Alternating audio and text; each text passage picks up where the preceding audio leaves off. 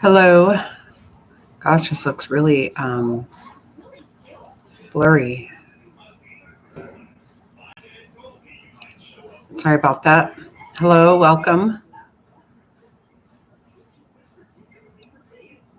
Wow, how does it? It looks really blurry to me. I don't know. Hopefully, it's not that blurry to everyone else. I don't know. But yes, I haven't seen any of it yet. Very curious how things got started today.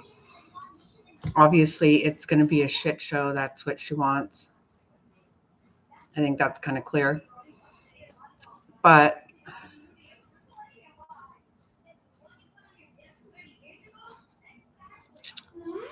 okay, yeah, I think you're right. Let me shut that real quick, see if it helps.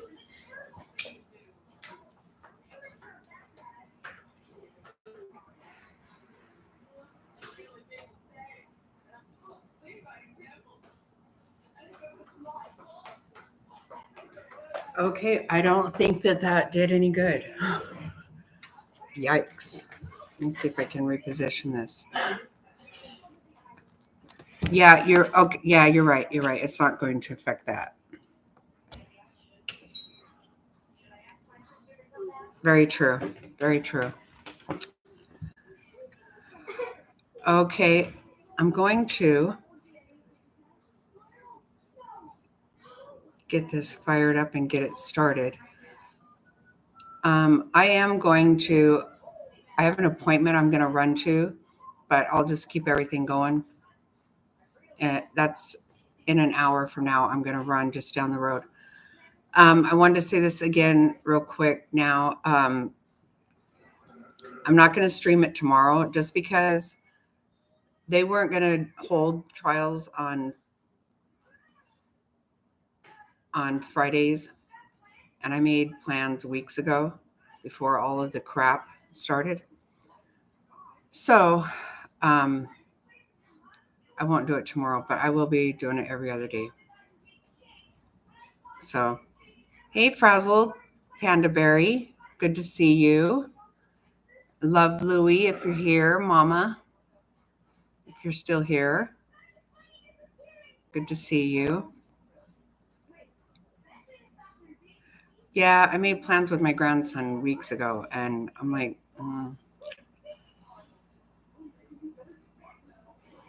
teenagers, hard to get time with them these days, and so I'm going to do it.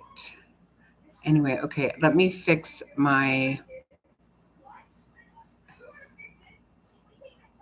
Right, that's it. It is. Yeah, you're absolutely right, Queen. Yep.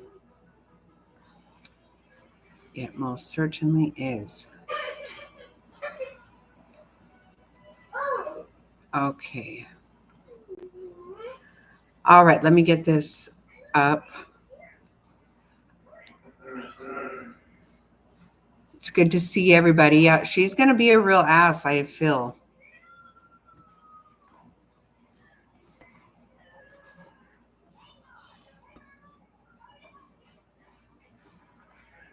I mean, I think she has just decided that this is a last time, this is the last opportunity she has to show her ass, and she is going to do it.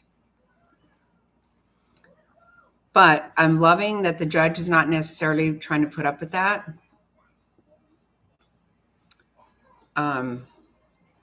So we'll see what happens. I am anxious to hear opening statements, though, from Trina K. And I guess this fool. Oh my gosh. All right, I'm going to fire it up.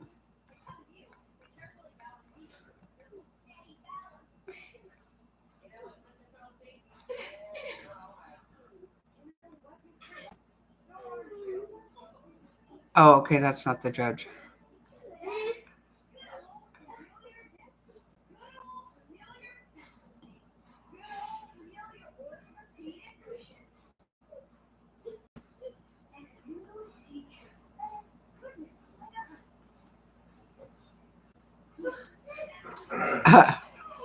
Right. Today already?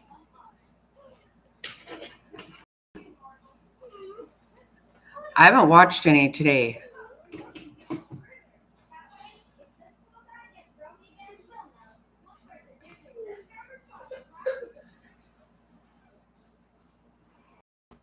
We don't usually see all of this. I wonder if this means something.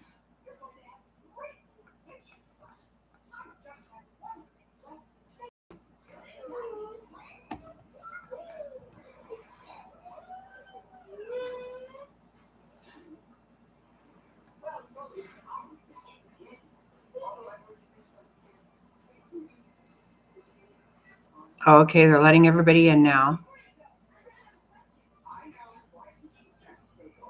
I'm not there. That sucks. Kind of wish I was.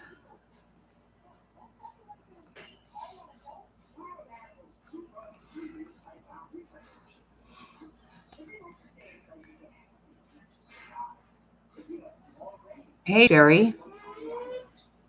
Good to see you. Yes. Right. I put that on there.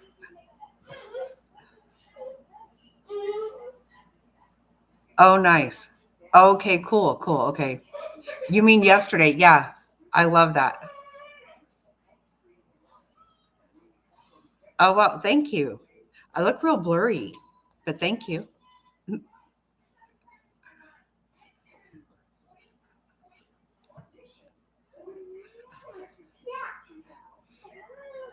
We don't usually get to see all of this part.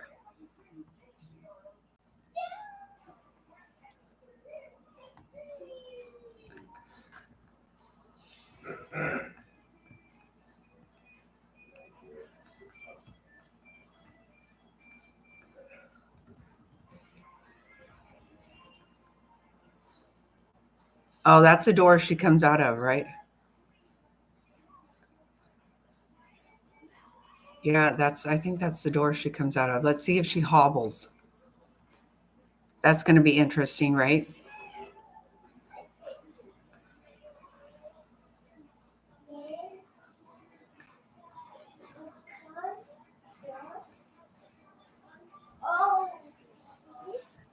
Okay, what part though? The left side? Right or left click?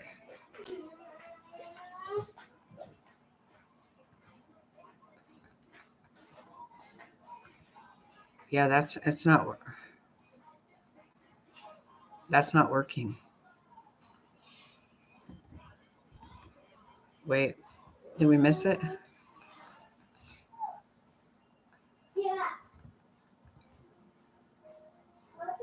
Okay, now I messed it up.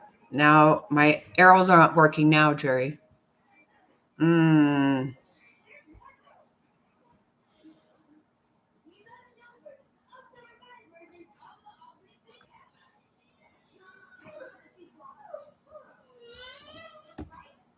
There we go.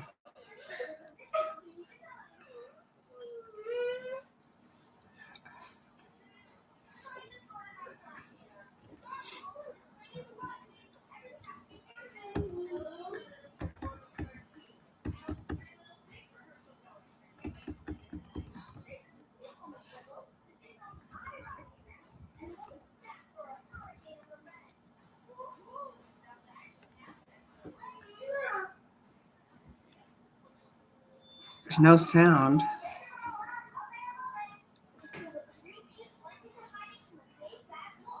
Oh, they have their headphones on.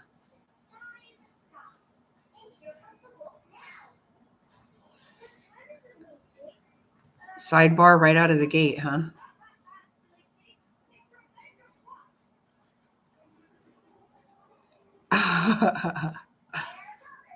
No, don't go, Jerry. No, I don't know what I pushed.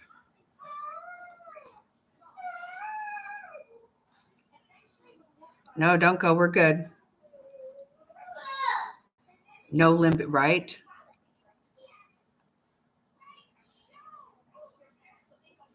It started working again anyway. No, it started working again. You know me, I don't know. I'll just mess with shit. Well, I wish we were already done with this, though.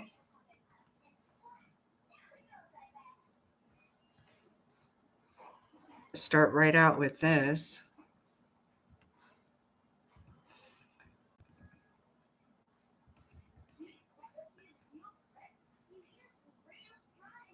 I want to know what this is about. Bring in the jury. We'll commence with the Okay. statements. Okay. Hey, Happy.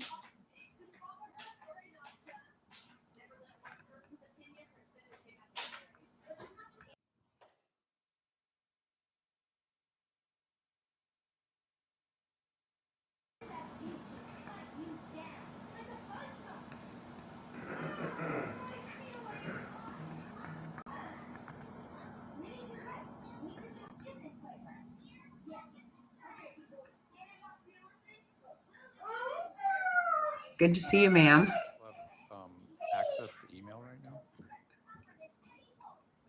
Yes. Okay, so maybe an email can be sent to Mr. White to see if, or even your paralegal that's now walking in could see if there's some way to coordinate picking up any documents that are needed.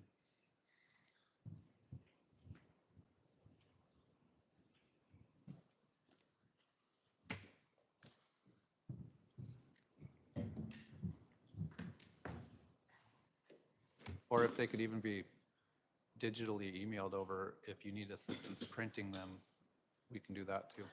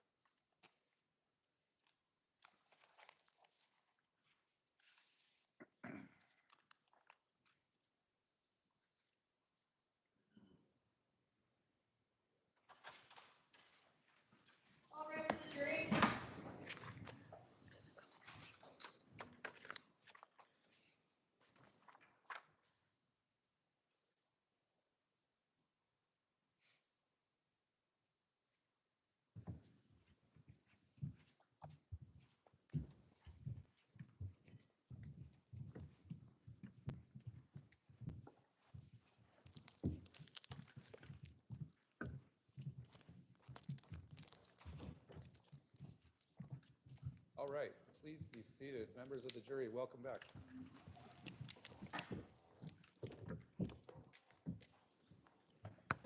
As you can see, we have extra jurors just in case someone can't proceed, which you'll observe that we already had to use or let one juror go. At this time, the state can proceed with its opening statement. Thank you.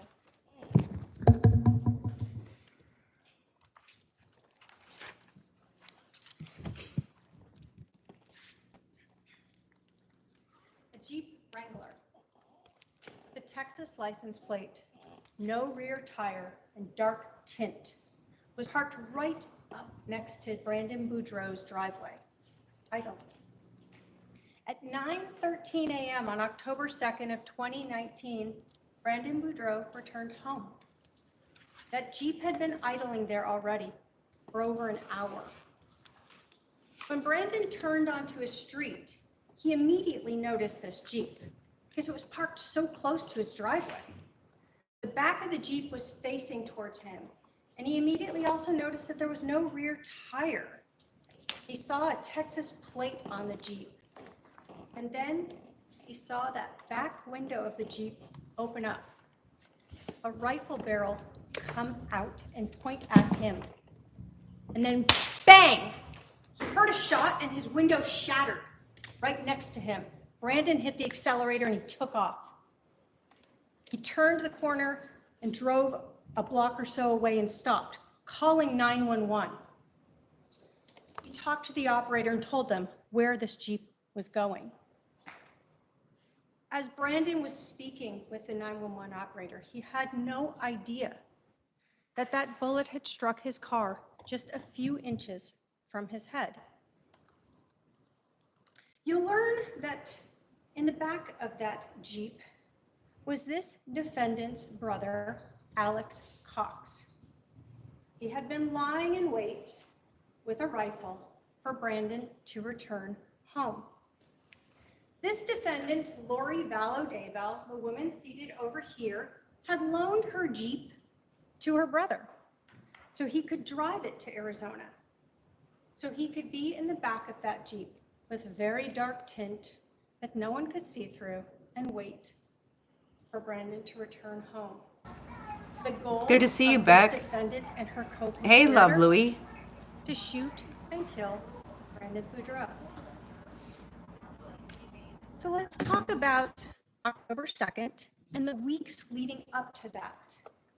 All of the I got my actions popcorn. that this defendant did in furtherance of that and the premeditated murder of Brandon Boudreaux.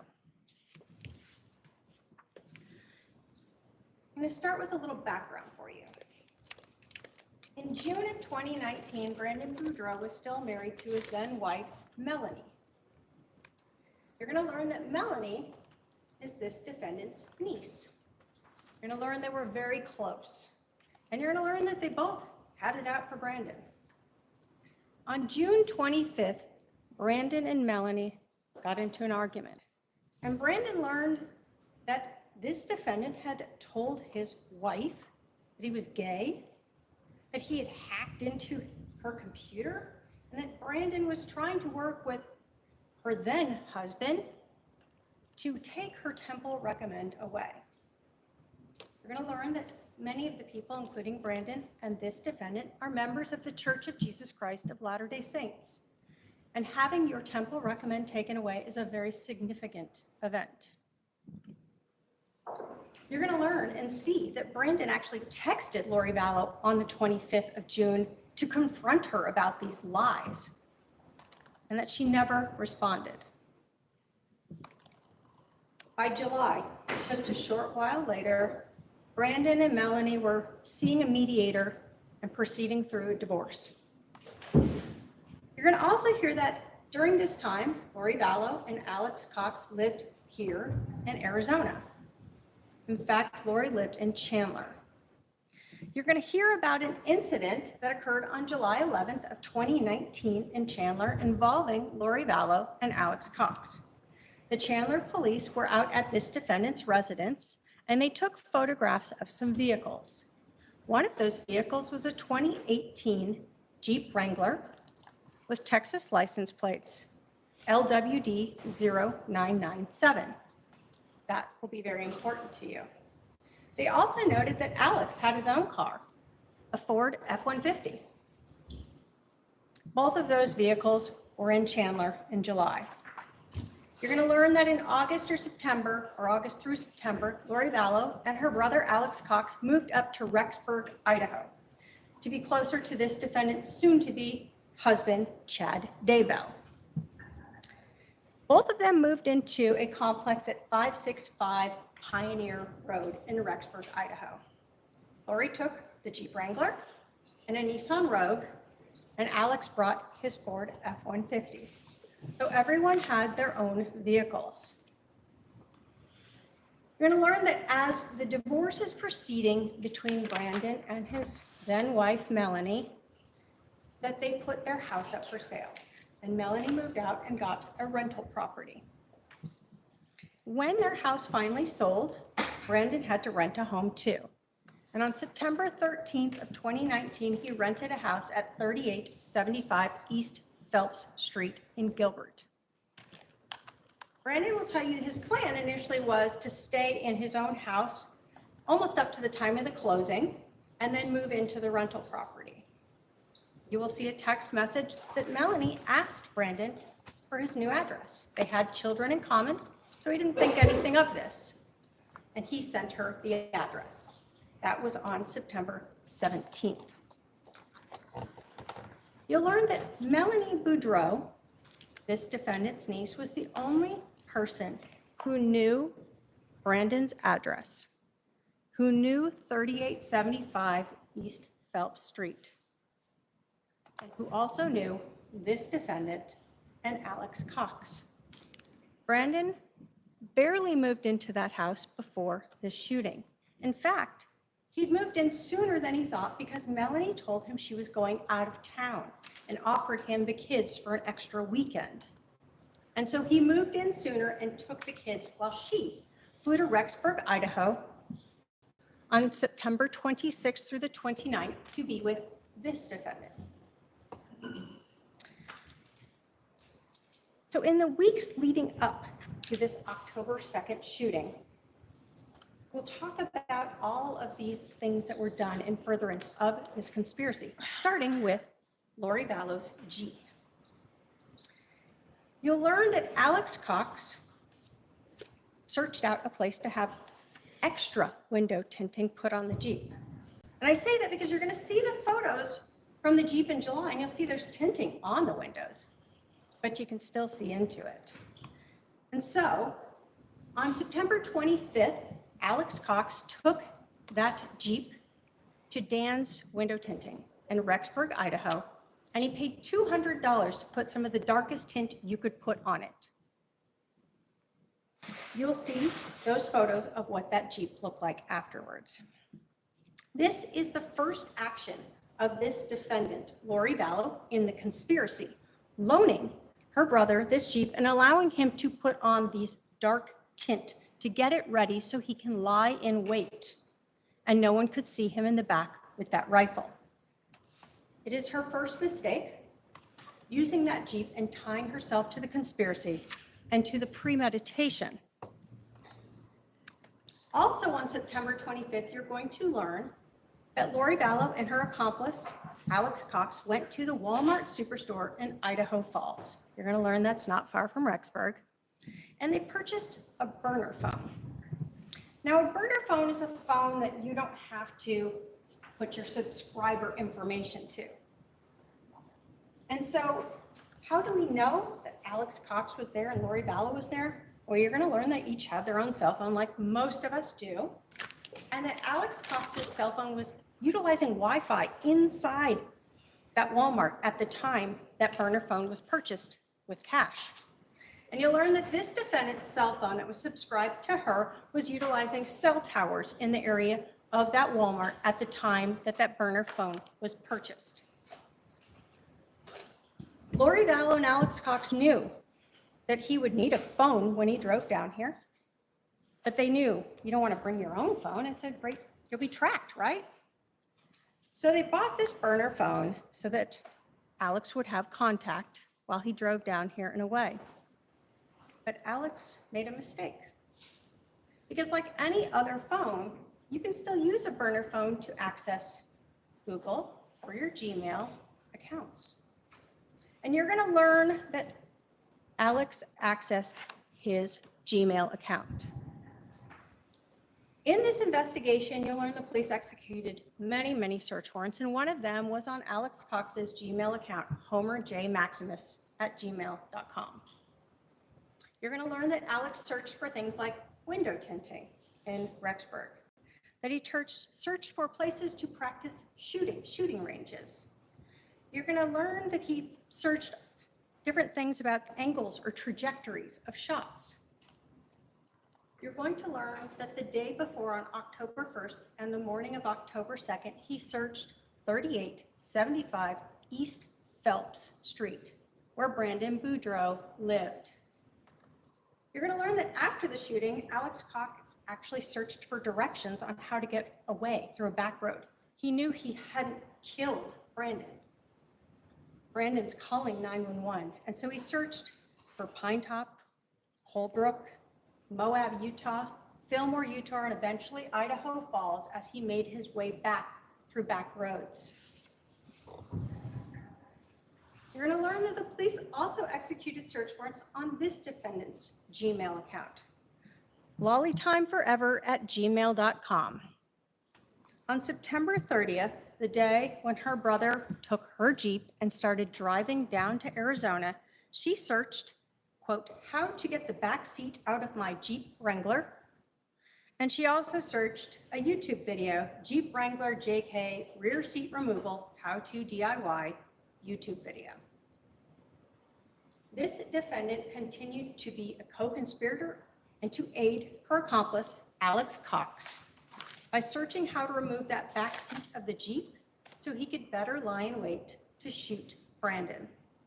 This was the defendant's second mistake, and more evidence of her being a co-conspirator and the premeditation. This defendant also, on September 30th, began aiding Alex by becoming his alibi.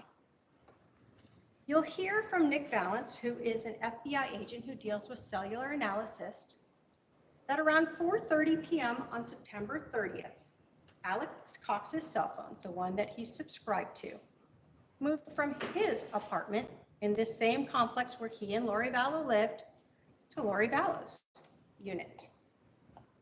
And from them on for the next couple days, Alex Cox's phone remained with this defendant. Meanwhile, that burner phone from that Idaho Falls Walmart on September 30th started moving towards Arizona. You will hear that on October 2nd of 2019, at about 8 in the morning Arizona time, about an hour before the shooting, this defendant created the alibi. She had Alex Cox's phone call her phone to make it look like he was still in Rexburg, Idaho, instead of in Gilbert, Arizona. That fake call lasted about 24 minutes. Both of those cell phones were using the same cell tower in Rexburg, Idaho. This was Lori Vallow's third mistake. More evidence that she was a co-conspirator and of that premeditation to aid her brother in this shooting of Brandon Boudreaux. So how do we know, though, that Lori Vallow's Jeep drove from Idaho to Arizona? Well, we're going to start by learning about what we call LPRs, or license plate readers. You will learn and see a photo of Lori Vallow's Jeep in Arizona on October 1st of 2019, up near Holbrook on the I-40. You'll hear that the DEA has a license plate reader there, and they took a photo of Lori Vallow's Jeep with that license plate LWD 0997 on its way to Gilbert, Arizona. You're also going to learn that the police later recovered that Jeep back up in Rexburg, and they did a couple different search warrants on it. And what they recovered inside the Jeep, among other things, was a receipt from October 1st of 2019 from Mesa, Arizona, the day before the shooting, from a restaurant called Los Favoritos out on Power Road. You're going to learn that at the time the burner phone is down here in Arizona. You'll learn that Alex Cox was using his Gmail and Googling an address on Power Road around the time when we then see the receipt. Alex Cox, Lori Vallow's Jeep, and Alex's rifle are here in Arizona waiting to commit this shooting. Meanwhile, up in Rexburg, on October 1st, this defendant does a little more additional help. She goes to a storage unit in Rexburg, Idaho, and rents unit C52. The next day, on October 2nd, when this shooting is happening down in Arizona, or after the shooting actually, she brings her soon-to-be husband, Chad Daybell, with her.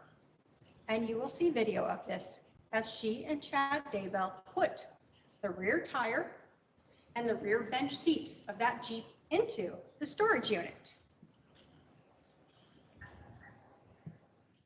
Using the storage unit for that Jeep tire and that bench seat so that her co-conspirator, Alex, could lie in wait in the back of the Jeep, waiting for Brandon to return home that morning. This is, again, evidence of that conspiracy and of the premeditation to kill Brandon. So October 2nd, the morning of this shooting, you will see that Alex Cox was Googling that address, 3875 East Phelps Road. His burner phone from Idaho Falls, Idaho, is in Gilbert, Arizona. He's using his Gmail account, and he is using cell towers around Melanie Boudreau's residence. Now, this is important because Melanie knew that Brandon had their kids. They had 4. She knew that Brandon that morning was going to have to drop off 3 of the kids at school and that they would exchange their youngest. They would meet at a park. Brandon would text Melanie, let her know he was there. She would respond, and they would exchange their youngest child. While Brandon was leaving his house to take his kids to school, that Idaho burner phone moves to his residence and begins waiting for him. Alex kept the Jeep running as he waited for Brandon to return. What Melanie didn't know was that Brandon was going to the gym after dropping off the kids, and so Alex had to wait longer. You'll hear that one of Brandon's neighbors noticed this Jeep. It's a neighborhood that doesn't have any real easy ingress or egress. You'll see a map of it. So there's very little through traffic. And so the neighborhood knows and recognizes most of the same cars. And you'll hear from a neighbor that as he was backing out, he saw this Jeep parked the wrong way. That is very true of that neighborhood. Nose to nose with another vehicle that he did recognize. He saw the dark. There are little tinting. roads. He saw it was running, and he thought it just stood out as unusual in his neighborhood. It made him actually look into his rearview mirror to note it had a Texas license plate. This was about 30 plus minutes before Brandon arrived home. When Brandon got to the house that day, Alex was ready with the rifle. And we know that he was able to just lift up that back window because the tire wasn't on it. Alex fired 1 shot. Luckily, he did not hit Brandon. You will see that Brandon was driving a Tesla at the time. And unlike many cars, there's no frame around the window. The window just goes into the door, into the car itself. The shot hit the frame of the vehicle.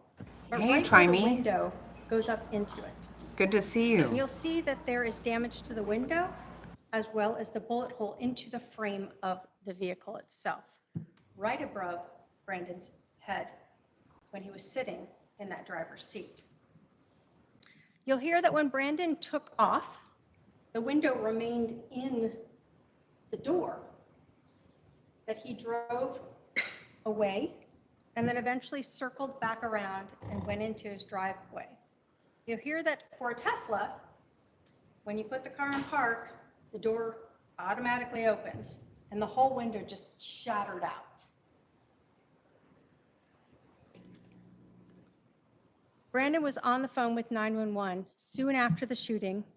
You'll hear that call, him actually sounding out of breath from the fear. And he waited for the police to arrive. Alex Cox, of course, is Googling how to get out of there and get back to Rexburg, Idaho. And by October 3rd, he was back there. That same day on October 3rd, you will see that Alex Cox and Lori Vallow went back to the storage unit. They removed that rear tire. They removed the rear seat of the Jeep and took it with them. You will again see video of that. You'll also see that they Googled that day, news in Gilbert, shootings of Brandon, to try to find out what the police knew. How did the police figure out that this defendant and Alex Cox were involved? Well, when the police were interviewing Brandon, they asked him if he had any enemies. Who would want to do this? And Brandon told the police the only people he could think of was Lori Vallow and Alex Cox. He told them that Lori had lived in Texas and that the Jeep had a Texas license plate. And he told them about that incident on July 11th of 2019 in Chandler involving Lori Vallow and Alex Cox. And he believed this was all tied together. You'll hear that the Gilbert police reached out to the Chandler Police Department and learned about that Jeep with the Texas plates, LWD 0997, the same plate that was seen on that license plate reader on October 1st coming into Arizona. The Gilbert police learned that Lori Vallow and Alex Cox were living in Rexburg, Idaho, and they reached out to law enforcement there. You'll hear that on November 1st, police in Idaho went to 565 Pioneer Road, that apartment complex, and they saw Lori Vallow, they saw Alex Cox, and they saw Chad Daybell. They didn't see the Jeep that day, and so they went back a few days later on November 4th and saw the Jeep located near Lori Vallow's residence. Tires back on it, rear seat is back in it. You'll hear that they impounded it, and on November 18th, the Gilbert police flew to Idaho to process it. You're going to learn about GSR, or gunshot residue. You're going to learn that they process the vehicle. Basically, they're little sticky kits. GSR is microscopic. You can't see it, so you try to collect it, and then you give it to an expert to look through it. You will hear that those kits were sent to the Phoenix Police Department and reviewed, and that particles indicative of gunshot residue were located on the kits that were tested from the rear of that Jeep Wrangler, and that this is consistent with a gun being fired from the rear of the Jeep. You also hear that the Gilbert Police Department collected DNA from areas like the steering wheel, the gear shift, seatbelt buckles, and that they got a blood blot from Alexander Cox. DNA profiles were created from the steering wheel and other areas around the driver's seat. And the DNA was found to be a mixture, multiple people, but the major contributor was Alexander Cox. Again, you will hear that the police executed multiple search warrants on cell phones, cell tower usage, data from Gmail accounts, and data from iCloud accounts. You will see a map of Lori Vallow's cell phone, Alex Cox's cell phone, as well as that burner phone from that Walmart in Idaho Falls, the one that was associated to Alex Cox's Gmail account. You will hear from Nick Balance from the FBI, and he'll show you how that burner phone went from Rexburg, Idaho, down to Gilbert, Arizona, was there for the shooting, and returned back to Rexburg, and was never used again after that. You will learn that the only phone number that that burner phone called or received calls from was Chad Daybell, this defendant's soon-to-be husband. The same phone, of course, that was using those cell towers right around Brandon's home at the time of the shooting. This defendant, Lori Vallow Daybell, has been charged with conspiracy to commit the first-degree murder of Brandon Boudreaux on October 2nd of 2019. The evidence in this case will prove to you beyond a reasonable doubt that this defendant conspired with Alex Cox and others to kill Brandon. She provided the means, the Jeep, she helped get the Jeep ready, and she tried to provide an alibi for her co-conspirator. At the end of this trial, the state will ask you all to hold this defendant accountable and find her guilty of conspiracy to commit first-degree murder. Thank you. Would the defense like to give an opening statement at this time?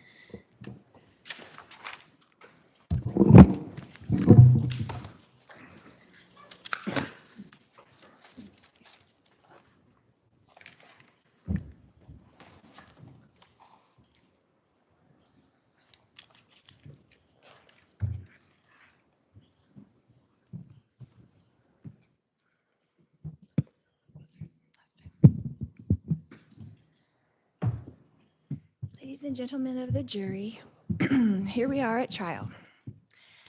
And the judicial system can be difficult to understand at times. There are laws and rules and statutes that govern how things will proceed in this trial. You yesterday got to hear the preliminary jury instruction, so you kind of got an order of how things are going to go. In order for someone to be charged with a crime, as I have been, Your Honor, I'm going to object to argument versus a opening statement. I'll remind the defendant, an opening statement should be a preview of what is to be expected at trial. So go ahead. that law enforcement presents evidence that they gather, and the state prosecutors are going to present that to you.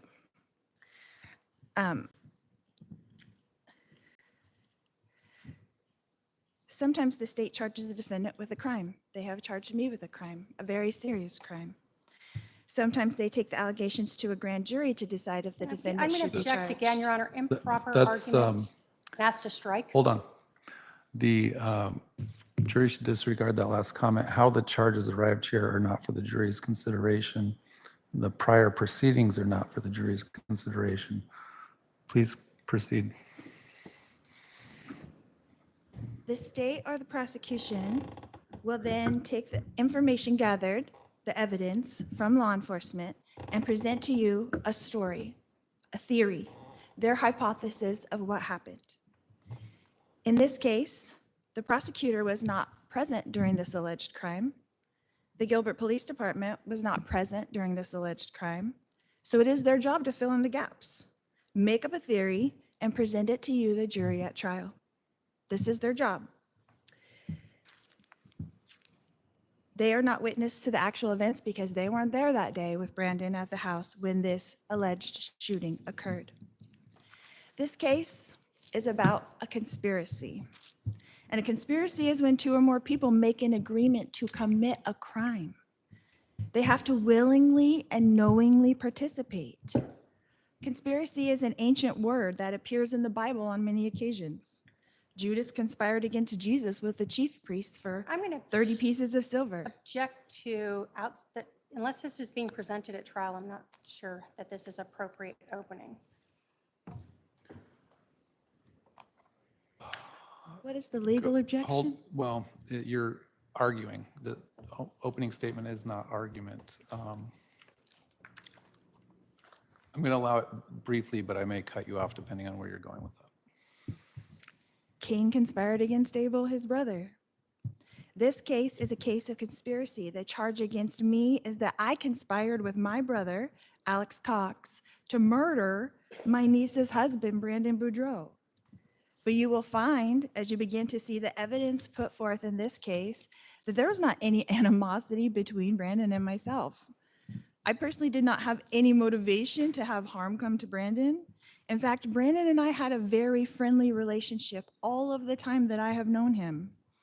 I first met Brandon when he was marrying my niece, Melanie. And Your Honor, I'm going to object to, unless the defendant's Hold on. testifying. Can I have the parties approach briefly? Can I have you approach briefly?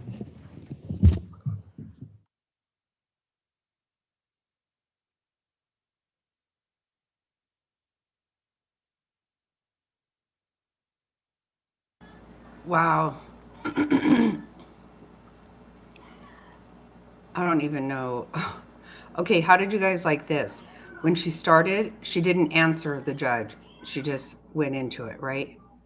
She is very much going to not talk to him if she doesn't have to. And yes, I can't stand her either. Go ahead.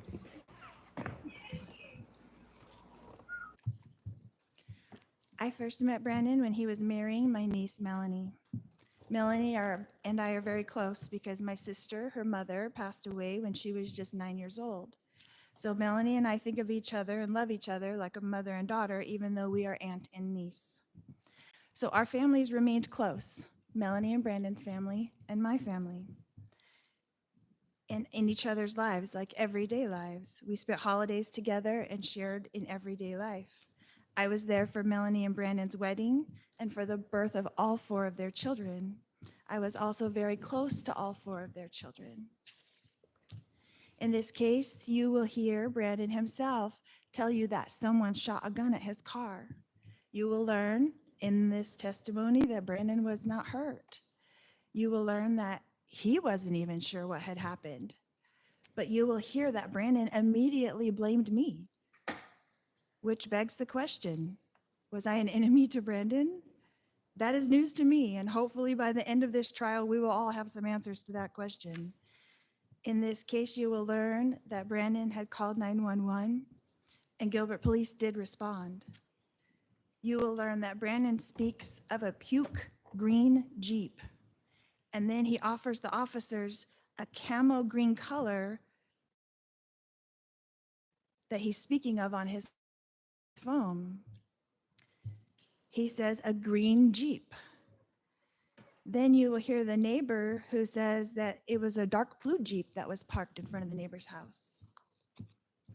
You will learn that Brandon very quickly hired a private investigator to find out where I was living out of the state of Arizona so he could inform the police. You will see Brandon exchange email information with Detective Pillar, the case agent in this case, about my whereabouts and about the financial dealings of my niece, Melanie Boudreau. You will learn that Brandon was not particularly satisfied with the investigation that Gilbert Police was conducting, so he did his own investigation, hiring his own private investigator to follow his wife, Melanie Boudreau. You will find out that Brandon had access to the VIN number of a Jeep and gave it to the police. You will find out that after that event, he quickly changed his story from a camo green Jeep to a gray Jeep. You will then learn that Brandon continued to provide information he was personally finding out to Detective Pillar, the case agent in this case. You will learn that Detective Pillar and Brandon discussed through email how they can demonstrate Melanie's financial gain if Brandon were to have died around October 2nd, 2019. This is what a conspiracy looks like. 2 people trying to set up another person for a crime. My niece, Melanie Boudreau, is named by the state as a co-conspirator. However, she has not been charged with the crime. I'm going to object But and I have that have. struck as well, Your Honor. The jury should disregard the statement. You're going to receive an instruction later that all persons that may be involved would not necessarily be charged or called as witnesses, and follow those instructions later. Go ahead. She's going to screw herself. Watch this. I was Wow. not living in Arizona at the time this alleged incident happened on October 2nd, 2019. I was not even aware such an event had taken place.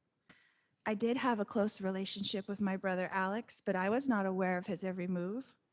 Melanie also had a close relationship with Alex, but also was not aware of his location at all times. Brandon and Alex also had a good relationship until this accusation.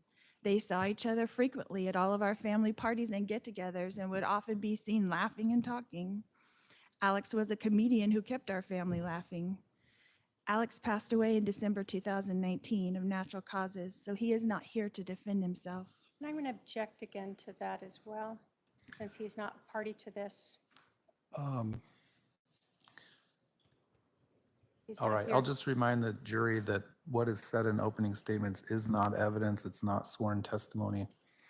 Please proceed. Although the state has alleged that there are several co-conspirators in this case, I am the only one being charged with a crime. So you will be the judge. You will hear and see evidence presented by the state. The state has, according to the law, 100% burden to prove to you I'm that going to a object to misstatement crime- of the law in terms of 100%. All right, again, this is a little bit bordering on argument, but the jury will receive the instructions on what is and what is not proof beyond a reasonable doubt. the state has the burden to prove that a crime has been committed here and that I committed that crime. That is the way the law is written. I do not have to show any evidence or put up a defense. I do not have to testify. That is the law. The prosecutors from the state have to prove to you that I conspired, meaning made an agreement with my brother to murder Brandon. So you will decide. Right now, according to the law, I am innocent. I remain innocent until the state of Arizona and its prosecutors show you enough evidence to convince you that I had anything to do with this alleged crime. And I want you to look carefully and determine if this event was a crime at all. Did a shooting actually occur? Only Brandon claims that it did. Only Brandon names me and Alex. You will learn that Brandon himself did own a gun. You will learn that Brandon knew how to shoot his gun. You will learn that Brandon and Melanie were going through a divorce.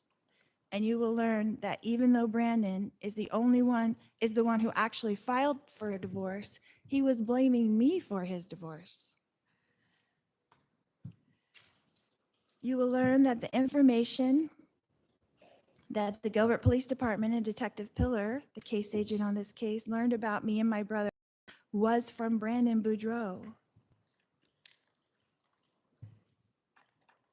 You will learn that Brandon and Detective Pillar communicated frequently and were on a first-name basis. I want you to look closely at the motivation of Brandon and the Gilbert Police Department, because I'm the only one charged with the crime, and I need you to decipher what really happened here, because I'm the only one who's being asked to pay a consequence for this And crime. again, Your Honor, I'm going to ask to object and strike that. There's Sustained. The jury, in their instructions, received an instruction that said the jury is not to consider a penalty. That will be in the final instructions area as well. The jury's job is to determine whether or not the state has proved the case beyond a reasonable doubt or the charge beyond a reasonable doubt. Go ahead, proceed. You will hear many references during this trial about the state versus Lori Daybell. Well, who is the state? The state are the prosecutors. I object to argument and relevance. Sustained. And you, the jury, are brought in to stand between the state and me. And I'm going to object again to improper statement of the law, argument, and relevance. Sustained. You are here to say if a crime has even been committed at all. You are here to say if I committed this very crime and if the state proved this to you beyond a reasonable doubt. If at the end of this trial you have reasonable doubt, then I remain innocent. If the state does not prove to you that I, 1, committed a crime, and 2, committed this crime, then I remain innocent.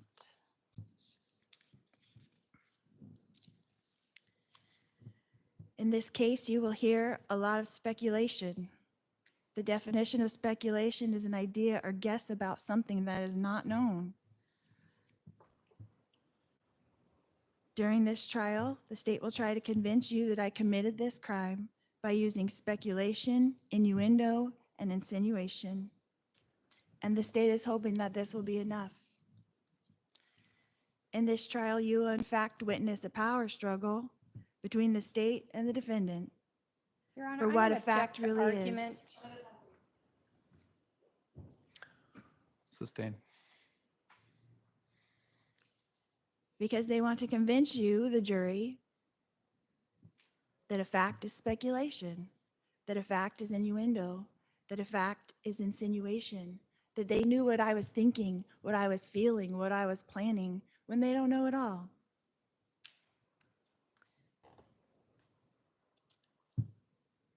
You, the jury, have all the power to decide what the facts are and what they're not.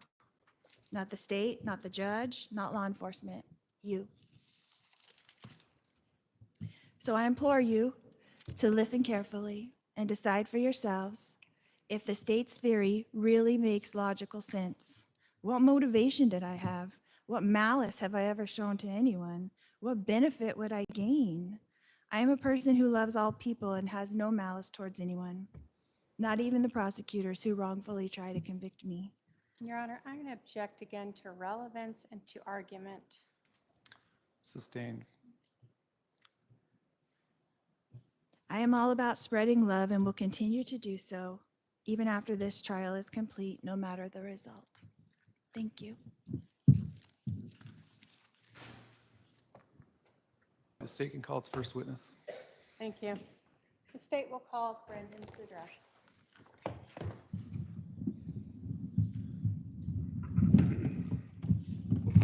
Your Mr. Honor, could we have Boudreaux, a- you're going to come up here and be sworn in by the clerk. Can you please state and spell your first and your last name?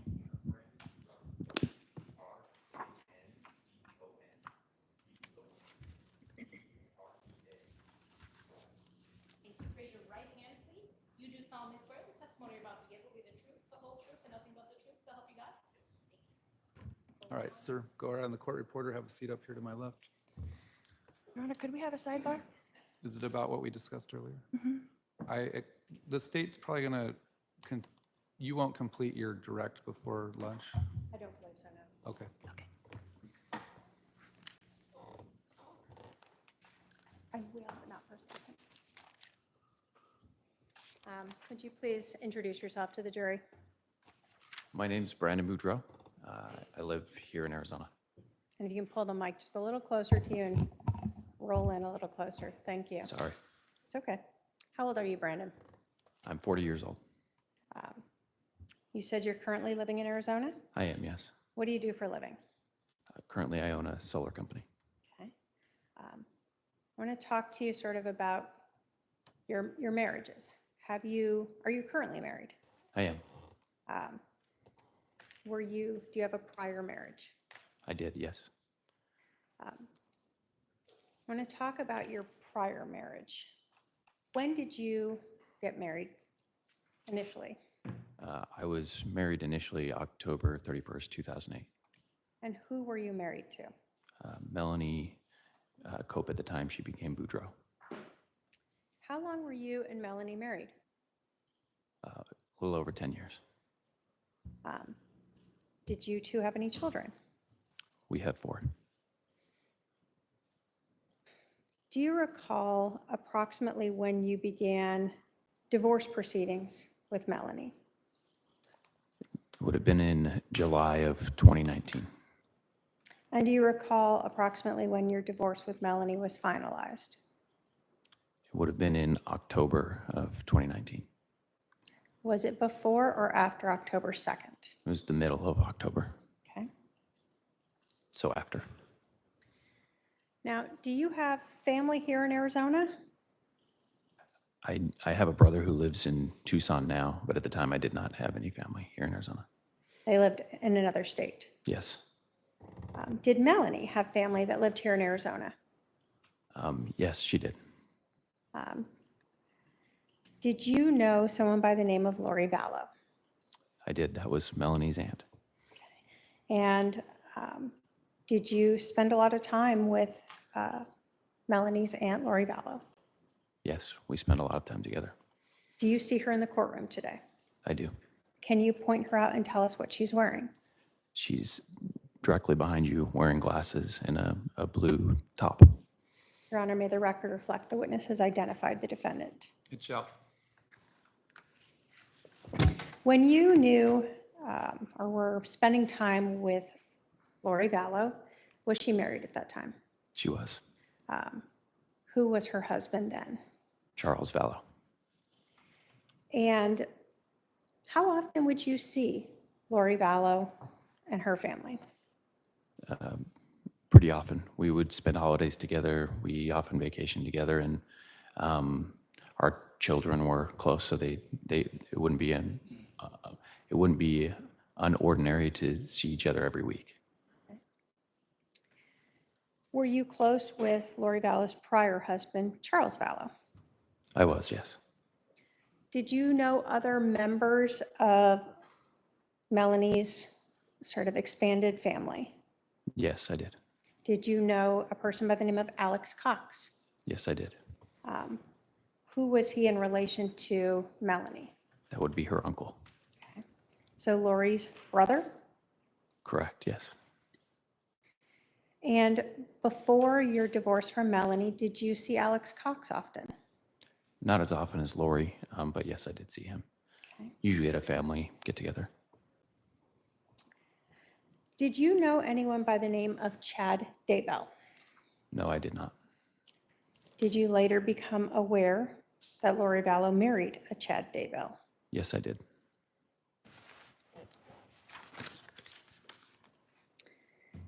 Can you try to describe for us the relationship between Melanie, your ex-wife, and her aunt, Lori Vallow?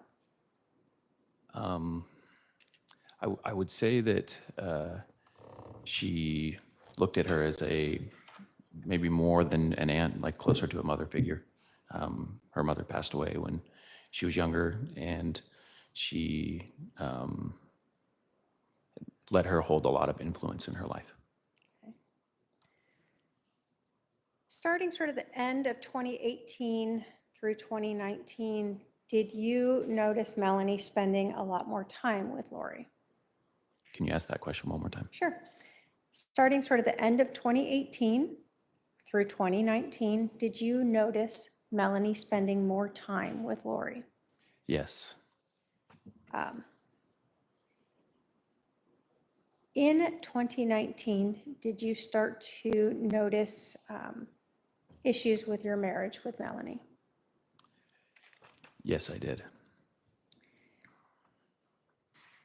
Without going into what was said, did you ever speak with Charles Vallow about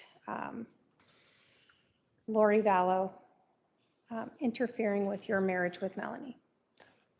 Yes, I did. On a few occasions. I want to talk to you about June 25th of 2019. Did that day stick out to you? Yes, it does. Why do you remember that date? On June 25th of 2019, I had a long disagreement with my then wife.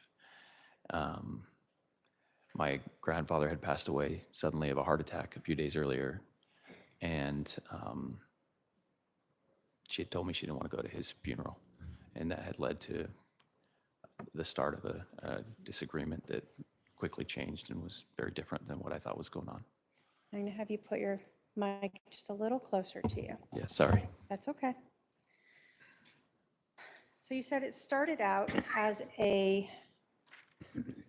conversation about going to your grandfather's funeral, Yes, and then it changed into something different? it did, yes. During this conversation with Melanie on June 25th, were you accused or told that you had been involved in doing some things to her aunt, Lori Vallow? I was, yes. This sticks out because it was so bizarre to me. I was trying to talk to my wife about our relationship, and she was using different language that was confusing. She kept saying that she was going to reveal things about me, and it just didn't make sense. And then she accused me of hacking Lori's computer, which I knew I hadn't done, and I didn't know why it mattered to what we were talking about. So, that something like that sticks with you because it's just doesn't connect. Do you know how to hack into other people's computers? I do not.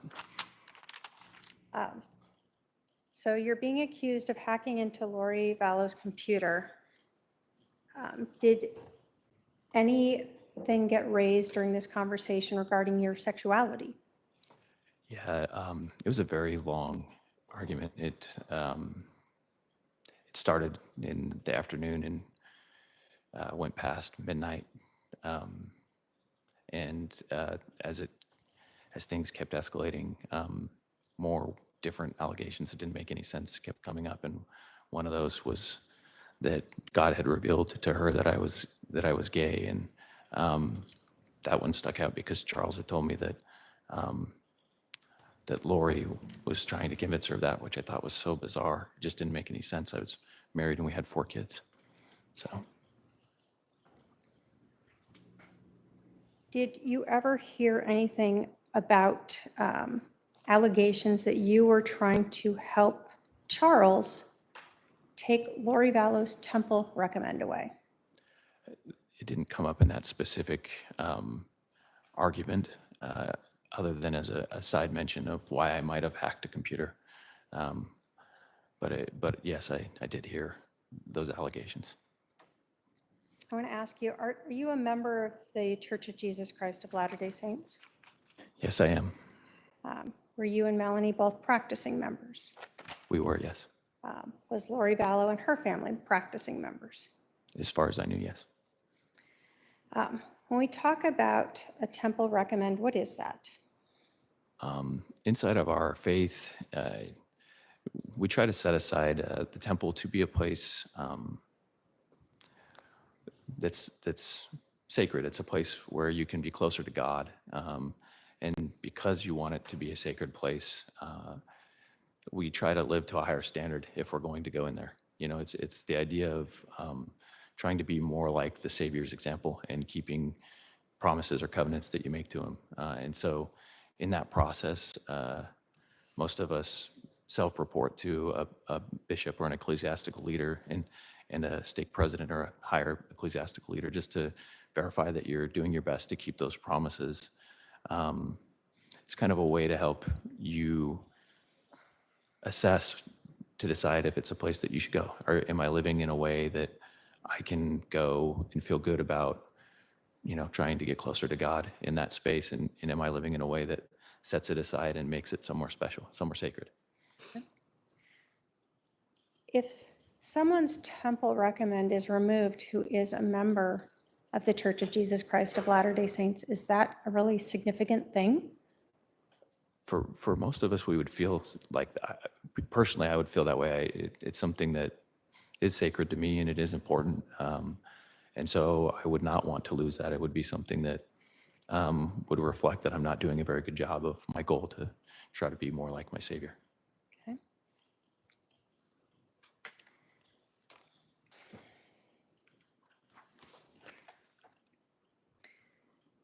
When you are having this argument, this conversation with Melanie on June 25th, what are you thinking? You know, it began with just frustration, which when I took a little time and was introverted and thought about it, I realized wasn't fair. If she didn't want to go to a grandfather's funeral, I recognized that me feeling frustrated was something I should deal with myself, but not try to force someone else to do something that they weren't comfortable with. And then it was just really painful because the rest of it just, there's a lot of frustration that comes from, at the end of it, she was asking for a divorce and demanding that we end our marriage. And, you know, I had 4 kids and this was going to change their entire world. It was going to change everything for my family.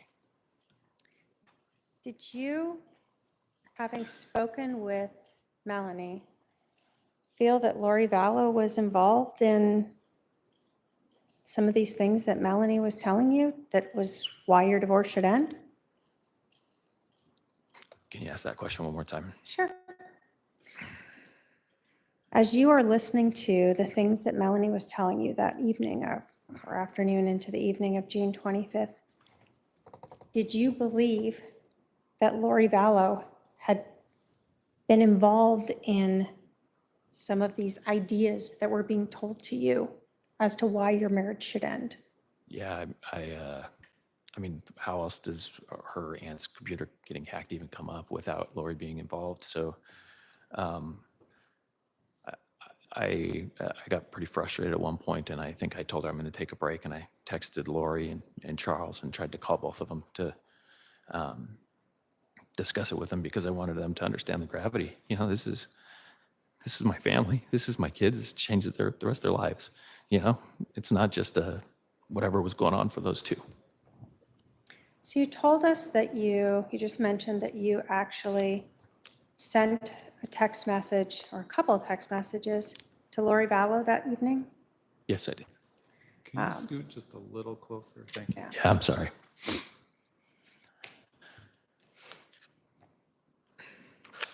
Why did you text Lori Vallow that night? hope that she would have integrity, that she would respond and acknowledge that I didn't hack her computer. I don't know, honestly, just hope, you know. I was trying to find something to fix the problem. So you felt strongly enough that Lori Vallow was involved in these ideas that Melanie was putting at you that you actually reached out to her. Yes.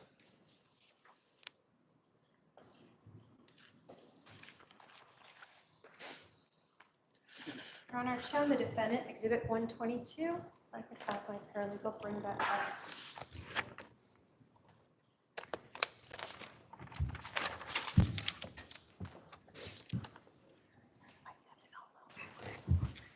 I want you to look at Exhibit 122. Do you recognize those text messages? Yes, I do. Are those messages that you sent to Lori Vallow on June 25th of 2019? Yes, they are. Do those relate to the allegations that were being told to you by Melanie that Lori had provided her? Yes, they do. And that was you trying to fix these things that were lies. Correct. State will move to admit Exhibit 122. Any objection? No objection. 122 is admitted. If I may publish.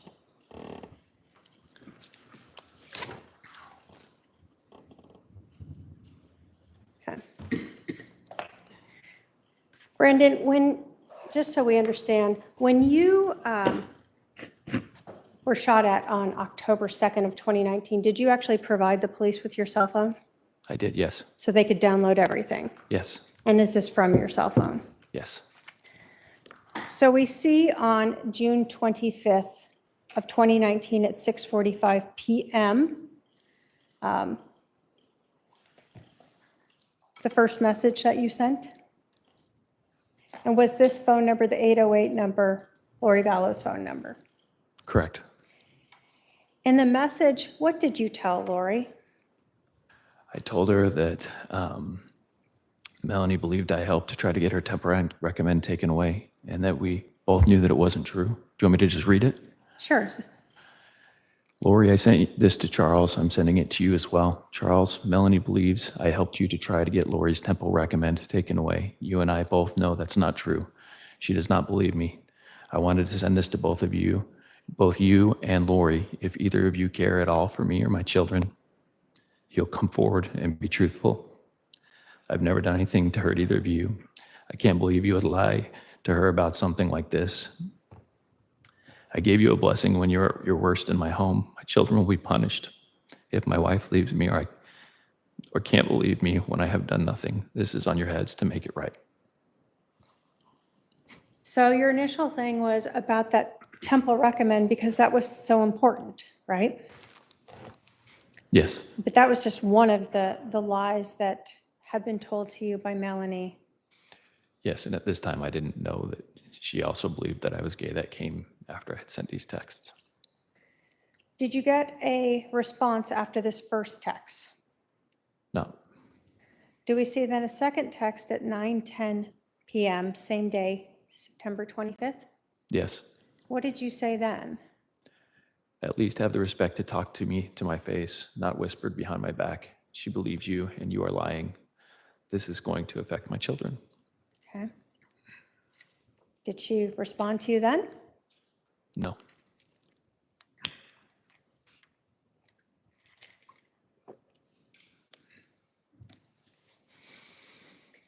And a couple minutes later, did you send Lori another message? I did. What did you say then? I will not stop until the truth is known. It says I didn't dip, but a typo. I didn't do the things you said, and because I know I did not, I will find a way to prove it.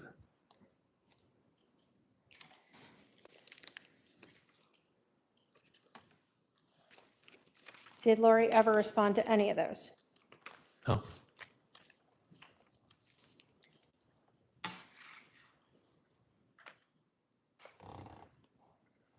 Were you able to convince Melanie that these things that Lori had told her were not true?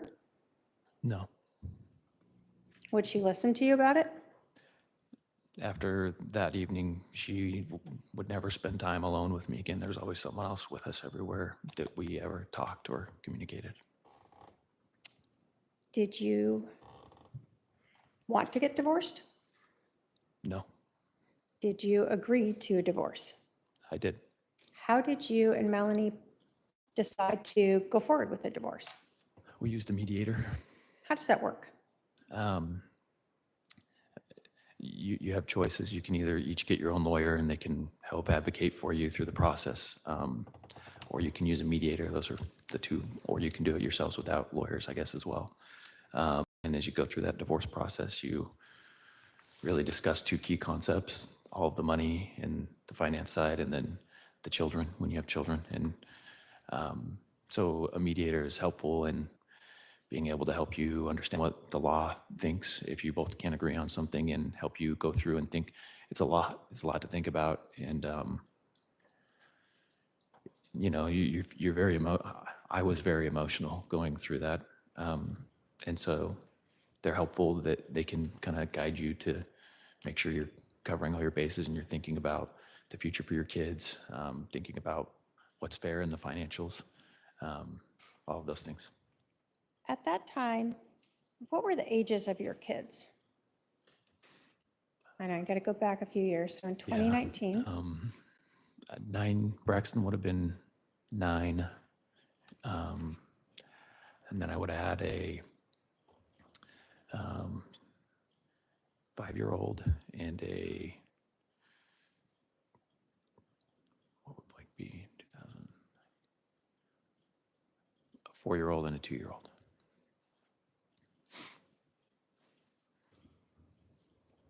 and you told us that you started to see a mediator sort of in July of 2019. Yes, Do you recall if it was the beginning, middle, or end of July? beginning of July. So really fairly quickly after you were confronted with these theories of you hacking Lori's computer and trying to take her Temple recommend away. Yeah. As you went through a mediator, did you agree to have joint custody of your kids? I did. Did you and Melanie have a house at the time you were married? We did, yes. And in the mediation, we agreed to sell it. Now, prior to the sale of the house, did Melanie move somewhere else to live? Yeah, we agreed that I would help her find a rental, which we did. And then our house was an expensive house. We were listing it at about $1 million. And so having those young kids inside of it while you're trying to have it show ready all the time was a concern. So we agreed we'd get a rental house where the kids would be able to stay so that they could just be kids and not have to try to live super, super clean. And I would stay in the house and just kind of live in it as a shell house till it's sold. Okay. Do you recall approximately when Melanie moved out? July, around the 14th or so, I think. I'm not 100. It's been 6 Mid-July? years. Yeah, mid-July. So the kids were living with Melanie in the rental house and you were staying in sort of I'll call it a community property house at this point. Do you recall when your house sold? In September, I think we got it under contract, and at which point I started looking for a rental house, probably, For yourself? yeah, for me to move into so that we could then do our joint 50-50 custody Okay. with our kids. Did you find a house to rent? I did. And was that the 3875 East Phelps Street in Gilbert? Yes. When you were looking for a residence, did you consider at all the location of Melanie's rental house? Yeah, I tried to, we had agreed we would stay within a couple miles of each other so that it would be convenient for each of us. And I also tried to move close to where I had before I had built the home that we had. I had lived in that same neighborhood, so I tried to move closely to a place my kids would be familiar. Okay. Did you sign a lease for that 3875 East Phelps Street on September 13th of 2019? Yes. What was your plan in terms of when you were going to move into that new house versus staying in the community home? I was going to stay in the community home until right before we finished everything up, so like the end of September, and then I would move over to the new house. And when was the house, the community house, supposed to close? October 1st. Okay. And what was the mediation agreement for that money on October 1st? Who would get what? It was going to be split between me and Melanie, and it was supposed to all go to one account, and then I would transfer the money over to her. So at some point, did the plan ever change as to when you were going to move into the Phelps house? Yes, I heard from Melanie that I had an option to get my kids early, which I was getting very limited time with my children. That was hard for me. You know, it's difficult going through transitions like that. So she had offered, she said she was going out of town and that I could have my kids early if I got the house early. And so I was excited, and I quickly changed my plans and made a quick move from the current house into the new house to get it ready, because when you have young kids, you have to kind of prepare. You can't just move them in. Everything needs to be kind of organized. During the mediation, had you and Melanie come up with an agreement as to when each of you would have the children? Yes. What was that agreement? Mondays and Tuesdays would be my days. Wednesdays and Thursdays would be her days. And then we would rotate weekends. So weekends for you guys was Friday through Sunday? Correct. And then how would you hand off the children, and what would happen with your youngest? I worked, so she would watch my youngest even on my days. And then handoffs would happen at school. If they were in school, we would just drop off and the other person would do the pickup. If they weren't in school, then it would be drop off at each other's houses. Okay. So you said you worked. Did Melanie work? She did not.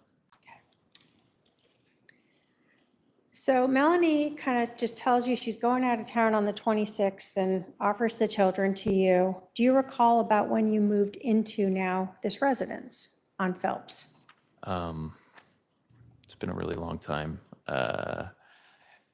Shortly after, I think, that conversation, about a few days prior to when I got the kids. I think it took me a couple days to move in.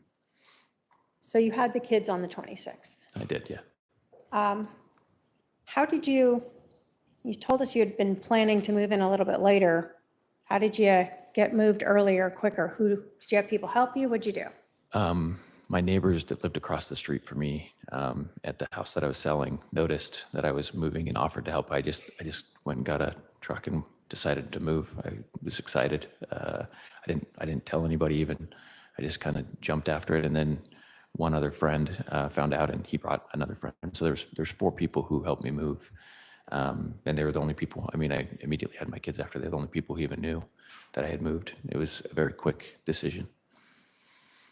Now, you told us that part of the agreement would be that you and Melanie would would drop off the kids. At any time, did Melanie ask you for the address of your new residence? Yes, you did. Did you provide it to her? Yes, I did. Do you think anything of it when she asked you that?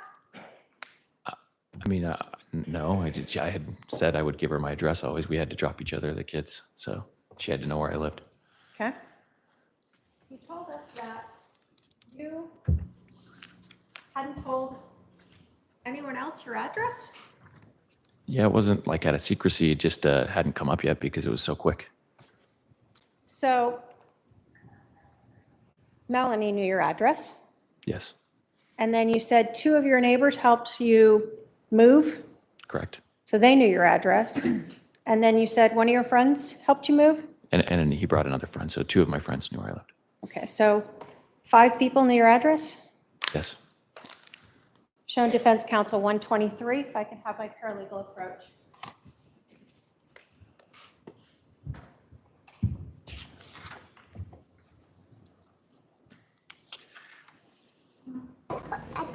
Yeah, Do you recognize those text messages?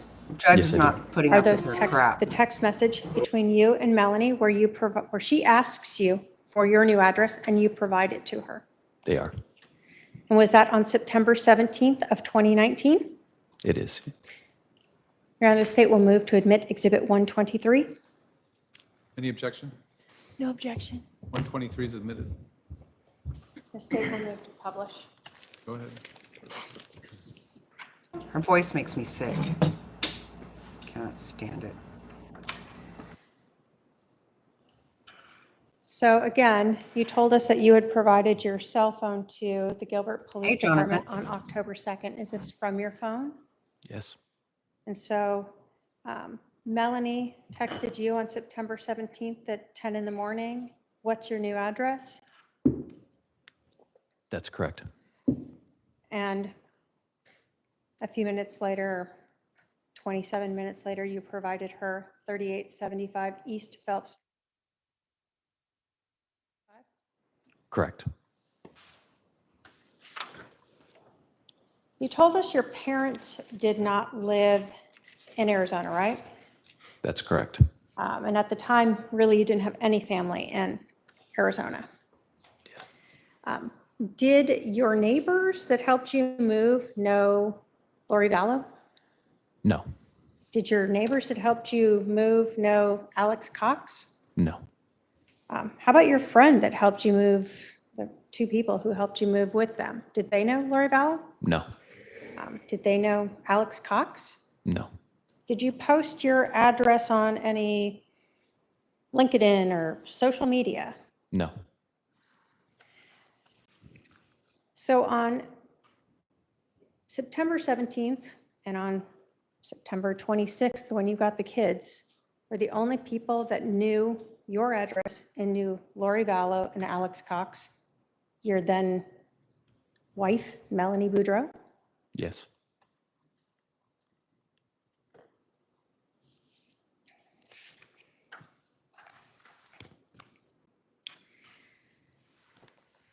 So on September 26th, you're in your rental house on Phelps Street. You have your children with you. And is this sort of the first time you have been there with your kids? Yes. And this was over a weekend, correct? Correct. So you had your kids sort of that weekend of Saturday, the 27th and 28th. And then did you follow your normal schedule now of Monday and Tuesday having the kids? Yes. And then was October 2nd sort of Wednesday, October 2nd? And that would be the day you would normally exchange the Correct. children? That was the first day that I would not have my kids. Okay. And so on October 2nd would be the day that Melanie would now have control of the kids that evening. Yes.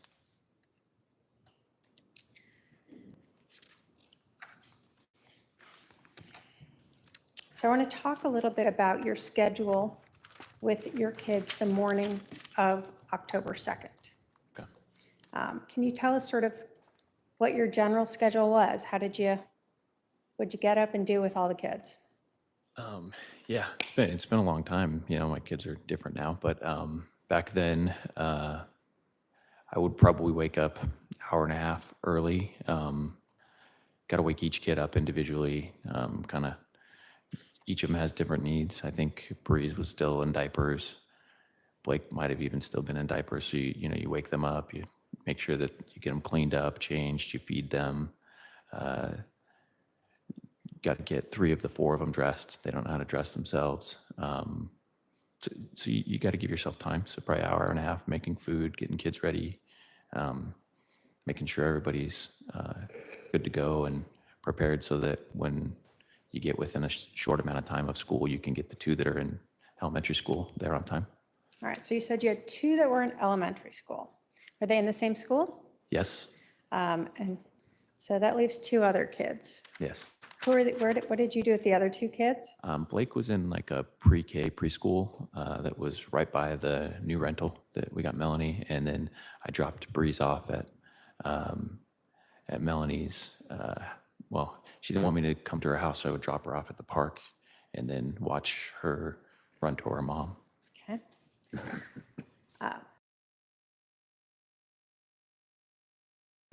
Just a quick FYI. The pre-K he's talking about, that is actually Jack's school. That's where this little guy goes. And my daughter works there. Just a fun little fact. Okay. She did. She absolutely did. Yep. So gross, isn't it?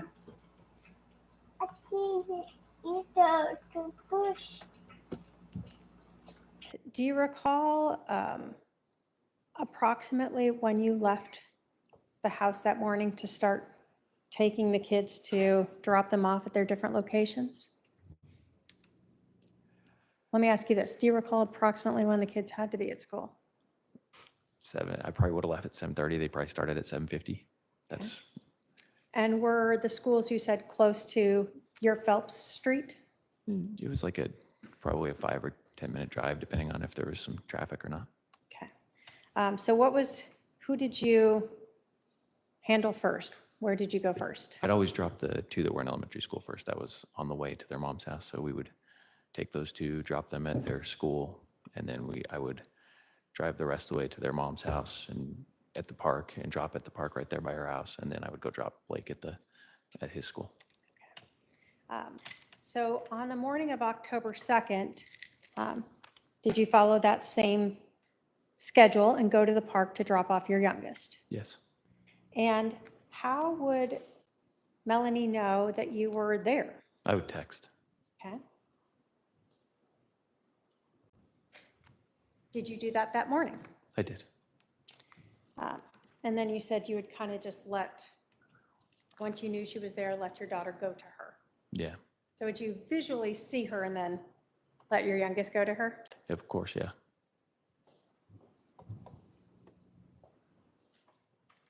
Show Defense Counsel Exhibit 124. Like that, like paralegal approach with that.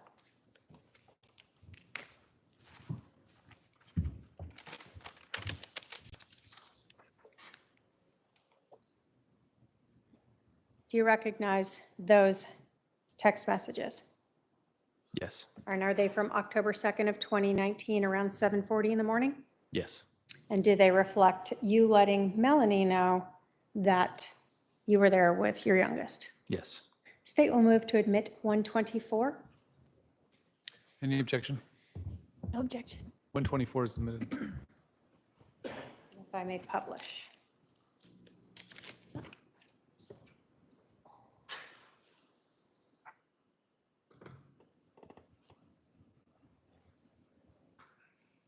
So do we see here on October 2nd at 7:40 in the morning, you sent a text message to Melanie saying pulling up, Correct. and then you received a message for her that she'd be there in a minute? Yes. Were you able to hand off your youngest to Melanie? Yes.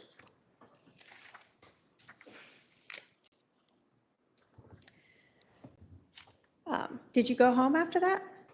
I did not. Did you tell Melanie where you were going after that? I did not. Where did you go? I went to the gym. How long, well, let me ask you this. Where was the gym in relation to your Phelps house? It was a couple minutes away. It was it was midway between her and my Phelps house. Okay. And how long were you at the gym? About? Hour and a half. Okay. Can you tell us what kind of car you were driving back in October of 2019? It was a black Tesla Model X. Okay. Two-door or four-door? 4-door. It's Okay. like an SUV. How long had you had that Tesla? few years. I bought it, I want to say 3 or 4 years earlier. Okay. So Melanie knew about that car? Yes, You had had it when you two were get together, correct. and you continued to have it as you were going through the divorce proceedings. Correct. And you drove that Tesla to that park when you exchanged your youngest. Yes, I did. I want to talk a little bit about Tesla vehicles. They're electric, right? They are, yeah. Do they drive a little different than gas cars? They do, yes. Can you tell us first about the acceleration? When you're driving a Tesla, they have when you take your foot off the gas, they built in a system that makes it slow down, so it like brakes for you. So they call it one pedal driving, but so when you push it, it'll accelerate really fast because that's just how electric motors work. The torque's very quick, so you can go much quicker. And it also, when you take your foot off the gas, it'll slow down a lot quicker too if you leave that feature on. So it drives very different than a gas car. You don't use the brakes as much. Okay. So if you take your foot completely off the acceleration pedal, it almost stops. Yeah, it can be very abrupt. It can feel Okay. like hitting the brakes. And so had you learned over those years how to kind of slow down by taking your foot slowly off that acceleration pedal? Yeah, you drive different. Did your Tesla have any type of technology built in to automatically open a garage door when you're within a certain range of it? Yeah, it did. It had that exact feature. It was when it got in a certain range, it would just send a garage door signal and open it up. Had you programmed that feature at the Phelps house? I did, yes. If you put your Tesla into park, what would happen? I used the feature where it would make the driver's side door just open automatically for you, so you didn't even have to reach over and open it. Would it open all the way? It would just slowly open. Sometimes it would open all the way. Sometimes it would open like a quarter of the way. There's like a sensor to make sure it doesn't hit stuff. Okay. And so that was something you had programmed already, so every time you put your car in park, that would happen for you. Yes. I'm going to talk a little bit about the driver's door of your Tesla.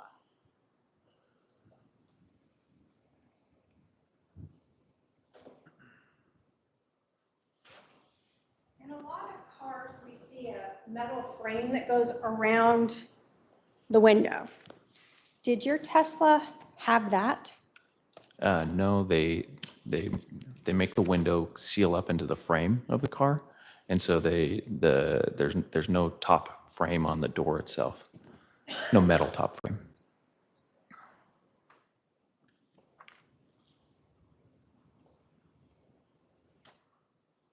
Shown defendant exhibit 25. I can have my paralegal approach.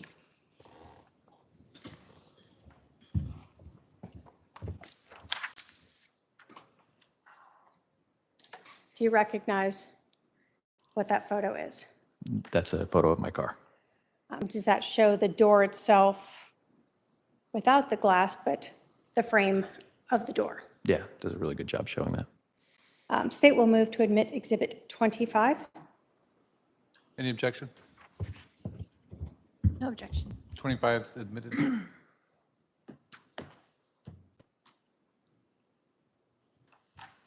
Okay. So is this actually a picture of your vehicle from October 2nd of 2019? Yes. And so we can see that there's no sort of metal frame around where the window would be, right? Correct. Okay. And is this actually your glass window right here? Yes, I believe it fell out when I opened the door, or when I put my car in park. Okay.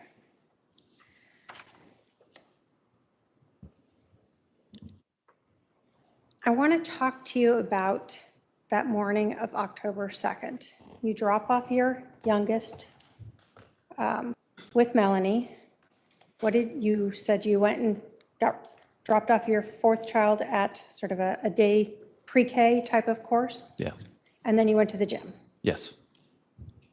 After you went to the gym, what did you do? I drove back from the gym to my house. Okay. What was your plan that morning?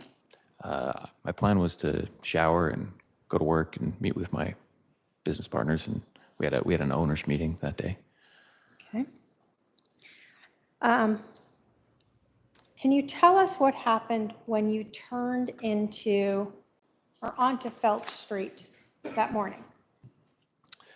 That morning, I made my usual left onto Phelps Street, and there's one house and then my house, and so it's not like you're driving. You're coming through a turn, so you're not moving super fast, and there's not a lot of distance, so I don't really push the gas very hard. But I remember coming around the corner, kind of letting it almost kind of coast as I was waiting for it to catch the signal and send my my garage door up. And while I was doing that, I noticed a Jeep that was parked, and it was really awkward. Why was it awkward? It was parked on top of the car that was normally there.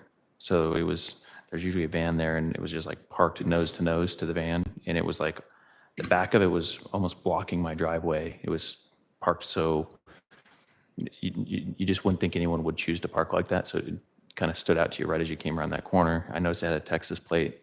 The other thing that was awkward about it was no back tire, which Jeeps always have the back tire. That's like their thing. So all of that stood out, right? I mean, you don't have a lot of time when you're coming around a corner like that, but all of that just like, I was like, oh, that's weird. And I remember thinking, my neighbor must know somebody from Texas, because I'm new, I don't know anybody yet. And I was like, and man, they parked awkward, like that's a really crappy park job. So that we understand, was the Jeep parked sort of the opposite way of traffic? Yes, And so when you come around the corner, you're seeing the back of the Jeep. correct. And you said it was nose to nose with a white vehicle? Yeah, I believe it's a van. And was that a vehicle you had seen in the few days you had lived there? Yeah, it had been parked there every day so far. Okay. So you recognize that one. Was there a lot of other vehicles parked on the street? No, Just that Jeep right up to that one and on your driveway? correct. When you were coming in and sort of slowing down, what do you see happen? So as I let the car kind of coast in, the back window pops up. I see a muzzle. I hear a bang. And your fight or flight kicks in at that point. So for me, I just immediately thought, and my window shattered. All that happened in like the snap of a finger. And so I just immediately thought someone's shooting at me because I saw a muzzle. So I hit the accelerator and I just went straight. I no longer was planning on turning into my driveway to let the garage door trigger. And I'm going to have you pull your mic just a little bit down again. yeah, I'm sorry. I can lean forward. Could you hear all of that? So let me go a little bit through it. So you said you saw the rear window open. Yes. Is that sort of the window that normally the tire would block from opening? Yes. Did you see any hands or anything pushing it open? I can't say I did. The windows were dark, and I remember it lifting, and I remember seeing a muzzle. Let's talk about the muzzle. Could you tell, was it a handgun muzzle, a rifle muzzle? What are we It talking looked about? like a rifle or a long gun. Yes. Also, possibly like there was a silencer on it or a suppressor or something, because I remember the muzzle looked a little bit awkward at the end. Okay. Have you shot guns before? Yes. Have you shot rifles before? Rifles and handguns and shotguns. Did you grow up sort of shooting, hunting?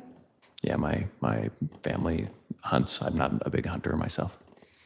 But you're familiar then with rifles and shotguns. Yes. Had you shot handguns before? Yes. So when you saw this, what did you think it was, the muzzle that you saw? I mean, you had a very short window, but it looked like a rifle to me with maybe a suppressor or something on it. Okay, so it was able to come out of the window enough that it looked like a rifle to you. Yes. You said you heard something. Can you describe that for us? It's a loud bang, it's gunshot. That's the only thing I can think of. And you've heard gunshots before. Lots of gunshots, yeah. So you hear this and you recognize that as a gunshot. Yes, And you said then your window shattered. correct. Did you see a hole through your window? No, which was confusing. So I was, all this stuff is happening quick. I'm sure I had some kind of, what's the word I'm looking for? Shock, some form of shock. I'm sure there's a little bit of that. But I remember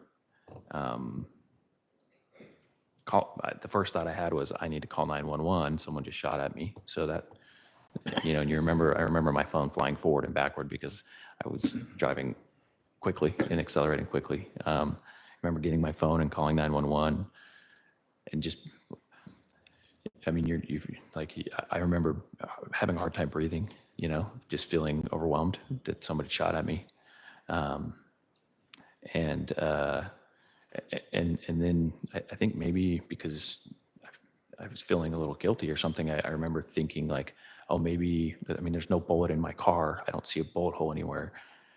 Maybe they did, maybe it wasn't a real gun. Maybe I'm overthinking this, you have a lot of thoughts going through your head. Did you ever say maybe it was a paint gun? Yes, I think I did. Thinking now, have you seen a paint gun before? Yeah, I've played paintball lots of times. Does paint come out? And Not as loud and it marks stuff everywhere. would it have left, in your experience, having fired paint guns, does it shoot out paint that you would then see? Yeah, wherever it hits, it leaves a bunch. That's why it's called paintball. Did you see any paint on your window? No, Were you thinking clearly at that point when you're thinking about that? I think there's a lot of thoughts that go through your mind. It was a very stressful situation. I've never had someone shoot at me before. You called 911, and you told us that you drove away from the area, right? Yeah, I accelerated, went around a corner, and I parked by, there's a pool right there in the community. So I pulled over and parked next to the pool. I want to show defense different maps of the area.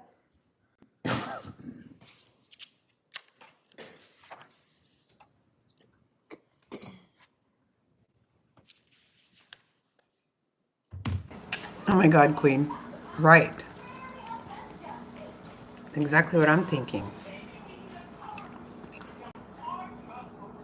Most people I know haven't been shot at, so I can't imagine what goes through your head. A lot of shit. It's crazy. Right? Can you look at those two exhibits and tell me if you Right. recognize them as maps of the neighborhood closer up, as well as a I know. further trying to- away map of Yes. your Phelps Street address and the streets around it? Correct. Yes, they are. And those are sort of accurate maps of that whole area. Yeah, I'd say they're accurate. State would move to admit exhibits 1 and 3. Any objection? No objection. Right, When Jerry. they're admitted after you publish the Seriously. recess.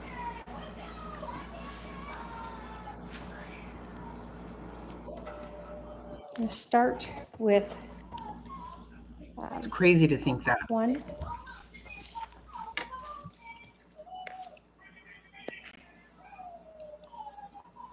And these are not streets that have a lot of cars on the side.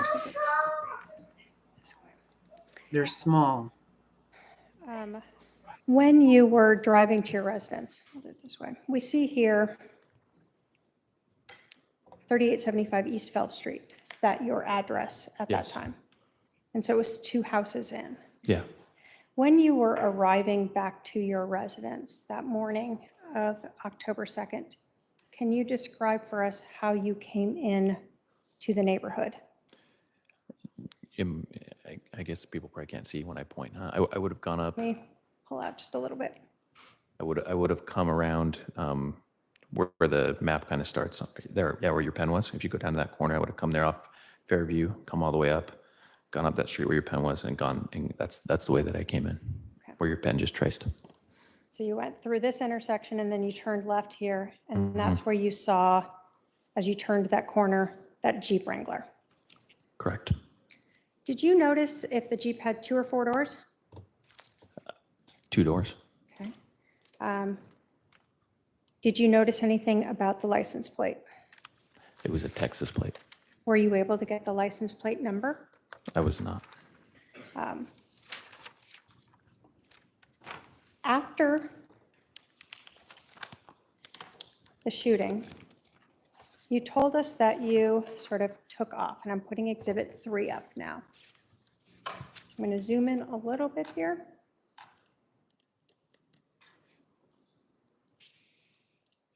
So we see Phelps Street. Is that the same street we were talking about? That is You told us that you accelerated. Was it this direction on Phelps? correct. And what did you do when you got to this intersection? Made a right on Cole, and you can see there's a pool right up there. I parked right there in front of that pool Okay. where that little walkway is, right on the, So Yeah. you parked right near the pool here. yeah, right where your pen tip was there, kind of by the E. Were you on the phone with 911 prior to reaching the pool? Yes, I was on the phone with 911, I think, as I got towards the end of Phelps Street. Did you see the Jeep as you were there at the pool? I did, yes. And where did you see the Jeep go? It came down Phelps Street, went north on Cole, then it made a right on Waite when it saw me, and then it continued down Waite and made a right down whatever that road is. There's no name on it. And then I lost it at that point. It went down Fairview, and if you go to the bottom of this, it actually exits out onto Pecos Road. So I knew where they had to have gone, because the only way out of that neighborhood is to go down that Fairview Street drive and go around on Francis and then go out onto Pecos. And so that's what I told the police when I told them what happened. I told them that it had exited out onto Pecos. So basically, the only 2 ways to get out of your neighborhood was either to go up Cole, where they would have had to go past you to get onto Fry, or to go south to Pecos Road through this neighborhood. Yes. I believe so, We're gonna do Louis. it. I think so. Members of the jury, we're going to recess. We're going to resume at 1 p.m. Please remember the admonition. Please be in the jury room ready to go at 1 p.m.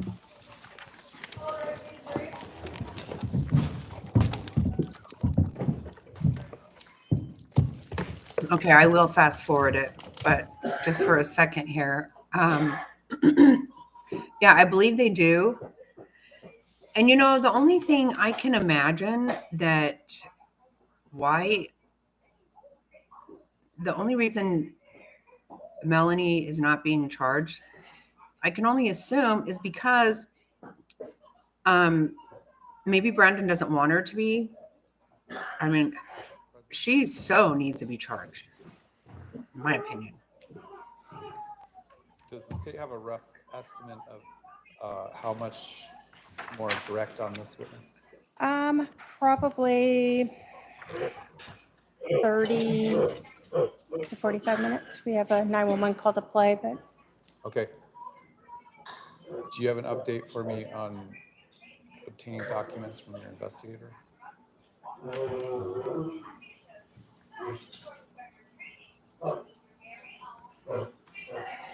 So I can't personally communicate with him during lunch break, so I'll have them check into it. And I guess I didn't know if advisory council or your paralegal were able to contact him via email while this was going on this morning.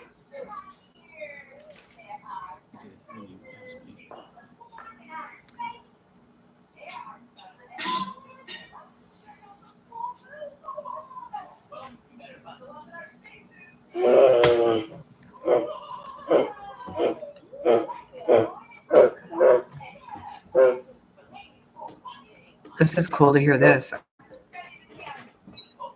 They did email him, but there's been no response yet. All right, if anyone gets in contact with him and identifies what documents are needed, obviously if you email those to our staff, we'd be happy to print them out for you. But please let me know any updates. Are there particular, you have identifiable specific documents, and have you attempted to contact him on what that is that you need here this afternoon? If I can meet with my team right after this, I'll make sure that they have a list of everything. Okay, So that we can right. do that. Please keep us updated. You know, what have you been doing? See, you know, she acts like she's not allowed to talk to anybody. She doesn't have the time. She doesn't have, you know, what she needs to do this. That's baloney. Every time you ask her a question, she gives off this whole thing about how she can't answer the question, basically. So irritating. She's able to do things. What about even whenever she was working on her last thing? This damn investigator has never done shit from what I can understand. Like literally nothing. You know what it is? There's nothing to find. You have no defense because you did this shit. And look at, she really bad wanted to not answer the judge right there. She really bad wanted to. That right there. Stupid B. All right. I will move it up, guys. Sorry. But yes, I do wonder exactly like a child. 100% right, Louis. That's exactly right. Yep. I'm not getting my way, so I'm going to throw a tantrum. Exactly right. Oh, I cannot stand her. You guys both said it. Yes, totally being a brat. And this is a thing. She has always gotten her way. And you know what's really sad? What you notice about Brandon, I mean, I don't know him obviously, but he has testified many times, and listening to him here and just all of the background that we know. You know, Charles and Brandon both were just begging Lori and Melanie to let them continue to provide a very good life for them. Begging them to let them continue to kiss their ass.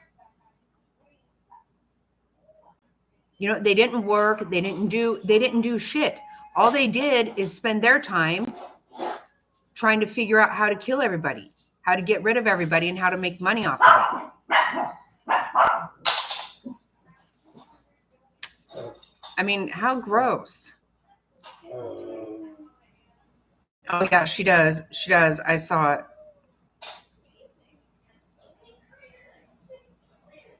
No, they didn't deserve them. Not at all. It's so sad. They just wanted him to be a little bit nice to him. I mean, I don't think anybody expected them to do anything whatsoever. You know, just kind of don't kill everybody. You know, I don't think they thought at the time. Yeah, it doesn't even look that much like a baby, quite honestly, Louis. It looks really like a real big baby. It looks real scurry. That makes me nervous as crap.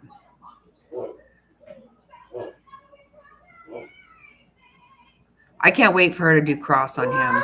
That's going to be really funny.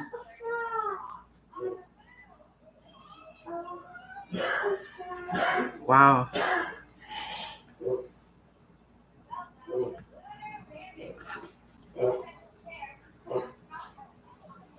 Okay, they said to be back at 1. So that would be 1:30. That's in 1 minute. There is a 30-minute delay. So uno momentos is when they should be back.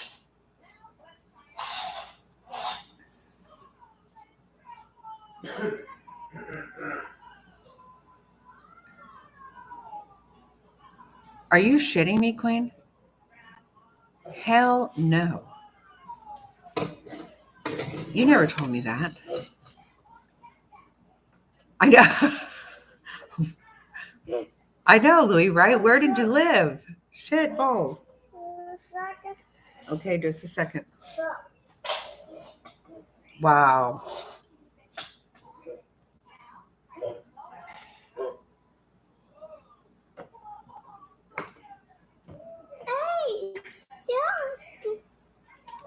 Hell no, I would have no part of taking care of somebody's pet. They lived in your house?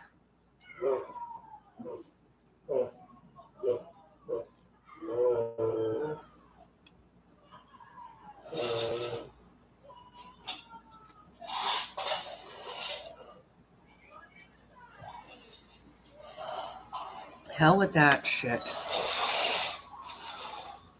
I can't have that shit.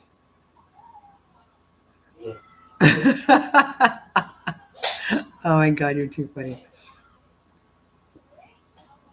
Yeah, I can't have a pet that's going to kill me or could kill me or even hurt me at all. At all.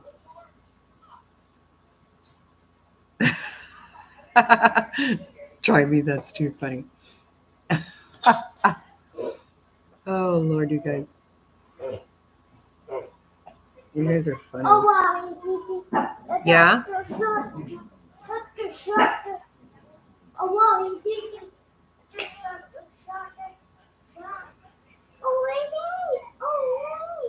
Yeah?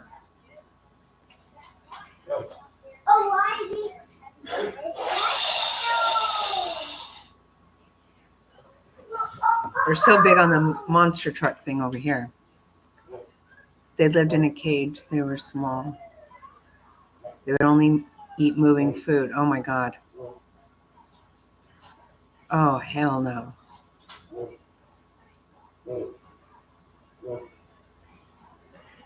Oh my God. Yeah. Oh God, no. Mm-mm. Why would you even want those? I mean, that's not.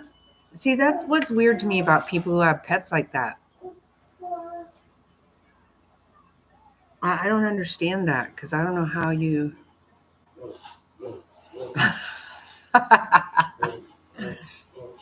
See, Queen, I'm telling you. Yep. We're all young and dumb at one point. But I was definitely young and definitely dumb. But I was also definitely a major chicken shit.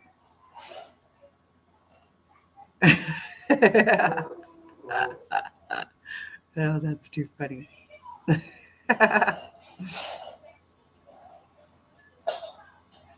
I know, Frazzle. That's it. See,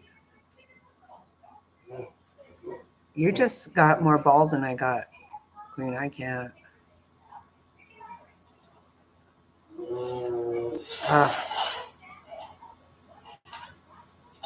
I'd be scared to death that constantly that they would get out. I'm really not a reptile person at all. I don't want rodents or reptiles. I can't. They actually do give me nightmares, that kind of shit. All right.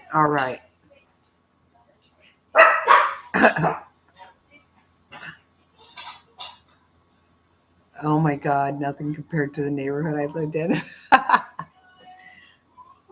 So, oh, that's funny.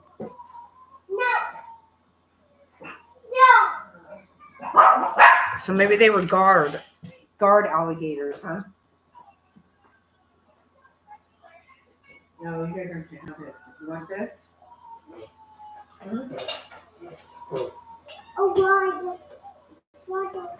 Please be seated. Okay, we are back. Some kind of food on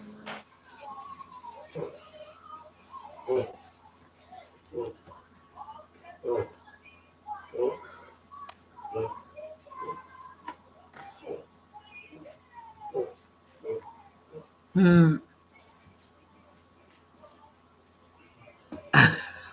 Oh, right, right, Queen. I can't handle the food. I can't handle none of it. I'm right there with you.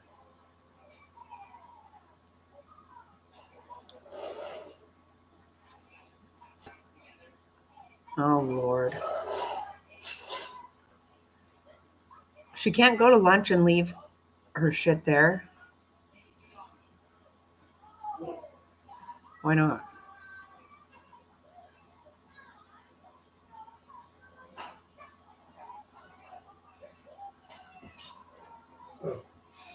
You know those people can't stand her.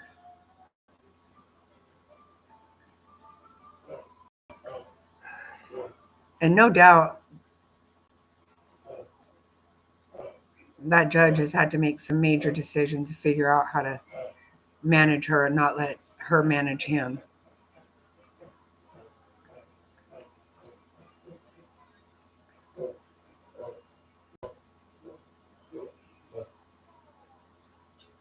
Wish we could hear.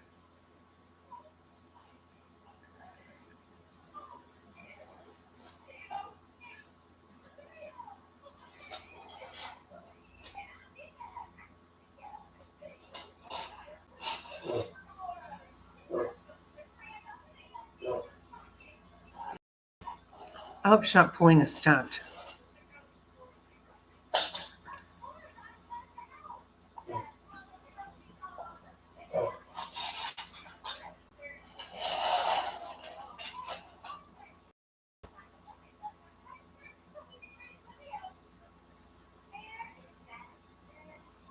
Did you get that video from Louie Louie?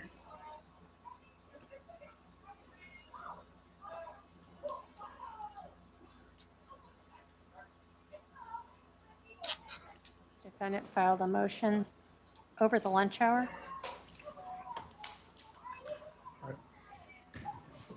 What?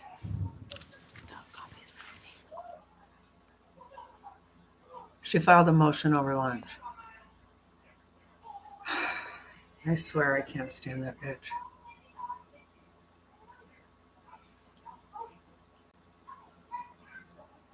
For what?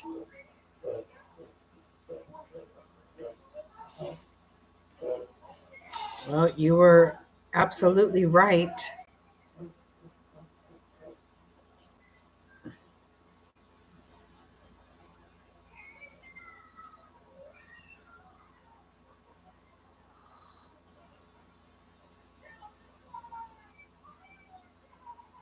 What was that sound?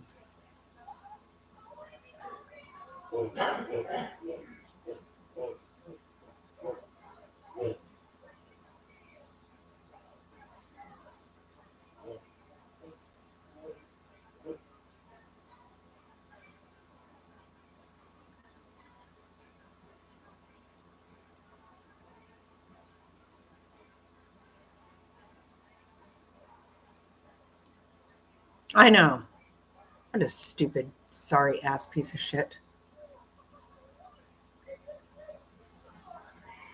Oh, did you get the video of the baby alligator? The parties are present, the jury's not present.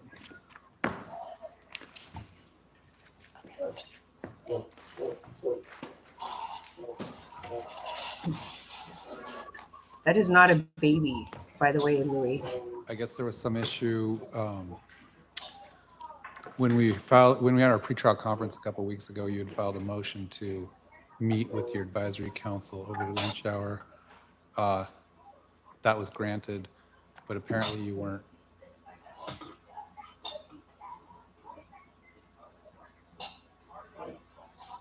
What happened?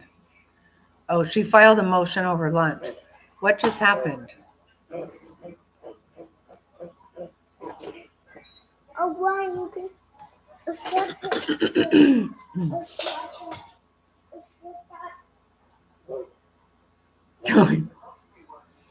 I know. I'm not calling that a baby, Louie, not for a second. What is happening? Technical difficulties. Son of a damn bitch. Are you serious? That should be done. I know there's spots here in this building right behind this courtroom. What other issues? We were unable to get a hold of my investigator. He isn't answering the phone or has not answered the emails yet, so I didn't know what remedy we can take for that. I have an idea, but Okay, what's your idea? maybe doing the cross out of order, maybe taking on another is done No. so that I could get with him information. Do you know if any of the documents you plan on using may have already been marked by the state as exhibits? We could look at them and I could I think check that's it where out. you might want You need to start fucking be is, prepared. If it's already been marked, or maybe tell the state what you're looking for. Because if we don't need to wait for things that are already available to us, that would be ideal. And could we do that on the break or? I guess what we'll do is we'll proceed with direct of this witness, and maybe we'll take a short, and the state's done with this witness. And then we'll try to. She sort it is, out. Jerry. She is a clown. Okay. Was there some motion that was filed over the lunch hour? Yes, I haven't seen it. What is it? it's a 10.1 motion that I thought was filed yesterday, but they just brought a notary in today. For a change of judge again? Correct. All right, well, I guess that can be referred to the criminal presiding judge. Oh my God. We can deliver a copy to Judge Green today, and I'm sure she'll get to it as soon as she can. But we'll proceed with trial. Okay. Let's bring in the jury. Can I remind the witness, you are somewhat soft-spoken, so try to remember to get as close to that microphone as you can. What a stupid bitch. I swear I'm so sick of her. I know. And you know what? All this time, nothing has ever been able to be produced from that damn investigator. Who the hell is he? I want his job, because apparently you don't really do a damn thing. Never, ever, ever, ever, ever. Oh my God. Oh, shit.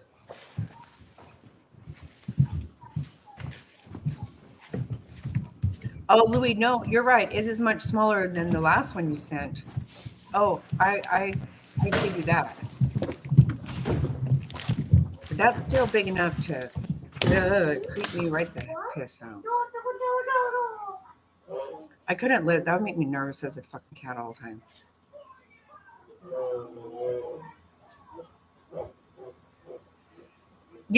The decision has already been made about the judge. Stop it. Get whatever fucking shit you need from your investigator and quit trying to get rid of the judge. When we had The fuck? broke, we were talking about your travel and the travel of the Jeep after shooting, correct? Correct.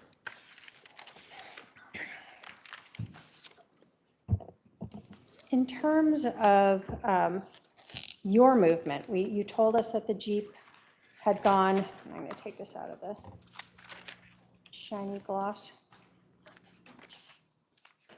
You told us the Jeep had gone on Phelps up to Cole, and you were here, and that's where you saw it turn on Waite? Correct. Were you able to kind of see across here to watch the Jeep? Yeah, you can't see from this aerial view, but there's just like a fence and there's nothing else there. It's just bushes. So you can see almost that whole street there on Waite from where I was sitting. Which direction was your car facing? Towards Fry or away from Fry? My nose was pointed towards Fry. Okay. So you were able to see the Jeep then continue and turn down this street? Correct. After that, did you see the Jeep again? I didn't. Where did you go? What was your return route back to your house?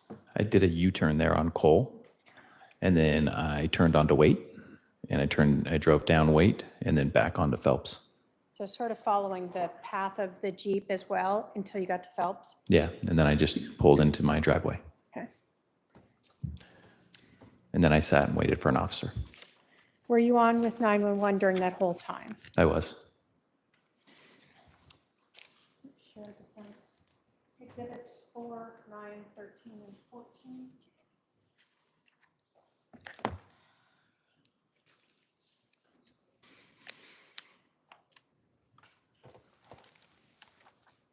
When you came back to your house, well, let me ask you, I want to ask you some distance. When you first arrived at your house and you saw that Jeep, you told us you'd never seen it before.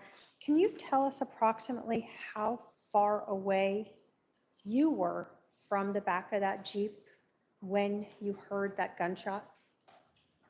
Well, you could kind of see in that map, there's only 2 houses. I was at the end of the first house, and the driveway was on the end half of my house.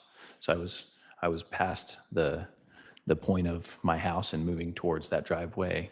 So I would probably say a few feet, 15 feet or 10 feet or something like that was the distance. Do you recall ever saying maybe 20 or so feet? I'm sure I could have. It was a long time ago. I've shown the defendant exhibits 4, 9, 13, and 14, if I can have my paralegal approach with these exhibits. You can take a look at those and let me know if they depict Phelps Street and the house you rented, as well as some cones to represent different things in the street. Yes, Do you recognize all of those? I do.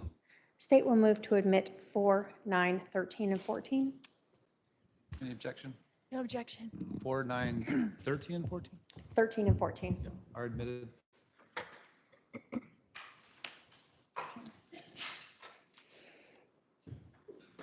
I'm going to start with 4. In this photograph, we see a police car down here. Is this your car here? It is. So is this the street that when you're turning down Phelps, you're talking about coming from this end? Yes, So you passed one house and your house is the second house. correct. Okay. And that's the white van that was parked there. Okay. So we have another photo. Let me first kind of go here. In this photograph, is this your residence? And this is exhibit 9. Yes, Okay. And this is your driveway. correct. It's on the outside And edge. so is this the area, well, let me ask you, where was the Jeep parked? You can see just the front of the white van's bumper there. It literally, the bumper of the Jeep was touching that van's bumper. It was just right on top of it. So the back of the Jeep would have been right where your pin point is right now. Okay, so right at the edge of your driveway? Correct.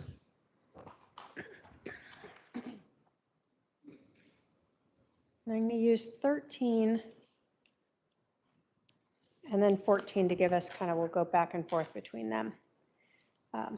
So in 14 here, is this the white vehicle you were talking about? Yes, And this shaded area between the Jeep and the driveway is where you're discussing that the Jeep was parked? correct. And then this is your driveway. Yes, The rear of the Jeep was facing you.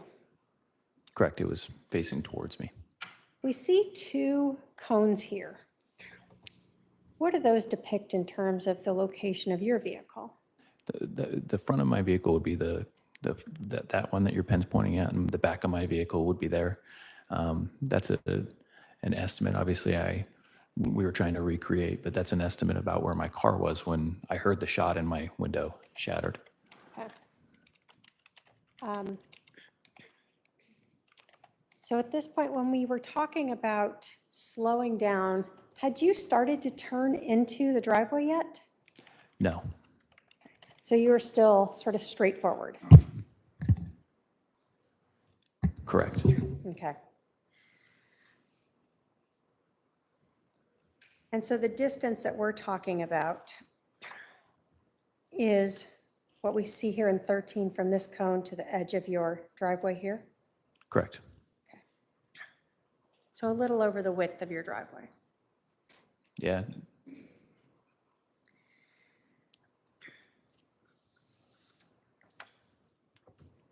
When you saw the rifle come out of the rear of that Jeep, can you describe for us what you say you saw on the end of it? It was cylindrical, and it looked a little bigger than a normal. I mean, every muzzle at the end of those rifles has some kind of a sight or usually something on it that they use to when you're shooting. But this looked like it had something different on it. It was a little bigger, and that's why I said a suppressor or. I mean, I didn't get a long look at it, but it definitely stood out to me that it looked a little different. I think that's the part that I described was that it was noticeable. Okay, so it was wider or bigger than the normal barrel itself. Correct. Okay.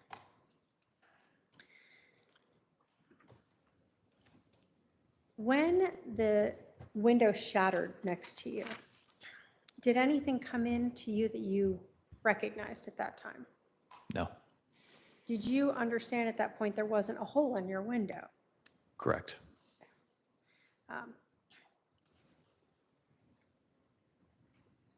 As you hear that bang and see your window shatter here, is that then when you accelerate this direction that we see down Exhibit 14? Yes, that's exactly what I did. Okay. And then when you got to the end of this street, which direction did you go? I went right. Okay. And then you headed straight up Cole and stopped at that park or whatever with the pool? Yes.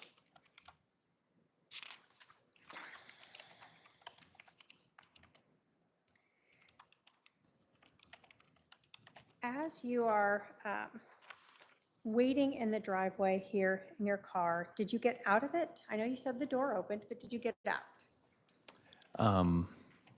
I didn't get out and look at my car. The door opened, the window fell down, and I think that I just kind of let the window fall there, and I might have moved like part of the window over, but I'm pretty sure I think that and I'd have to probably review, but I'm pretty sure they asked me to stay in my car till the police officer arrived. So I'm pretty sure I just stayed in the car and waited for the officer. So before the officer arrived, did you look at your vehicle itself? I'm going to put up Exhibit 25 again. The first time that I looked at the outside of the exterior of my vehicle was actually when the officer walked me over to my car. And both of us at the same time saw on the top of the door frame there's the spot where the bullet hit. And that was the first time that I knew for certain that I had kind of been shot at. And I remember probably another feeling of shock again, kind of like the first time when someone shoots at you and it's loud. And I remember just thinking like, that's really close to where I was sitting. Like it was inches from my head.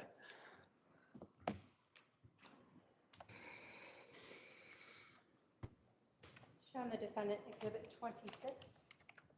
Approach.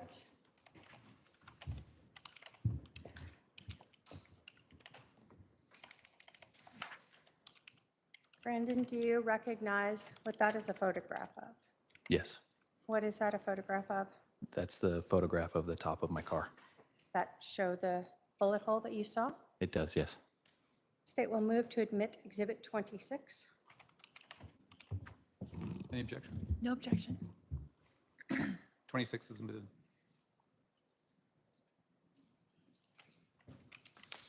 So we see here in Exhibit 26, is this the bullet hole? That is. Dumb question, was it there before? No, Was your window broken before this? no, And you were sitting right here? correct. You can't see it as well, but that's, when you sit in that with the way I was sitting in the chair, my head would have been right at that level.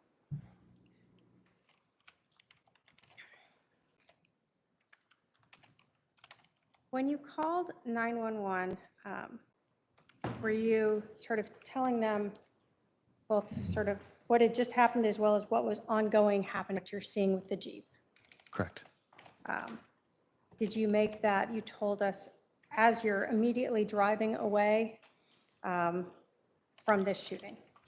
Yeah, I immediately thought the right thing to do was call 911. Do you tell the operator at one point you were almost out of breath? Yeah, when I remember when I first called, I'm not a doctor or anything, but I just remember I couldn't breathe. I was like feeling surprised, maybe. I don't think we have a word for that feeling. Were you scared? Yeah, Do you have concern for your life at that point?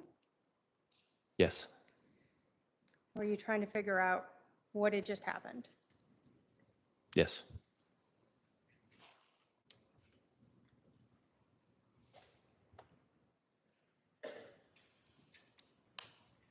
Hello, Faith. Good to see you. This stupid bitch. It's her last show. 25. That's it. Paralegal, play that just to have the witness identify himself in it. Go ahead.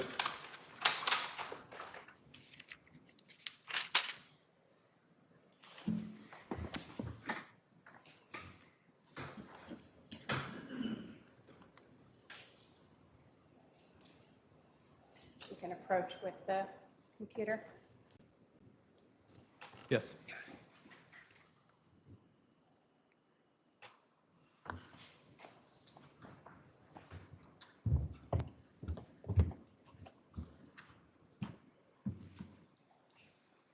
Brandon, if you can just listen to that. Have you listened to your 911 call before?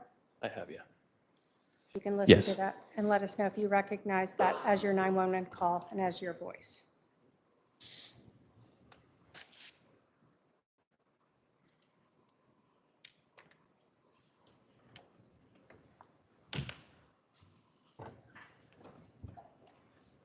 Yes, this is my 911 call.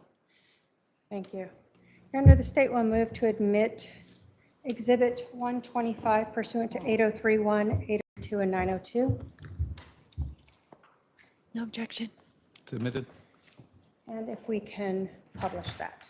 Go ahead.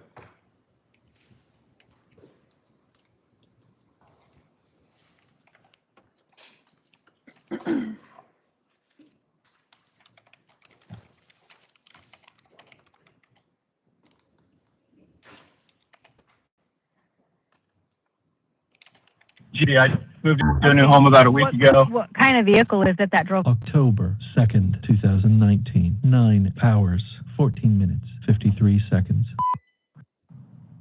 911, where's your emergency?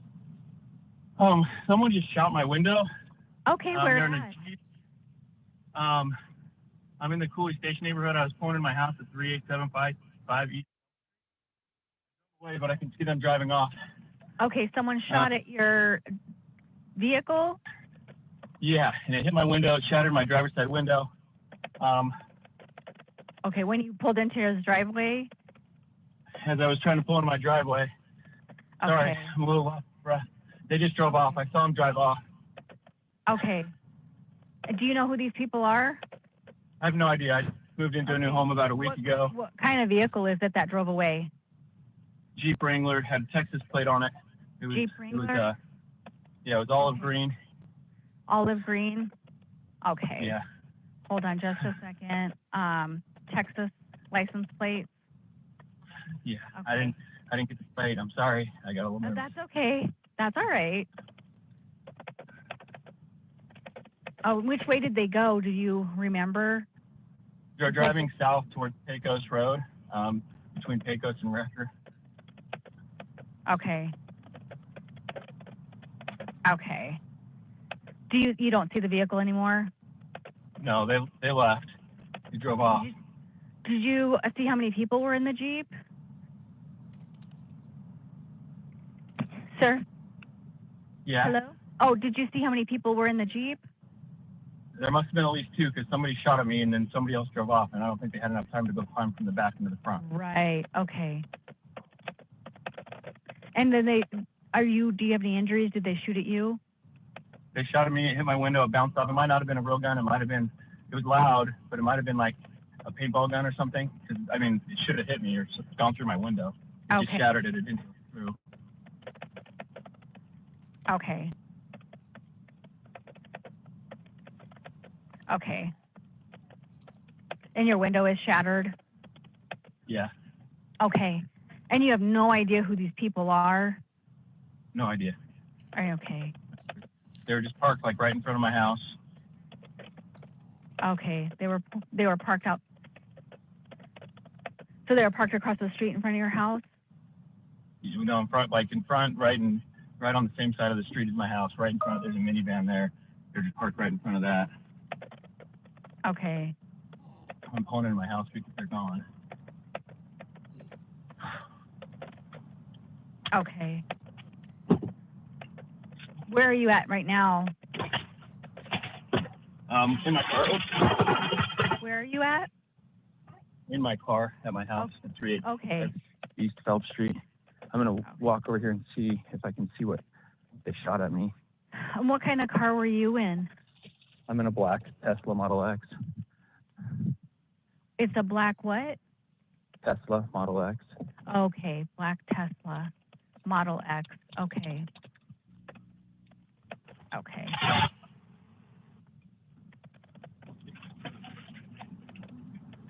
All right. I do have officers on the way to meet you. Okay. Do you want to go inside or do you want to wait outside wherever you feel? I'll wait out here. Yeah, I don't know that it was a real gun. Maybe it was. I can't tell. I Okay. don't think it was because we should have gone through my window. Okay. All right. And what is your name? My name's Brandon Boudreau. And your phone number?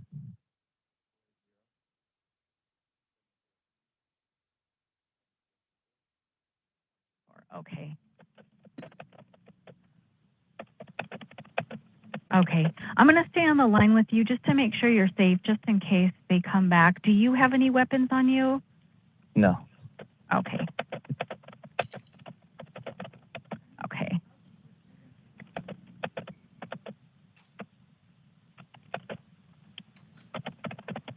Do you see the officer pulling up? Not yet. Not yet. Okay. Looks like he's coming up Phelps. You said 3875 East Phelps, correct? Correct. I wonder if he's on. There's another section of it. He might be on the other section. Okay, because yeah, his car is showing right near Fisher Lane and Phelps Street.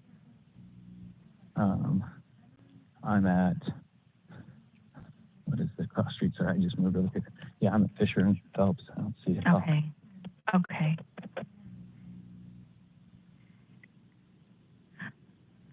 Interesting. It's funny. His car was showing there for a second, and now it's showing back at Higley and Pecos. So that's kind of weird. Wonder I if he don't saw know. the Jeep drive off or something. Maybe. I know that there's actually an officer that's heading towards you, and then there's other officers that are dispatched that are looking for the car. So we've got several guys looking out for the car, but we have one headed towards your house. Okay. I think he accidentally hit his arrive button is what happened because he's still moving.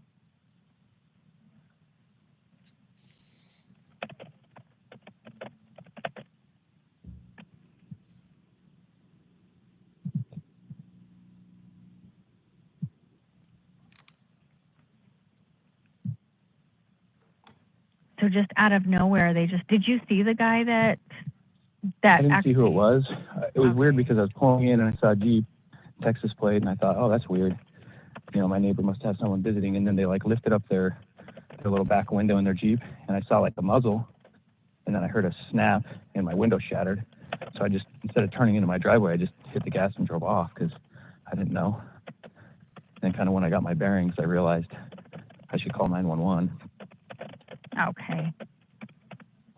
So then I drove, and then I didn't drive very far. I just drove around the corner and waited for you guys to pick up, and then I kind of saw them come around the corner and go down the road and start driving down south towards Pecos and Brecker. Okay. And did they look like Hispanic And I knew that was the males, only way white out. males? I didn't see a person at all. I didn't get to see a Okay. person.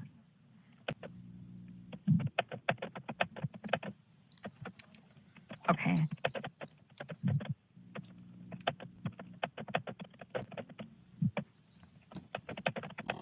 I knew there was only one way out of Pecos Manor, and that's down there on Pecos Road. So that's why I told you that. Okay. All right. I do see the officer pulling up on Fisher from Fairview. Okay. So he's coming from the other way. He'll come around right now. I'll see him in just a sec. Okay. Yeah, I see him. Okay. All right. I'll go ahead and let you go. Okay. Thank you. Uh-huh. Bye-bye. Bye. October 2nd, 2019.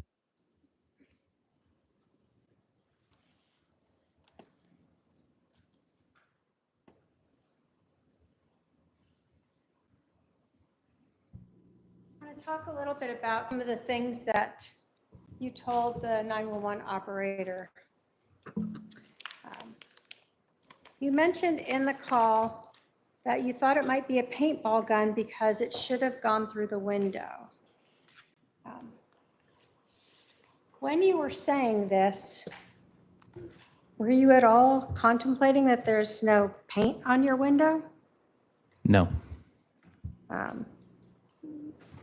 Were you sort of that frantic, you're just trying to come up with excuses or ways to explain what happened? I was just trying to figure out why a bullet didn't come through the window. A bullet should always go through the window was what was going on in my mind. So I was trying to come up with a reason. So you didn't know through this whole call that your car itself had been hit?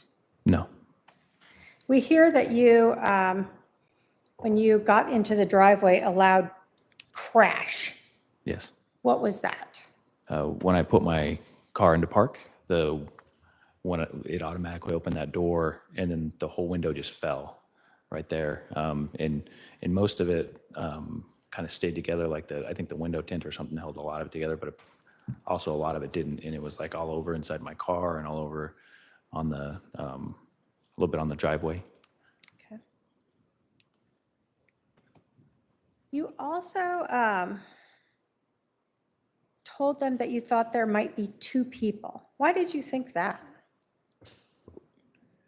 I was trying to figure out how someone could have been laying in the back shooting at you and gotten into the front and gotten out of there so quick. I was thinking like you'd have to jump over a chair. It seemed like they moved very quickly. So I think I was just trying to come up with a logical reason how they could have moved so fast. We can have the Elmo again, please. Thank you.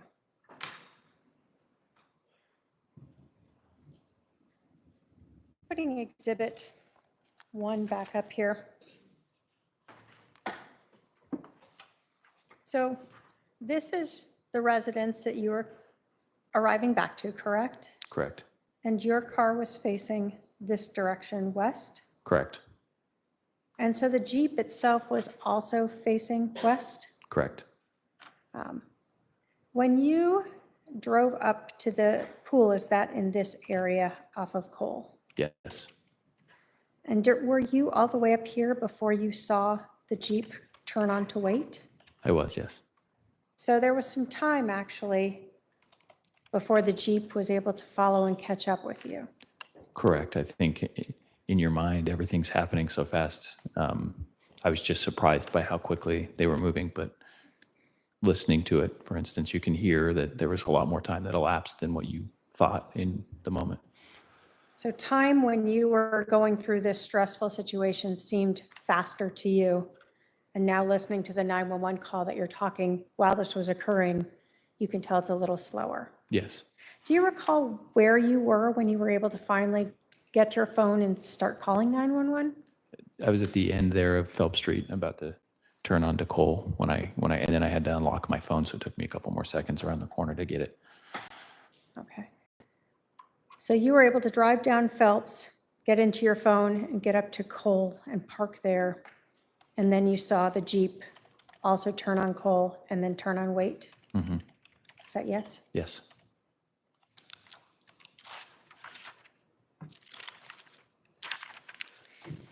Did you ever see anyone As in a in the person? vehicle, in the Jeep? I didn't see who was driving the Jeep. When you saw the rear window go up, you couldn't see who was in the back? I didn't get a look at a person, no. And then when the Jeep turned, you're looking in your rear view mirror towards it? Yes, and then because I noticed it, I turned my body and looked out across. And so as the Jeep came up Cole and turned onto Waite, you were not able to see who the driver was? No. In the 911 call, we hear the 911 operator refer to the officer as a he. Was the first officer on scene a male or female? Female. When the female arrived, you got off the call with 911? I did, yes. And did you speak with her and then walk her over to your car? I did, yes. And did she point out this bullet hole in your car? She did, yes. When you saw that,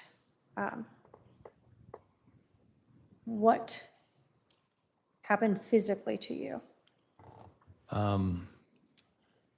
I remember within a short amount of time, I asked her if I could sit down. I started getting a little bit overwhelmed because I realized that someone shot at me, was trying to kill me. If my head was that close, that's the only logical thing. Before you saw that bullet hole, were you still sort of trying to explain how there's not a hole in your window? Yes. After you saw that bullet hole, did you start to think that someone had tried to kill you? Yes. I remember I texted my father, told him that.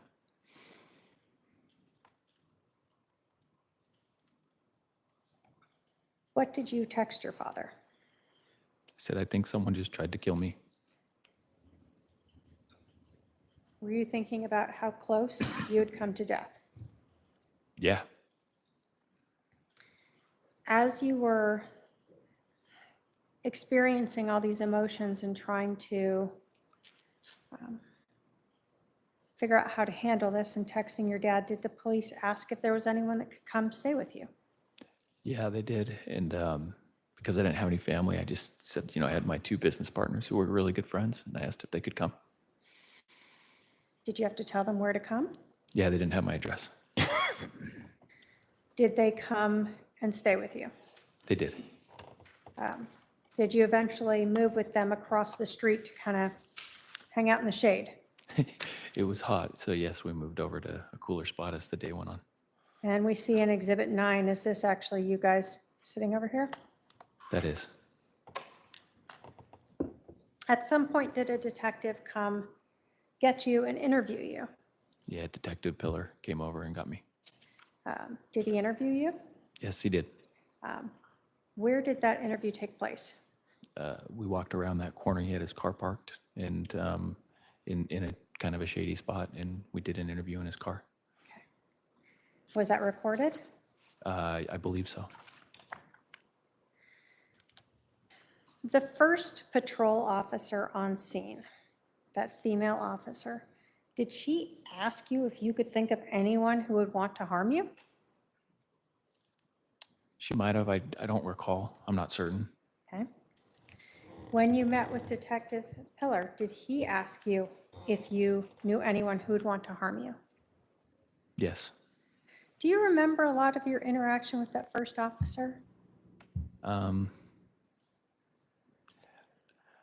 be honest, like the part that I remember the most is just when I saw the bullet hole, and I think maybe just kind of got a little bit of shock because it was real when I called 911, but then I kept thinking to myself, a bullet didn't come through my window.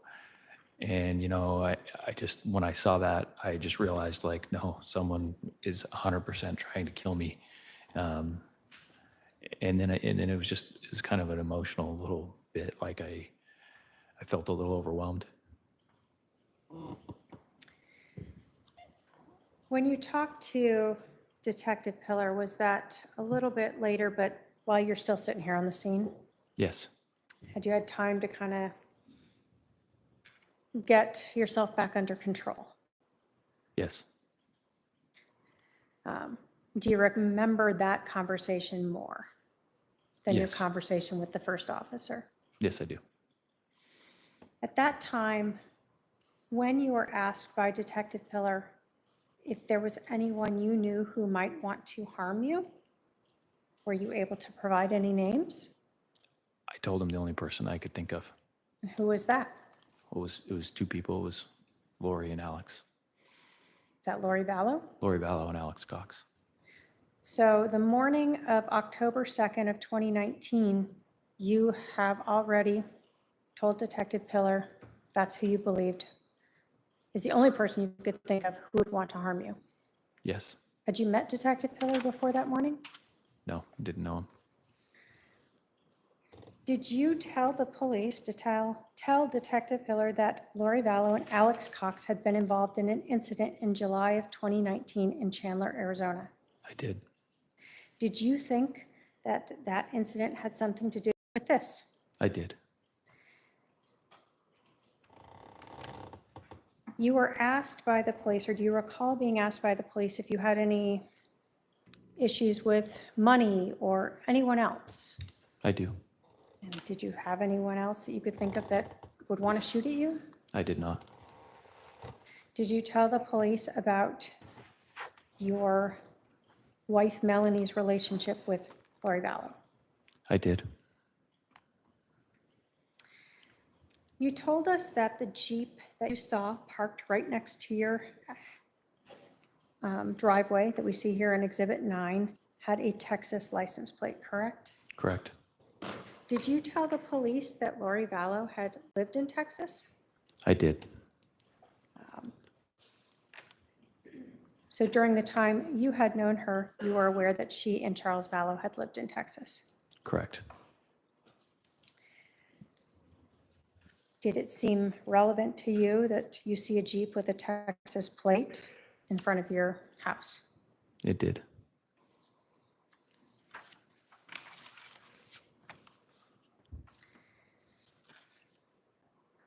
So on October 2nd, when you were shot at, Melanie was living here in Arizona, correct?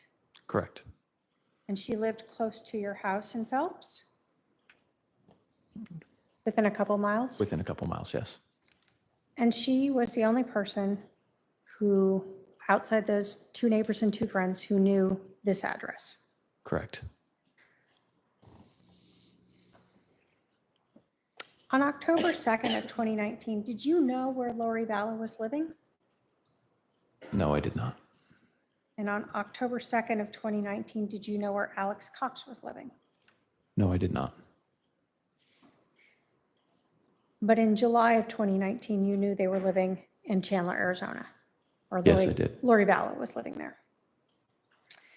Did you ever learn that Lori Vallow and Alex Cox moved to Rexburg, Idaho? Yes, I did. Did Melanie ever move out of Arizona? Can you restate that? Sure. Did Melanie, your wife, or maybe by then your ex-wife, ever move out of Arizona? Yes, she did. Do you recall when she moved out of Arizona? The end of October 31st or November 1st, 2019. And did you learn where she moved? Next door to Lori. In Idaho. Rexburg, Idaho? Yes. The state has no other questions, Your Honor. All right, I need to take a couple-minute recess to sort out an issue. I'll have the jury retire to the jury room. Please remember the admonition. All right, so jury.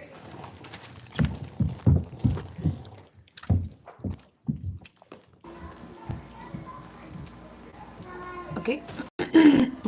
He can't wait on this investigator. The fuck?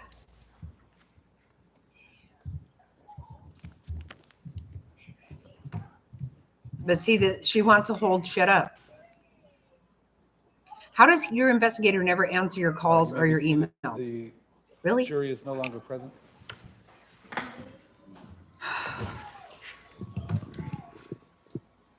Do you have some exhibits that you could use, or what are you missing, or? I don't have any exhibits that I need. My investigator has he has the whole file. He has the whole file on Brandon. I tried to get it from him No. last night, but No. was unable to. Unacceptable. Are there Fucking been unacceptable. arrangements made? Maybe your paralegal can pick it up from him tonight or someone? We're Oh trying my to do God. that, exactly. Do you What have the another fuck is witness everyone here? Do you doing? mind going out of order? Your Honor, if that's necessary, we can go out of order so that we can continue proceeding today. Okay. I'll inform the jury that normally, as we said in the preliminary instructions, that there'll be a direct examination, a cross-examination, and then a redirect examination. But this time, we're going to take a witness out of order, and the defense will cross-examine Mr. Boudreau at a later time in the trial. If you need me to contact OPDS to try to get something done with getting a hold of your investigator, or you want me to, please let me know before we leave here today. Okay. All right, Judge, if I can just make sure, I told my witnesses too, Okay, because I obviously didn't know this, so if I could go check and see if they're Absolutely. here before we bring the jury in. that's fine. And Your Honor, can we make this a 15-minute break or no? Do you need some time?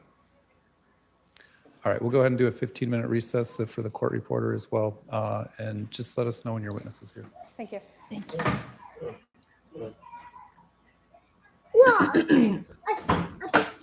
You know, this is completely ridiculous. I don't know if she's playing sick still. Hey, sis. She's just trying to hold things up. The fact is, if you don't have what you need to have, think about it, you guys. She put on no defense last time. She's never had anything that she needed. Never. Not one time. So whose fault is this? This is ridiculous. Is this Lonnie Dworkin or whatever? And how the hell does he literally never, ever, ever, ever take your call, never provide anything? I don't believe that. I don't believe it. First of all, what could he have? She said he has her exhibits. What is that? Oh my God. She's so freaking irritating. What exhibit could she have?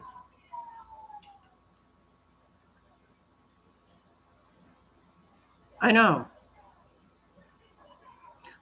What could she have?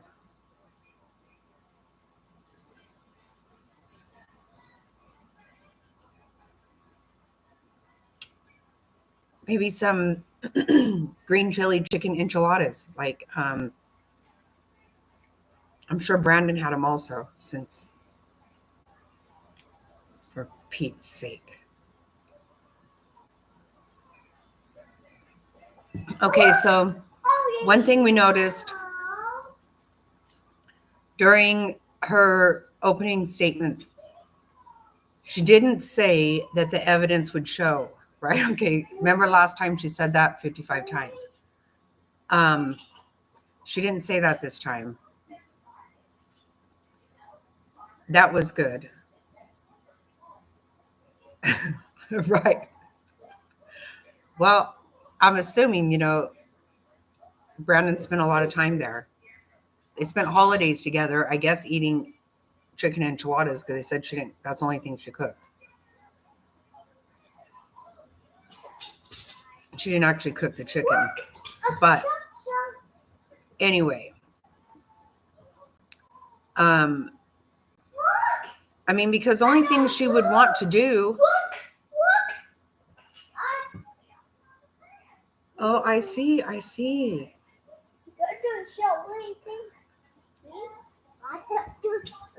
No, you're good, Legs. have a good time. Here, come say hi to. Come here, come say hi.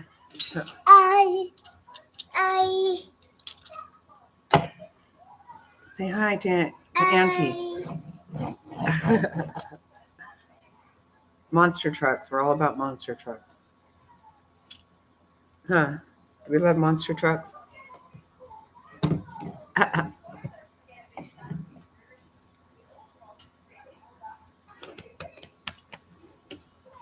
Yesterday, he said, good job, Dobby, yesterday. Huh? Good job, Dobby.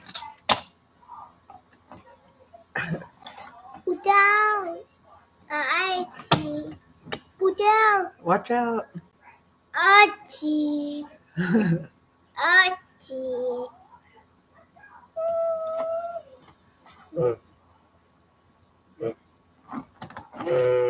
Yeah, no, I don't. I should.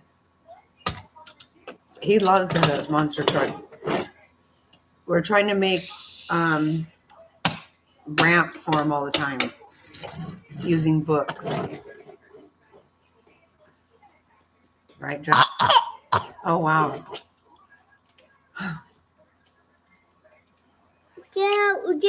Watch out. Watch out. Yeah. Yeah, Queen drives one.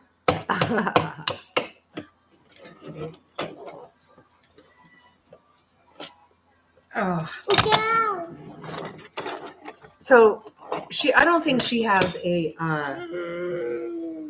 she doesn't have an exhibit.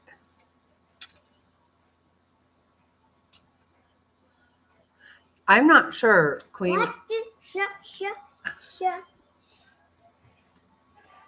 They said they were going to have extended hours. Oh, but that's tomorrow, I think. I don't know. It was 4:30. Whoa, whoa, whoa.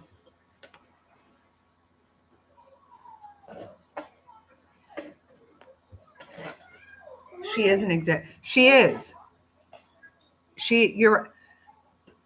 This investigator never provided anything last trial.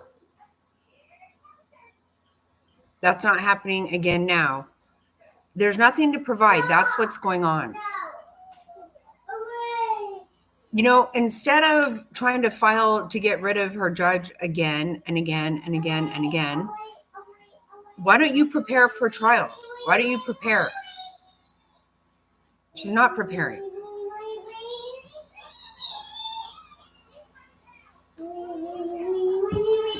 But her phrase this time was not, it wasn't evidence will show, it was you will learn. She didn't say that near as much as she did the evidence will show. But that was her phrase this time.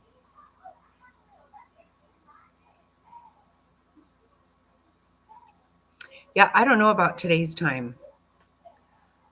I think, and then now we're going to go out of order. I don't like this. She shouldn't be allowed to do this.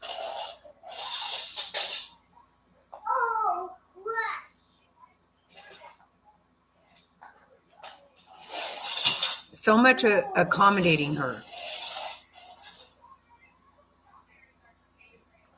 Yeah, it's baloney. I know, that's just it. She doesn't know the law. I mean, can you believe how many times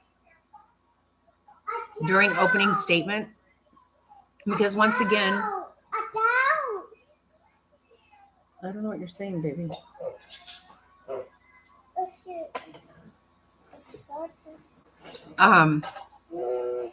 Right, she chose to represent herself. She doesn't know the law at all. And so during opening statements, like any time that she gets an opportunity to speak, she is actually testifying. She doesn't know what she's doing. God, it's so annoying. I can't wait for her shit to be done. Just be done.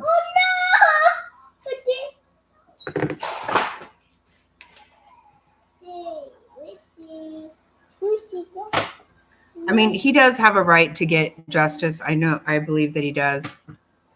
I just can't wait for her to be done. All of her horse shit. Have enough of it.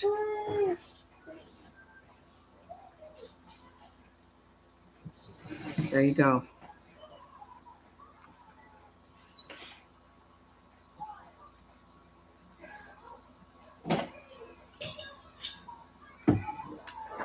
Seriously.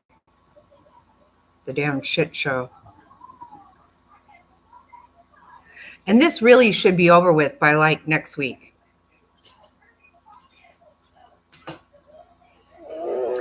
Did you guys get a chance to watch Nate interview Brandon's private investigator? It was really good.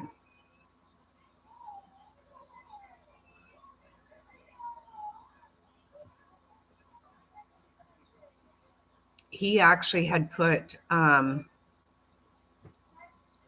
right, wasn't that was wild. He actually had a tracking device on their vehicle, knew where they were at all the time. Wow.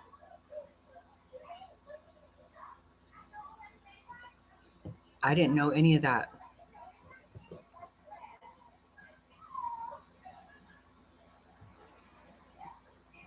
Yeah, if you haven't watched it, you guys, you should watch it. Maybe we'll watch it if we have too many breaks here. Because we're caught up now to their time. We can't speed it up.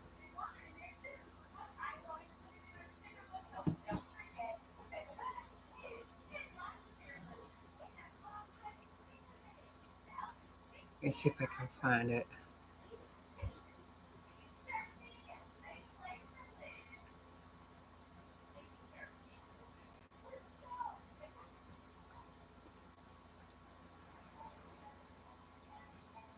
Oh, wait, what happened?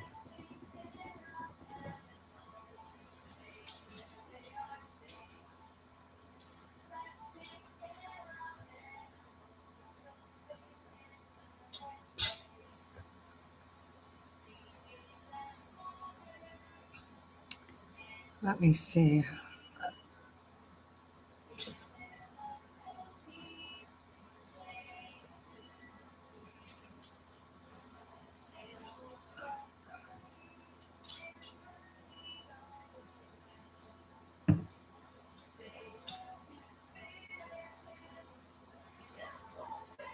Let me see. Hold on.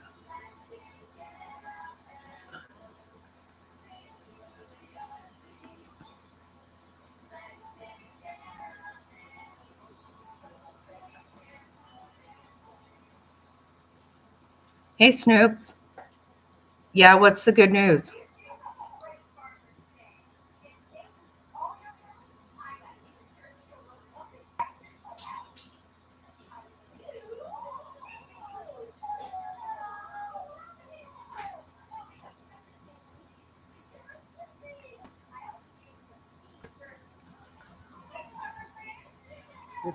Afternoon, everybody. Nate Eaton here outside the courthouse. Busy, active morning here at the Lori Vallow Daybell trial. We had opening statements from Trina Kay.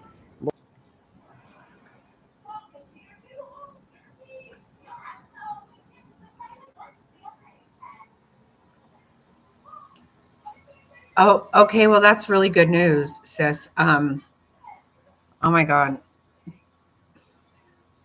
That's great news. I remember you telling me about it going up,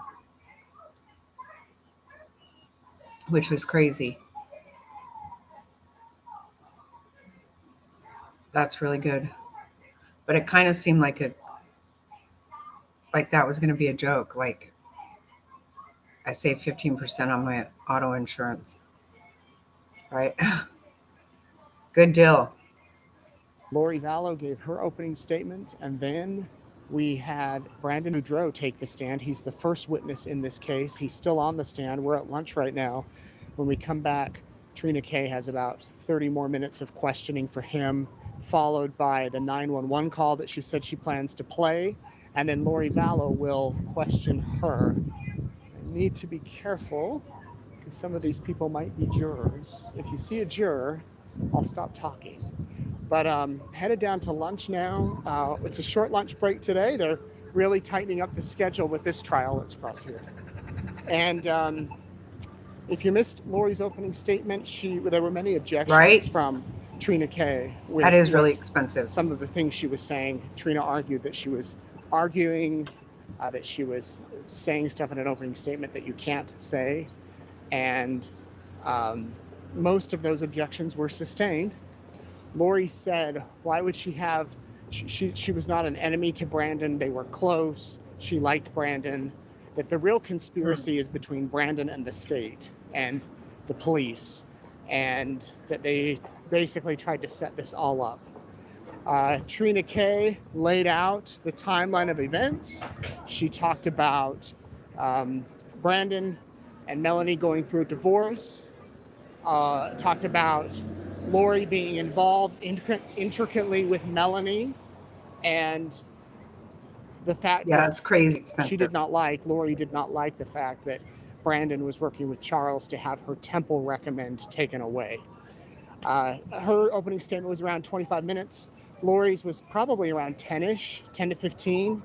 Lori does seem better health-wise. Her voice did seem a little quieter than normal, but Brandon now so far has testified about the experiences of what he went through leading up to his divorce. They had a very... Oh, real quick. So earlier this morning, before court, Nate was doing a live, and somebody asked him if he's had any communication with Lori since the last address or the last court. What the hell? He said no comment.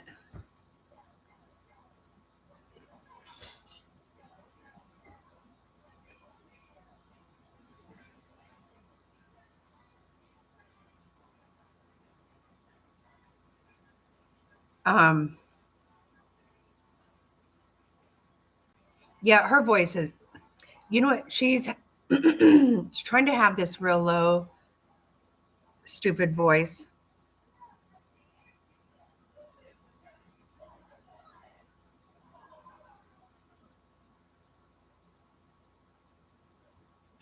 No, that's ridiculously high.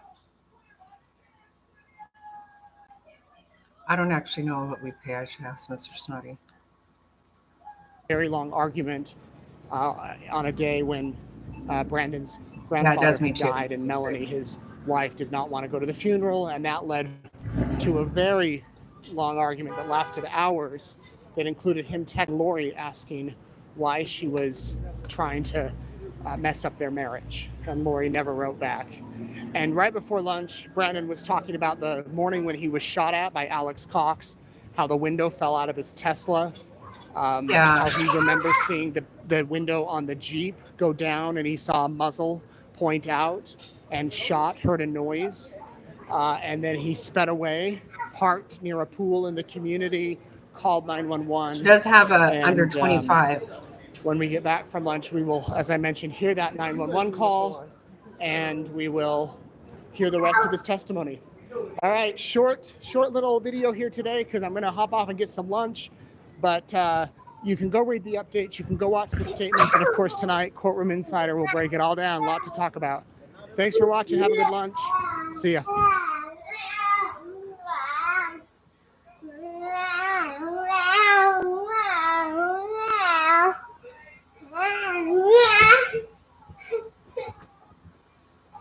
Oh, we're back. We are back.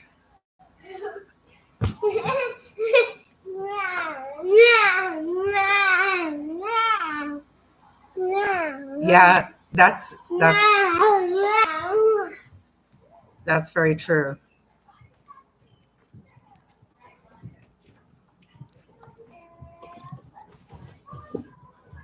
I think it's 25, right? That's the age. All right, you can be seated.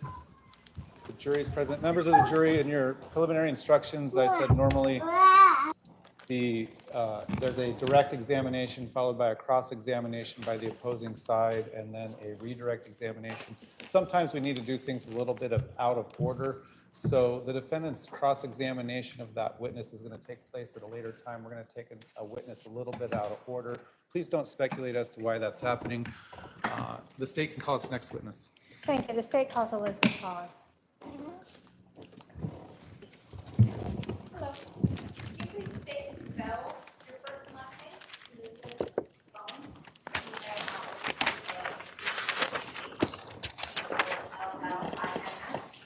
If you raise your right hand, you do solemnly swear the testimony you're about to give will be the truth, the whole truth, and nothing but the truth, so help you God.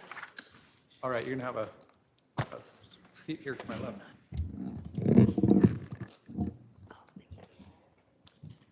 I know this does piss me off. I think you're right, Jerry. Boys are more. Please introduce yourself to the jury. What about that? My name is Elizabeth Collins. And do you live here in Arizona? I do live here in Arizona. Back in 2019, did you own any rental properties? I did.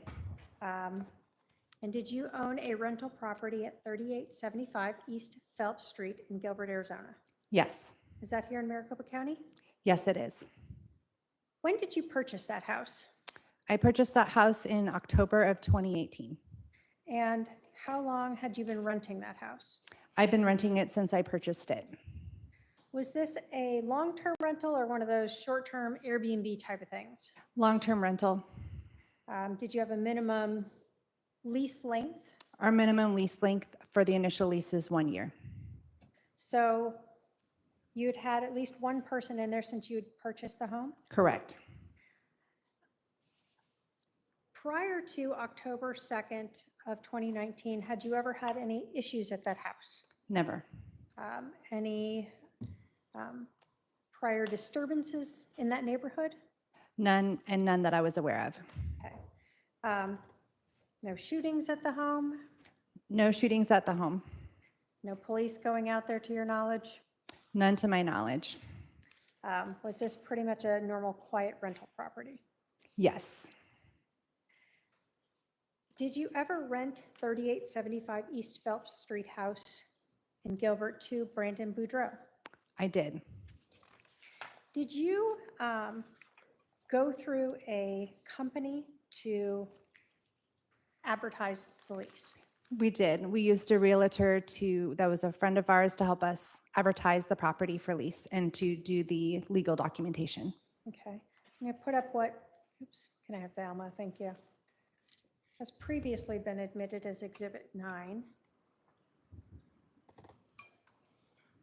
Do you recognize this street?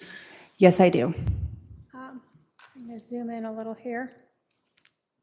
Do you recognize this house over here and this sign? Yes, so the rental property is on the right-hand side of that photograph. So basically the house right here? Yes. Then you indicated that you used a company to do your lease agreement. Yes, I did.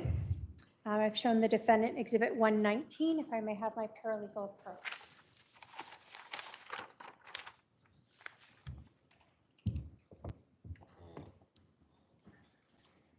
Do you recognize Exhibit 119? Yes, this is the lease agreement. And then that's the one that you made with Brandon Boudreau? Yes, it is. The state will move to admit Exhibit 119. Any objection? No objection. 119 is admitted.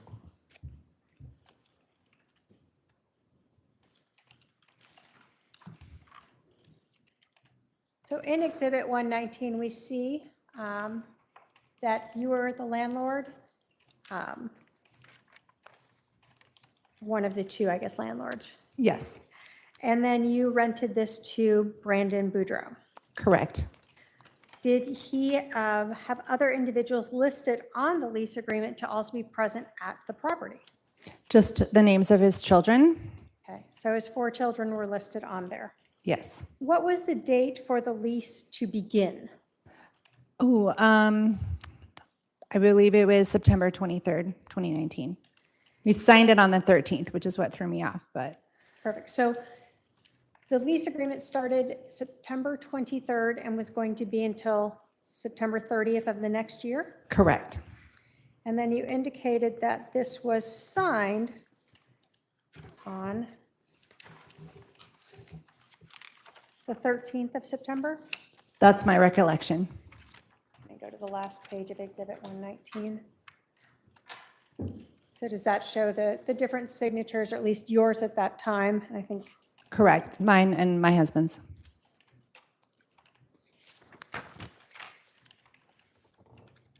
and then we see Brandon's signature as well for the 13th? Correct.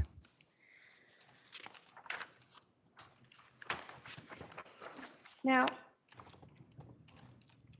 when you leased this property to Brandon Boudreau, did you include, or was there ever any inclusion of a person by the name of Melanie Boudreau on that lease? No, there was not. Did you ever have the name of anyone by the name of Lori Vallow on that lease? No. How about Alexander Cox? No. As someone who leases properties, rental properties, do you put your lease agreements out in any type of public website or social media? No, never. So you wouldn't have put it out there that Brandon Boudreau was now living at 3875 East Phelps Street? No, that would be unprofessional. So prior to October 2nd of 2019, once you signed that contract, that was just your information and his information? That was my understanding, yes. And you never told anyone about who was moving into your house? Besides my realtor, no. Perfect. Thank you. I have no other questions for this witness. Any direct? No questions, Your Honor. All right. Any questions for this witness from any member? I don't see any. You can step down. Thank you. Go ahead.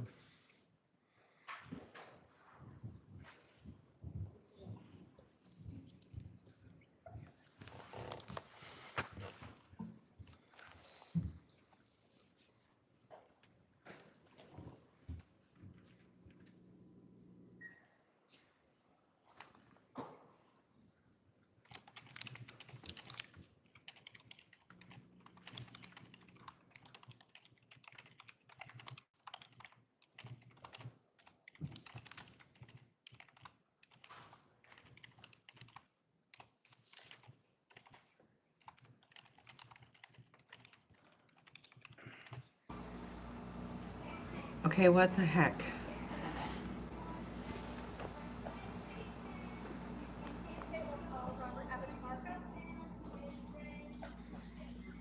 All right, sir, you're going to come on right up here. My clerk will swear you in.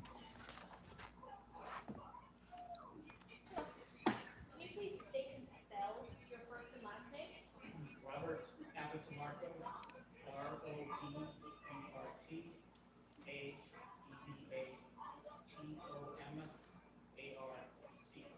Thank you. Raise your right hand. You do solemnly swear the testimony you're about to give will be the truth, the whole truth, and nothing but the truth, so help you God? Thank you. You're going to walk around the clerk, I'm sorry, the court reporter here and have a seat. You know what? I think Lori doesn't actually want to question Brandon. I don't think she wants to. What do you bet she doesn't? If you can roll up close to the microphone, thank you. Would you please introduce yourself to the jury? Robert Abitamarco. Can you tell us, do you still live in Arizona? Yes, Back on October 2nd of 2019, where did you live? 3870 East Phelps, Gilbert. Did you rent or own that house? Rent, How long had you lived there? a little over 2 years. Okay. Can you describe for us that neighborhood? What was it like? It was a quiet residential neighborhood. It was a very quiet street. It was not a through street, a mixture of families living there. Okay. Had you ever had any problems or issues on that street? No, Okay. And you said that it wasn't a through street. For that whole neighborhood, I guess let me ask it. Sometimes there are neighborhoods that have, that are kind of cut throughs to go to other main streets. What was your neighborhood like in that way? Was there a lot of traffic of people trying to cut through to get to other thoroughfares? No, it was a series of residential side streets winding and into inside the residential community. I'm going to put up Exhibit 3 here. Pull it out a little. So this sort of show that neighborhood with this being Phelps Street where you lived. Yes, So when you're talking about this neighborhood, there's no easy way to get from Pecos to Fry Road, right? correct.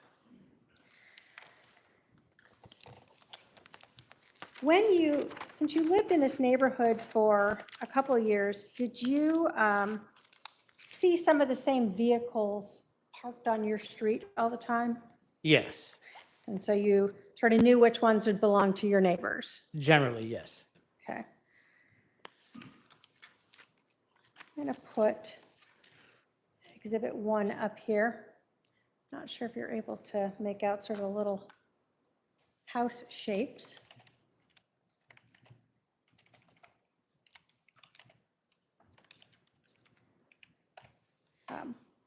Are you able to see those house shapes up there? Yes, Okay, so we see this is 3875 East Phelps. Where was your house? Was it on the same side of the street, on the other side of the street? 3870 would have been on the same side. So on the same side of the street as this, and where was it in relation to that? One to the left, looking at it. Okay, so this is Phelps. Are you on this side of the street or this side of the street? The upper or the lower? I'm sorry, I was on upper, third house in from right there, yes. Okay, so here. Yes, All right. So kind of across and a little catty cornered from 3875? yes. Perfect. I'm going to show the feds a couple exhibits.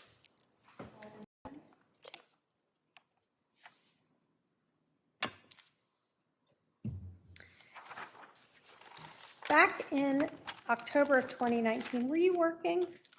No, Did you have sort of still a schedule of what you would do most mornings? yes,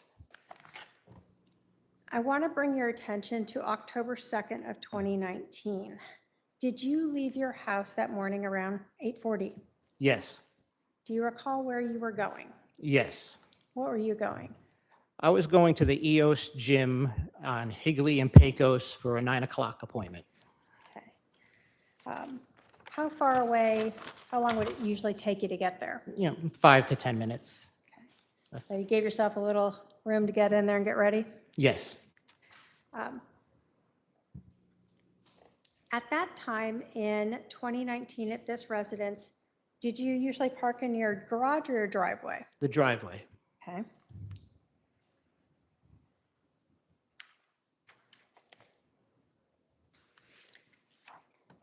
I'm going to put up, sorry. I can have my paralegal approach with exhibits 5 and 7. Go ahead.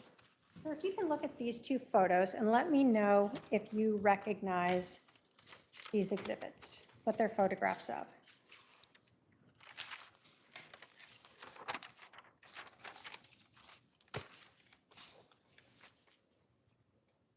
Yes, Are those photos of sort of the street and neighborhood where you lived on Phelps back in 2019?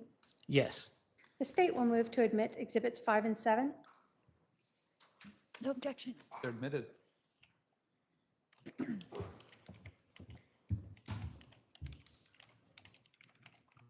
You told us that when you lived on this street that sometimes you'd see the same vehicles there.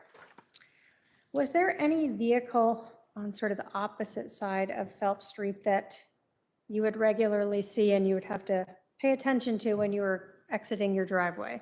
Yes. What was that? There was a van owned by my neighbor who parked generally across from my driveway or a little off. Okay. I'm going to put up Exhibit 5. Do you see a van in this photograph? Yes. Is that the van you're talking about? Yes. So this white van here. Yes. Are you able to show us in this photograph or describe for us where your house or driveway was located? The house is what's seen at the far left of the image, the beige colored house, and the driveway would be right where you're indicating. Okay.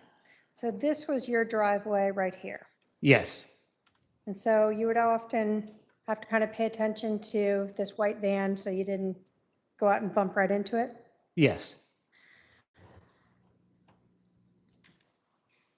On the morning of October 2nd, did you get in your car to leave and notice any other vehicles that morning? Yes. I'm going to put up Exhibit 7. In this photograph, is your driveway here? No. It's one over. Yes. Okay, so we can't see your driveway. This would be your neighbor's house. Yes. Where did you see another vehicle that stood out to you the morning of October 2nd around 8:40 in the morning? Parked in front of the white van, nose to nose, where that tree is. So right in this shade area? Yes. All right, so when you say nose to nose, the front of the Jeep was to the front of this van? Yes. And so the rear of the Jeep would have been along where this driveway was? Yes. Did anything about that vehicle catch your attention? Yes. What? I noticed that it was running. It had tinted windows. I didn't see anyone, and it was right across from the back of my driveway. Okay. So the tinted windows, were you able to see if anyone was inside the vehicle? I was not. What kind of vehicle was it that you saw there? It was a Jeep. Were you able to tell anything about 2 or 4-door? No. Do you recall anything about the color? It was dark. And you said the Jeep was running. Yes. When we talk about the Jeep being nose to nose, is that sort of the wrong way on the street, parked the incorrect way on the street? Yes. Did that also stand out to you? Yes. Had you ever seen that Jeep before in your neighborhood? I don't recall seeing it. So it wasn't something you had seen before? No.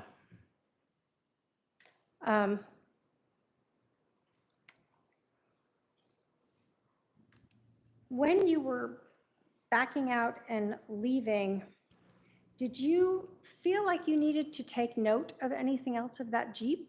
Yes. Why?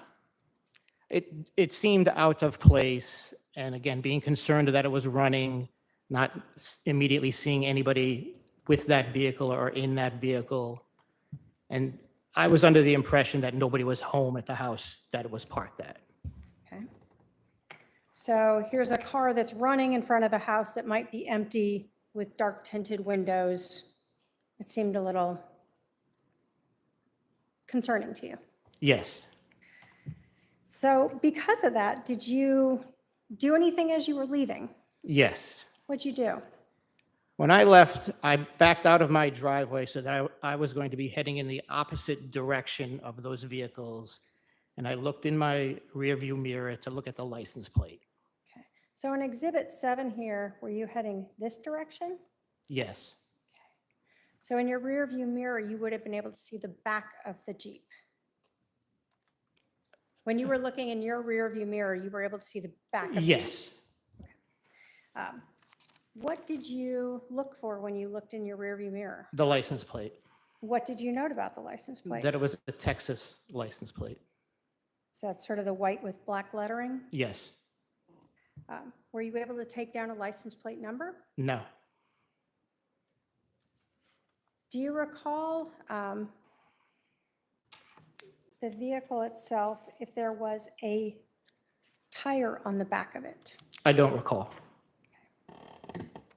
When you returned home after going to the gym, can you describe for us what you saw? Yes. There were a lot of police vehicles and police personnel on the property, on the street. Access to my street, the way I came back, was restricted. And I had to speak to one of the officers, identify who I was, and indicate where I was going. Did you have a police officer come talk to you at some point in the day? Yes. And did they ask you about whether or not you had seen any? And did you tell them about this? And why did that stick into your mind to tell them? Well, it was no longer there, and I felt it was, again, out of place or an unusual at that time. I have no other questions for this witness. Thank you. Cross-examine.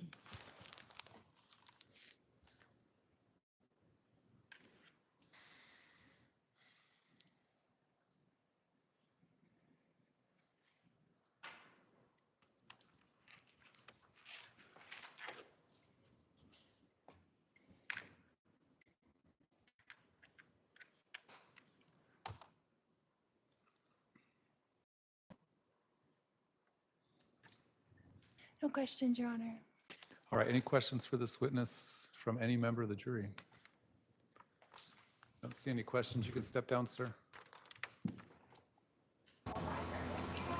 Hey, Kentucky woman.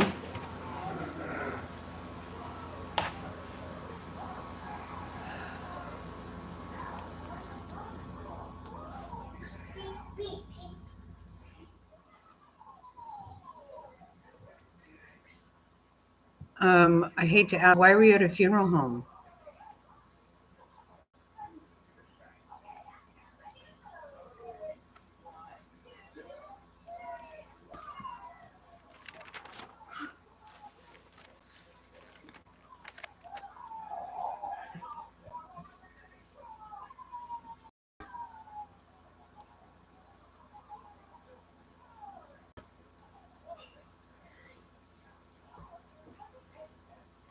No, you know what? I don't think that she's going to,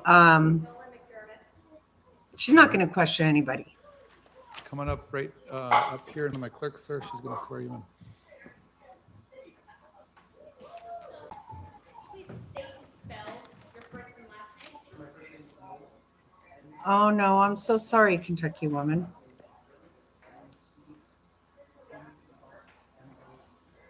I'm so sorry to hear that.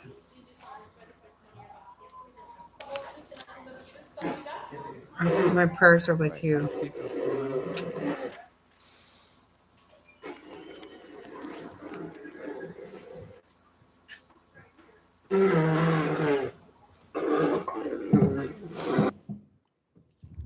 Would you please introduce yourself to the jury? Sure, my name is Nolan McDermott. I'm a sergeant with the Gilbert Police Department. How long have you been with the Gilbert Police Department? 18 years. Where do you currently work? I'm currently assigned to Internal Affairs. Can you tell us about the different areas you have worked at the Gilbert Police Department over your years of service? Yes, I've spent a majority of my time on patrol, both as an officer, field training officer, and a patrol sergeant. I've also spent time in our criminal investigations division, where I was a detective over special victims units and our violent crimes unit. Now, over the years at the Gilbert Police Department, have police officers, both patrol and detectives, been responsible at times for processing the scenes? Yes. Did you have any training over the years on processing scenes? Yes, both in the police academy and then through training through field training program, and then as well as just training with colleagues throughout various cases. Back in October of 2019, what unit were you working in? I was assigned to the violent crimes unit. And were you a detective in that unit? Yes. How long had you been there at that time? I was with that unit probably only about a year, but I'd been a detective for about 3 years at that point. Were you on duty on October 2nd of 2019 at around 9:15 in the morning? Yes, And were you called out to 3875 East Phelps in Gilbert, Arizona, Maricopa County? yes. What were you called out there for? I was called out with other detectives initially referenced a shooting. Okay. And is that common practice for shootings? Yes. Okay. Do you recall when you arrived at 3875 East Phelps Street, sort of what the scene looked like? Yes, there was crime scene tape erected. There was several patrol officers out. Looks like they had taped off a crime scene around a particular residence and the street in front of the residence, as well as kind of bordering some homes next to the. What is the point of crime scene tape? The point of the crime scene tape is to erect a physical barrier, both for the public to be alert that the police are on scene and conducting an investigation, trying to limit the amount of traffic, meaning both vehicle or people entering that crime scene, to keep it as sterile as possible. When detectives are sent out to a shooting, are they each given different roles? Yes, they can be. Each scene might be a little different, but generally we'll divide tasks up to process or investigate. Okay. Were you assigned a role to process the crime scene? Yes, I was participating in that. Okay. Were other detectives then assisting you in processing the crime scene? Yes. Who were the other detectives who were out at the scene? Detective Pillar was there and Detective Ferrer was there. Okay. When you got to the scene, were photographs taken of the street, the vehicle, and any items of evidence? Yes.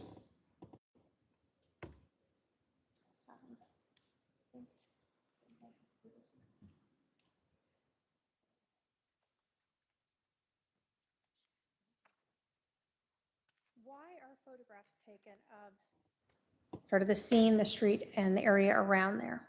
To memorialize both the scene and any evidence or any items of evidentiary value, either collected or observed at that scene. Okay. When you go to a scene, do you always know what might be relevant? No. So do you take photographs to try to document something in case something becomes relevant later? Yes. In this scene, where was the vehicle located when you arrived, the vehicle involved in this shooting? Yes, when I arrived, the vehicle was in the driveway of the target residence. And when you say target residence, what do you mean by that? The residence in which Mr. Boudreau was residing at the time. Okay. That's the 3875 East Phelps? That's correct.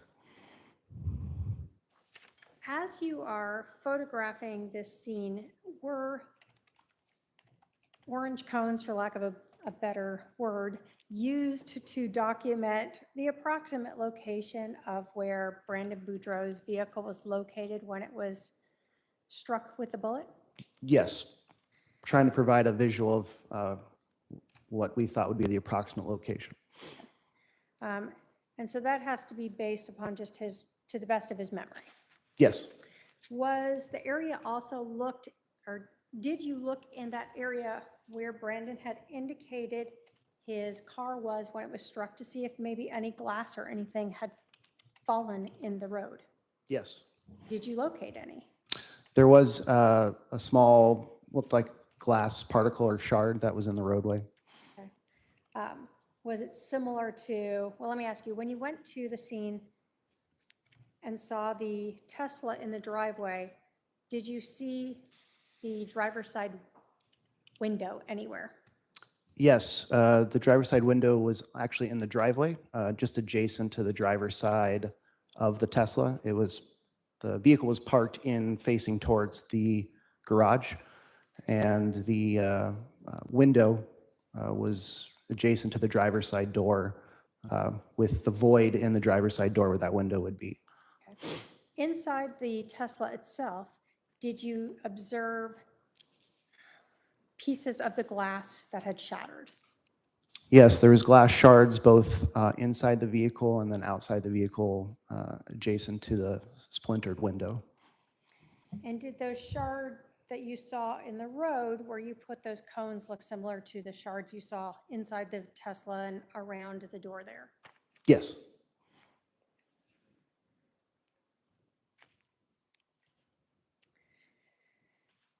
When you were looking at the window that was now on the driveway, did you look at it to try to see if there was any impact to it? What caused it or where it shattered from? Yes, we did. There was a divot or a mark towards the top of the window would be, as if it were raised to the top of the vehicle frame or that door. There was kind of a divot, best way I can describe it, that appeared out of place compared to the rest of the window. Okay. For the Tesla itself, some cars have doors where there's a metal frame around the glass window. Was there a metal frame around the glass window for this Tesla door? No, not for where the window would be for the door. The window was kind of by itself where it would extend or rise up into the frame of the vehicle.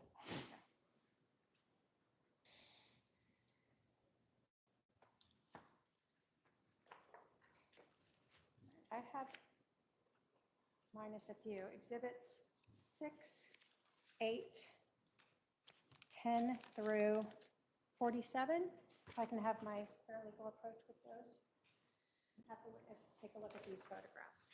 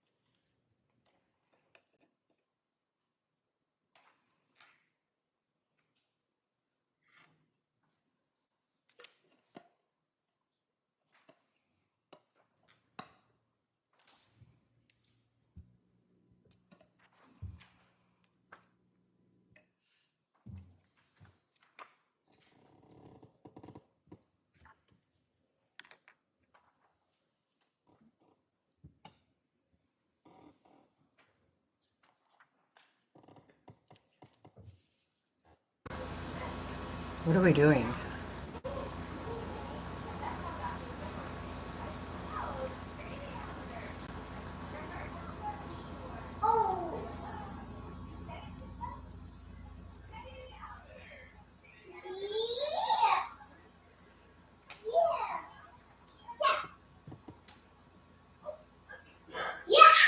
Right?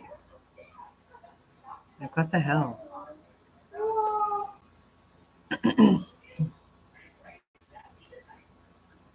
I wish I could fast forward. So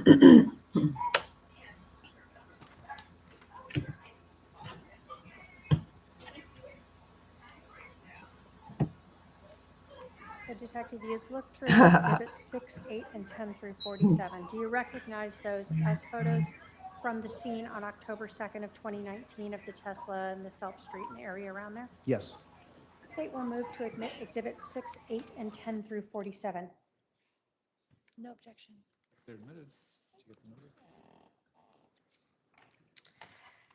When you are taking photographs of a scene, putting up Exhibit 6 here, do you try to take photographs showing the whole street itself?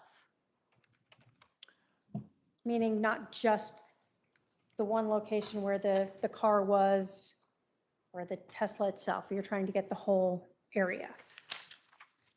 Well, yes, that's true. To be clear, I didn't actually take this particular photograph, but when documenting, we were trying to capture the area, give an overview of the scene. Okay. So in this scene, can you describe for us sort of the directionality we're looking and what we see here? Yes, the marked patrol unit that's sort of in the center at the very far end of this particular image, that's east of the target residence. The Tesla is on the right side of the picture in the driveway, and it is parked facing south. And those cones kind of in the center also east of the Tesla and the residence. Were those cones the ones we were talking about in reference to the approximate location of Brandon's vehicle when he was shot at? That's correct.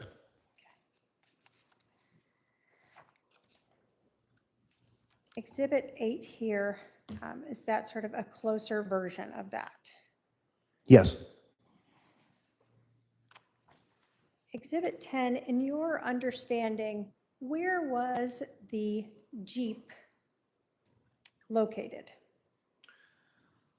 So the Jeep would be somewhat out of frame from here, but it was our understanding that it would be located kind of on the bottom left of this image.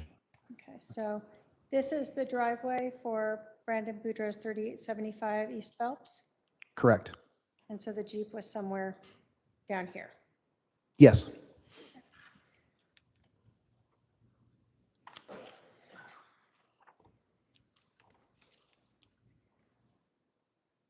When you were documenting this, did you understand then, was this meant to be sort of the front of the vehicle and the rear of the vehicle, approximately? And I'm going to put up 12 so we can see a better width of that. I don't recall if those were marked to present in terms of the vehicle itself and the distance to the front and the back. I don't recall that specifically. The purpose of this was to give us kind of an idea, or at least to memorialize the scene for where we, our best understanding of where that Mr. Boudreaux's vehicle was at when the shooting occurred. In 14 here, so again, this is at least supposed to be approximately where the Tesla was located? Correct. And this particular image is from the other direction. So, for example, that patrol vehicle that's pictured in the center of that image, that's to the west of the target residence. Okay. And so in this photograph, Exhibit 14, where did you understand the Jeep to be located? Our understanding was the Jeep would have been in the vicinity of the shaded area, where on the south side of that street, parked, I guess, behind or in front of that white van. I'm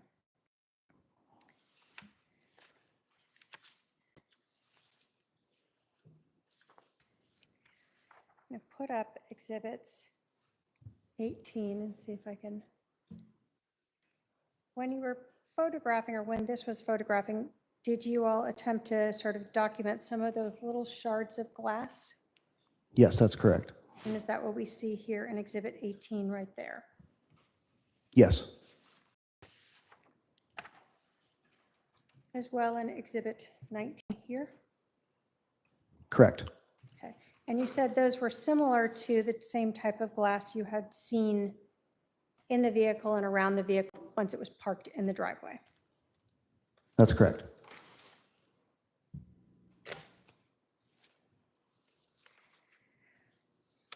Was it your understanding, well, let me say, when you are trying to process a scene, do you get briefed on some of the general facts of the case? Yes. What does that mean to get briefed? More often than not, detectives aren't the first on scene. Generally, a patrol officer would respond to take the initial information, and then upon the arrival of detectives, we would generally get a briefing from those patrol officers on scene with the best knowledge of the information they had at the time. So did you understand or know the path of travel of Brandon after the shot was fired? Yes. What was your understanding of the path of travel after the shot was fired? My understanding was Mr. Boudreau proceeded, continued west on Phelps Street to his first available street to turn on, which was Cole, I believe, right, to go northbound from there. This is Exhibit 1, sort of a map area. So west would be this direction, Correct. and then north on Cole. Correct. Did you understand that he eventually then came back, sort of making a big loop to return to his residence? That's correct.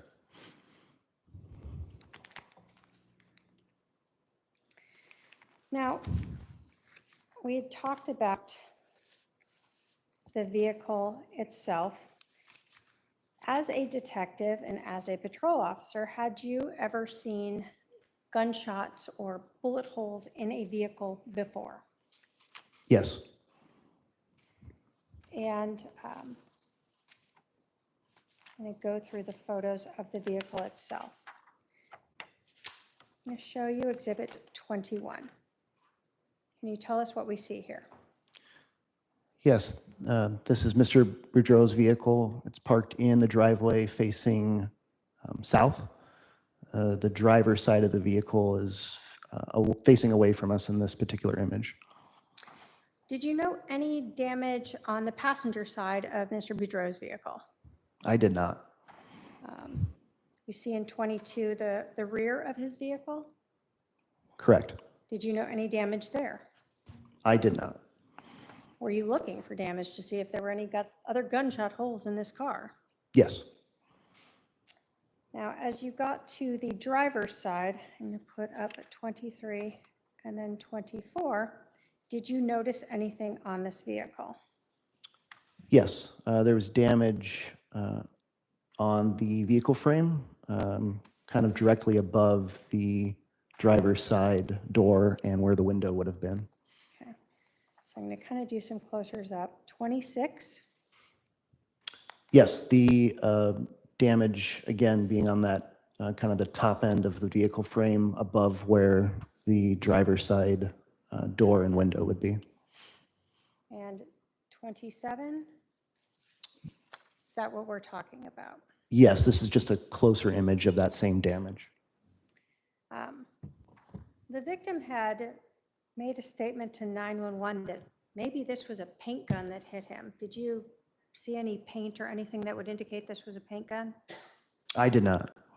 Is this the type of damage you would expect to see from a paint gun? No. 28, and then I'm going to go into 29. What are we seeing here? We see an A marked on that. What's that for? That particular marker is just another indication to memorialize the scene. So the prior image was an image without it, and then this image is to mark it, just as another point of reference the damage we were identifying. As we're looking at this, you were advised, were you advised when you were briefed that as Brandon was driving westbound on Phelps, that the rear of the Jeep was facing towards him, was facing eastbound? Yes. And were you advised that he said a rifle came out of the back of the Jeep and then fired a single shot at him? Yes. Looking at just the shape of this hole, you said you have seen bullet strikes or bullet holes in vehicles. Did that appear to be coming from front to back? Yes. So was it consistent, the damage to the vehicle to show the bullet had come from in front of the Jeep or in front of the Tesla into the Tesla itself. Does that make sense? Probably not. The damage I observed and the damage that's documented in this photo is consistent with Mr. Boudreau's statement of him proceeding westbound with a rifle being pointed towards him, pointed east, and this penetration from that projectile is consistent with his story. Okay. Now, when we talk about trajectory, what does that mean? Generally, it's just the direction in which something might travel. In this case, were you able to determine the exact direction of the rifle barrel out of the rear of that Jeep? I was not able to determine exactly the direction of that rifle barrel out of the Jeep. And were you able to determine the exact location of the Tesla in the street? I was not. So there was no photos or video cameras to show that. Correct. So at best, can you say that the directionality of that hole, that bullet strike into the Tesla is consistent with it coming from the back of the Jeep? Yes, based on the information provided to us, it's consistent. Now, as you were looking at this, and we see in 25 that there's no frame on the top part of this door. So the bullet strike, was that actually into the body of the Tesla itself? Yes, that's a fair description. So in order to look for the projectile, what did you guys do? Particular photograph right below that penetration point is some rubber molding that was also damaged. That was consistent with that glass window maybe rising up and extending into the molding as probably part of the feature of the vehicle. So we moved some of that molding around to see if we could try to locate any projectiles. I'm going to show you some photos from that. This is Exhibit 40. What are we seeing here? This is some of that rubber molding I had mentioned earlier. There was kind of a groove in there, for lack of a better word, in that molding where it captured some glass shards, and we did find some fragments, metal fragments in the that groove within the molding as well. So what we sort of see in here. Correct. Is Exhibit 44 sort of show what you're talking about, where you're trying to pull out all of this molding to look for any fragments of that projectile? Correct. And does 45 also kind of show that search where you're pulling that apart? Yes. Ultimately, were any fragments recovered? There were some fragments recovered. This particular image just documents those fragments recovered from within that molding. That was documented earlier as well.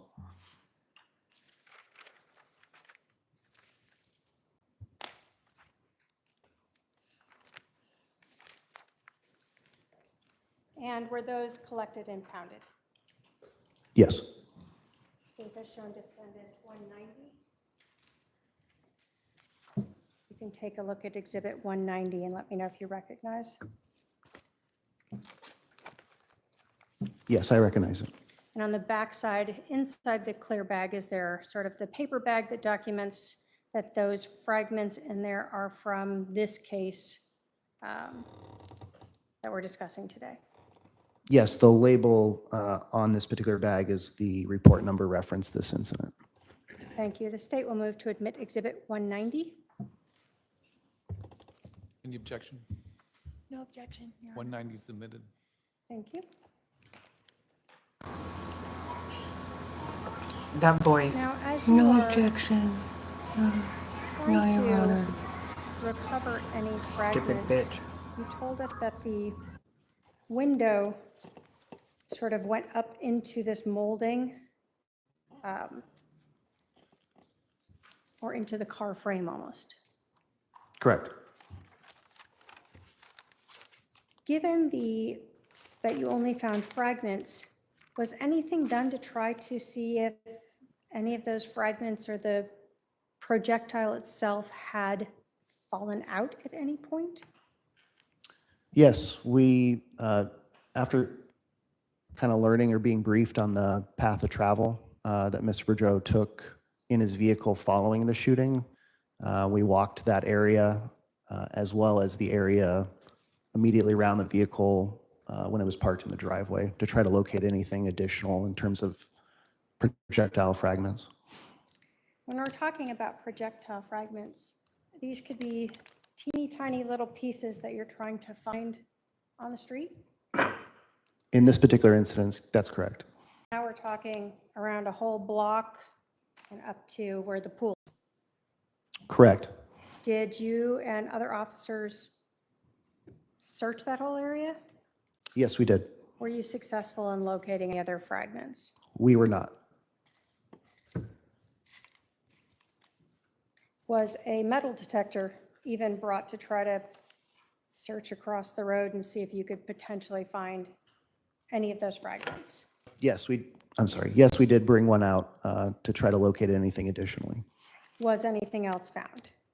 No.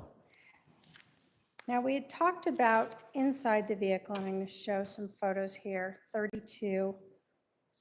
What were you documenting here in 33? This particular image documents what I had mentioned earlier in terms of my actions. This documents some additional glass shards that were located on the floorboard inside the vehicle. That's the driver's seat. Okay. 34, 35. So the window itself, I know you told us, was mostly together, but small pieces of it broke apart? That's correct. And that's the same type of small pieces you saw out in the road by those cones? It appeared consistent, correct. Did you see any other of those little shards anywhere else on the road other than where Brandon had indicated he was when his vehicle was shot? Not that I recall. Okay. In Exhibit 36 and 37, what are we seeing here? This is just a particular rod that was inserted Yes. to try to get an idea in terms of Fortunately, they were not a general successful. idea of trajectory.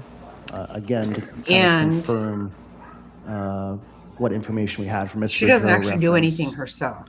where the gunshot had come from in terms of then striking his vehicle. This is really just another visualization of that to memorialize it. Okay. You are So welcome, then, ma'am. Without knowing, well, let me ask you this. In the back of a Jeep, if someone sticks a rifle barrel out, can they move the barrel at almost basically 180 degrees of angle? Is that yes? I'm sorry, what were you asking? He sticks a rifle out the rear window of a Jeep. They could move that rifle barrel in basically 180 different degrees, correct? Yes, And you, because there's no video showing that, you have no way to know the exact angle that that rifle barrel was sticking out. that's correct. So this was just to help show the directionality, at least, of how that bullet entered into the Tesla. That's correct. Okay. And we see the same thing in 38 and then a closer up in 39. That's correct.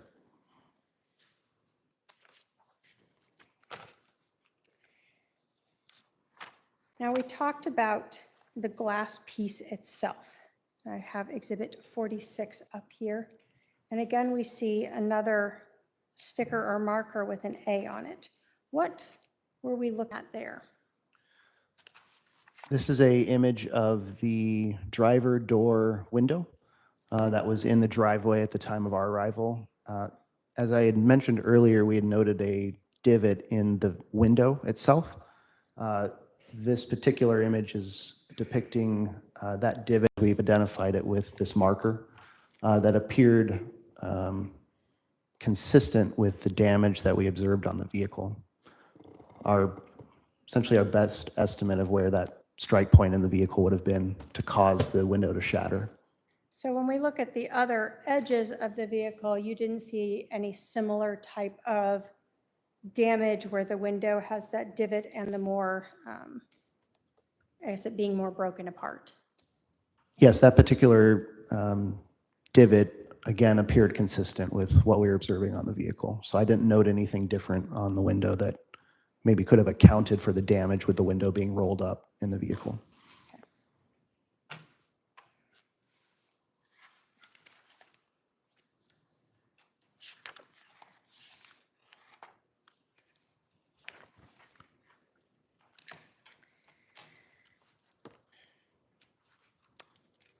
After processing the vehicle, did other officers look for any type of, or did you ever come back and help look for any type of surveillance cameras that might have caught anything? Yes, we returned and conducted a kind of a canvass of the neighborhood. Myself and additional detectives did. Did you personally find any videos that on Phelps Street or any of the surrounding streets that caught anything? I did not. During this investigation, did you learn who Lori Vallow was? Yes, Did you learn that she had a 2018 Jeep Wrangler with a Texas plate of LWD 0997? I did. Did you learn that she was, in October of 2019, living in Rexburg, Idaho? Yes, I did. Did you learn that her brother, Alex Cox, was also living in Rexburg, Idaho in October of 2019? I did. Through different records, did you learn that Alex Cox was residing at 565 Pioneer Road in Rexburg, Idaho? Yes, And did you also learn that Lori Vallow was living in that same complex? yes, Did you reach out to local law enforcement in Idaho to help locate and impound that 2018 Jeep Wrangler? yes, I did. When you were investigating this case, had you been advised by Detective Pillar and others that the Jeep, or that Brandon had noted the Jeep had a Texas plate on it? Yes, And had you, as part of the investigation, learned that Lori Vallow had resided in Texas previously? yes, Were you advised that Brandon Boudreau had told Detective Pillar on October 2nd that he was aware of an incident in Chandler, Arizona on July 11th of 2019? yes, And in contacting the Chandler Police Department, did you learn that that 2018 Jeep Wrangler with the Texas license plates had been at the residence with Lori Vallow on July 11th of 2019? yes, Did you then write up a probable cause statement and send that to the Rexburg Police Department to help write a search warrant so they could seize and impound that Jeep? yes, And that Jeep being the 2018 Jeep Wrangler that Lori Vallow had with a Texas plate of LWD 0997? that's correct. Were you notified on November 4th of 2019 that at that time Detective Hermosillo with the Rexburg Police Department had located and impounded the Jeep from 565 Pioneer Road in Rexburg, Idaho? Yes, And did you provide that to Detective Pillar? yes, Was he the case agent at the time? yes, And did you leave that to him to deal with processing the Jeep? yes, Without going into what was said, on December 21st of 2019, did you speak with someone by the name of Colby Ryan? I'm sorry, what date was that again? December 21st of 2019? Yes, I did. is Colby Ryan Lori Vallow's son? Yes. Did you learn that Colby had been given Lori Vallow's blue Nissan Rogue with Arizona license plate CRT 2994? Yes. Were you provided information as to where Colby Ryan had picked up Lori Vallow's Nissan Rogue? Yes. On December 26th of 2019, did you go to that residence? Yes. Was that here in Maricopa County? It was. Was that in Mesa? It was. Who lived at that residence? I spoke with a Heather Blackmere. Was it a Hannah? Or I'm sorry, Hannah, yes. Did you learn that Melanie Boudreau was now remarried to Miss Blackmer's brother, Ian? Yes.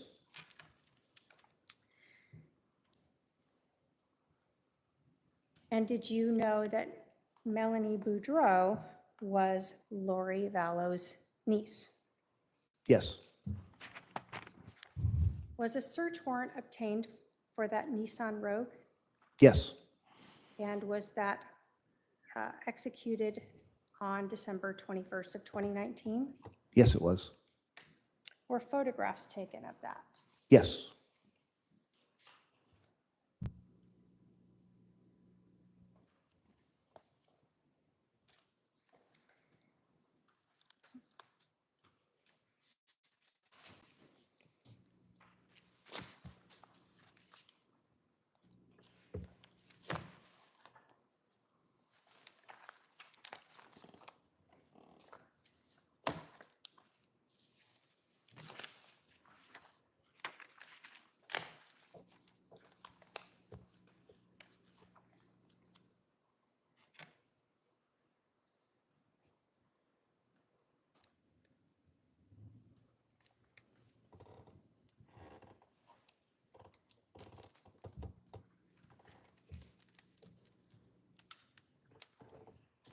Shown the defendant exhibits 93 through 98.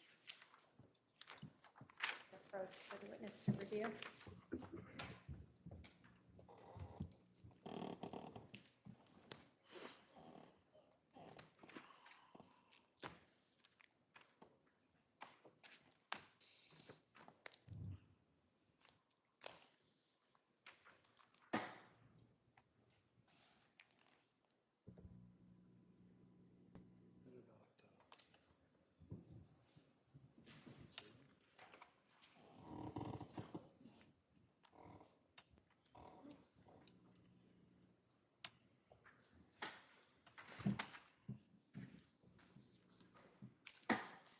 Do you recognize those photographs, exhibits 93 through 98?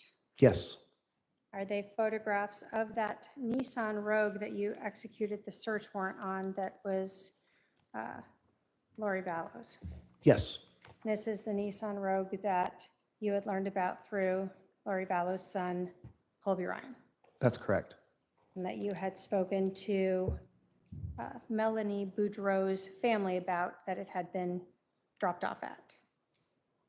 I'd spoken to Ms. Blackmore reference that vehicle. State will move to admit exhibits 93 through 98. Any objection? Just relevant, Your Honor. Your Honor, it's relevant both because this vehicle is going to be seen in video in Idaho relating to the self-storage unit Okay. where items were stolen. It's admitted. Those exhibits are admitted. Thank you. So exhibit 93, what are we seeing here? This image is of that said Nissan Rogue, and this image is taken at the Gilbert Police Department property building. And were photographs of the sort of whole vehicle taken that we see in 94? That's correct. This is just a different angle, as well as this is a different angle of that same vehicle. So we see a license plate on this vehicle of CRT 2994? Correct. And was Inside the vehicle during the search warrant, did you obtain the registration or take photographs of it? Yes, that's correct. And was it registered to a Lori Vallow and Alexander Cox? Correct. And we see it was from September of 2019. Yes. Inside the vehicle, did you look through it to see if there were any receipts or anything of potential interest? Yes, we did. Inside the vehicle, did you recover a boarding pass or I guess, luggage receipt for a Melanie Boudreau? That's correct. And that would have been from October 26th of 2019. Correct. So inside the vehicle that belonged to Lori Vallow was a receipt for a flight for a Melanie Boudreau. Correct. And then did you also recover some receipts reflecting, I guess, Rexburg, Idaho, or Idaho Falls here from October 13th of 2019? Correct. And then October 31st of 2019? Correct. And again, Idaho Falls there. Yes, that's correct. So inside the vehicle that you recovered in December in Arizona were receipts relating to Idaho Falls, Idaho from October of 2019. Correct.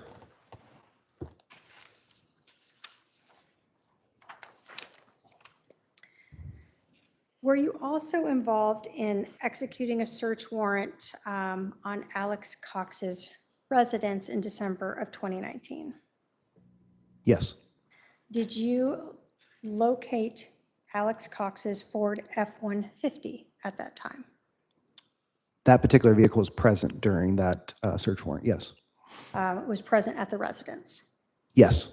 And did that have an Arizona license plate of CPQUINT? Yes, that's correct. And was that vehicle located in Gilbert, Arizona? Yes. Was that vehicle later towed to the Gilbert Police Department? It was.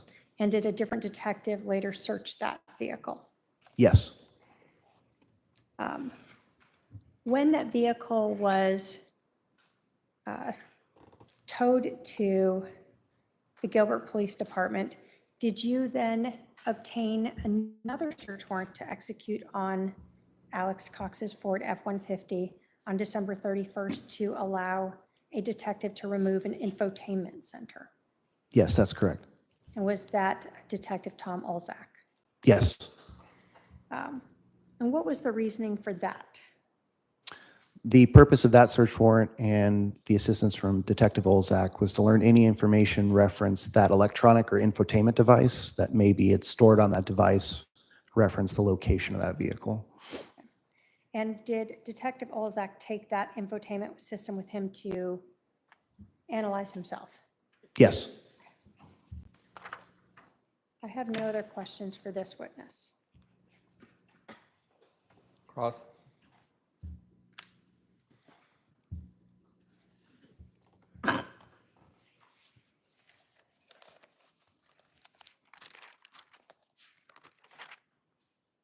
She better have questions. She wanted this guy, remember? Isn't this the one she wanted all along?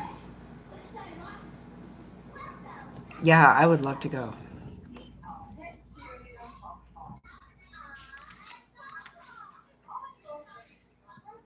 It's Sergeant McDermott? Is That's that correct. Okay. And you said that you've been processing scenes, Sergeant McDermott, for how long? I've been a police officer for 18 years. I can't tell you exactly how long I've been processing scenes, but I've been in a patrol capacity and a detective capacity for approximately 16 of those 18 years. So I would have been processing numerous scenes for that time. Okay. And were you a scene agent for this? I would say I was one of several detectives there who could be classified as scene agents. Okay. So, and you had mentioned before that it was you and Detective Pillar, and one other person. I had mentioned Detective Ferrer. Oh, that's right, Ferrer. Okay. And when you were getting briefed by them, what time did you arrive at the scene? I don't recall. It was sometime in the morning after the call had come out. And who was there already when you arrived? There were at least 2 patrol officers there upon my arrival. So Officer Robb was there? Yes. And did she brief you at all? I don't recall exactly who briefed me, but it would make the most sense that she would have. Because she was first on the scene. I don't know if she was first on the scene, but I know she was present at the time that I arrived. Okay. And so who did you receive your information from when you got there? Again, I don't recall specifically, but it would make most sense that Officer Robb would have provided it. And do you recall her indicating that she didn't even think it was a gunshot? I don't recall that specifically, no. That she stuck her pin in the hole and said she didn't think it was a gunshot? You don't recall that? I don't know that, no. There was a picture that we looked at that had the one piece of glass in the street. Do you recall that? Yes. And then could that piece of glass have been moved by someone's shoe accidentally from people walking around in that scene? It's possible. Because there weren't any more pieces besides one piece of glass in the street. Is that correct? Correct. And then was that glass in any way, that one piece of glass, was it tested to see if that was actually part of the window from the Tesla? No. Could you tell if it was part of the window from the Tesla? All I could say is it appeared consistent with the other evidence we had referenced that window on scene, but I can't tell you definitively if that one shard was from that window. Like if it was the same color as most of the other shards? It did appear to be the same color and was consistent with the rest of the shards that we observed on scene. Does it matter? But it could have been from a Coke bottle kicked in the street or anything. Oh, fuck yeah. You're right. It could have come I from can't say Mars. that's not possible, yes. Shit. And so did you use the location of that one piece of glass to try to determine where the Tesla was located at the time of the shooting? That was one factor, yes. But if it had just been kicked over there or moved accidentally on the bottom of someone's shoe, then it wouldn't indicate anything. Is that correct? I mean, I'd have to concur that it's possible. So all the pieces of glass that fell out, would that be consistent in your... You're not a fucking expert. You're not doing anything. Wouldn't there be more than just one tiny little piece if there was a bullet explosion?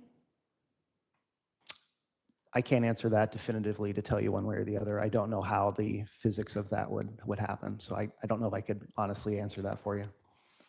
But logically, there'd probably be at least a couple pieces, right? Object to speculation. He's already indicated he doesn't know. Sustained. Oh my God. So It was when you fucking arrived, shot. She wants to act where like they're... was Mr. Boudreaux? God, help me. I believe he was standing maybe outside the front door of the residence. That's my best recollection. Okay. Right? And who else was there on scene? I recall Officer Robb was on scene. I believe Officer Bullock was on scene. I believe that was it. Did you see the friends of Brandon that we saw in the picture of Mr. Boudreaux? Yes, you were now there? that, I'm sorry, go ahead. Now that you've mentioned it, yes, I do recall Brandon having some friends there. And how many friends do you recall Brandon having there?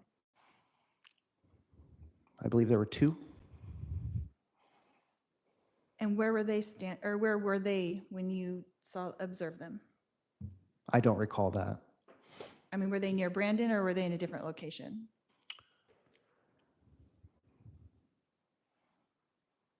I don't recall specifically. Do you recall them walking around in the midst of the scene, like in the driveway? I don't recall that specifically, no. So you did not observe them walking back and forth in the driveway? I don't have any recollection of that, no. Did you review the body cams from that day? I have not. You've never seen the body cam from Officer Rob? If I have viewed it, I don't have any recollection of viewing it. So I don't have any particular recollection of watching those body cams. Okay.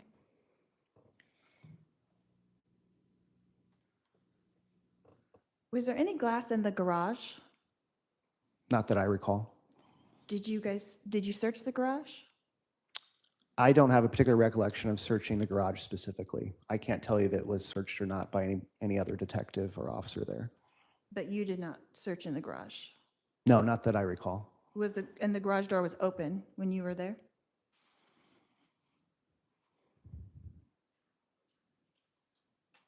I don't recall specifically.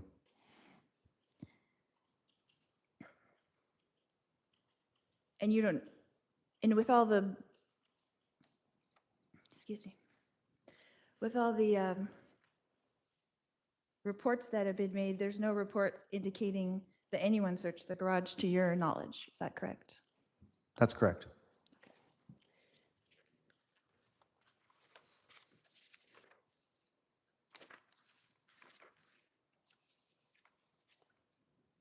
You had mentioned in your report about it, Brandon making a U-turn and following the shooter. Is that correct? Correct.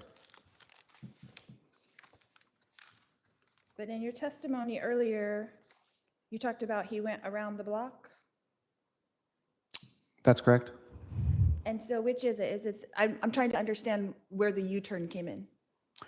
According to our information, what I understood it to be is Brandon, after the shooting, proceeded west on Phelps to Cole Street.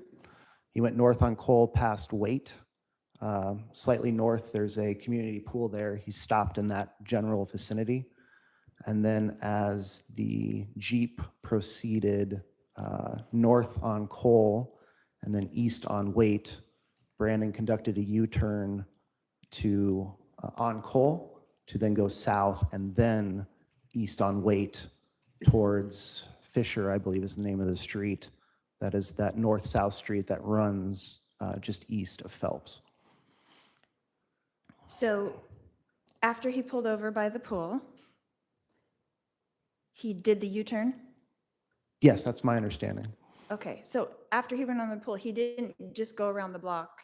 He turned around and went around the block? Yes, eventually after conducting that U-turn is then when he went around the block to eventually make his way back to Phelps Street where his residence was at. And you indicated in a report that he followed the suspect briefly after that U-turn. Where did you get that information? That was information we learned on scene that I believe Mr. Boudreau had passed along to officers or detectives. And you don't know who that was? I don't know specifically who, no. And you don't know how you obtained that information then?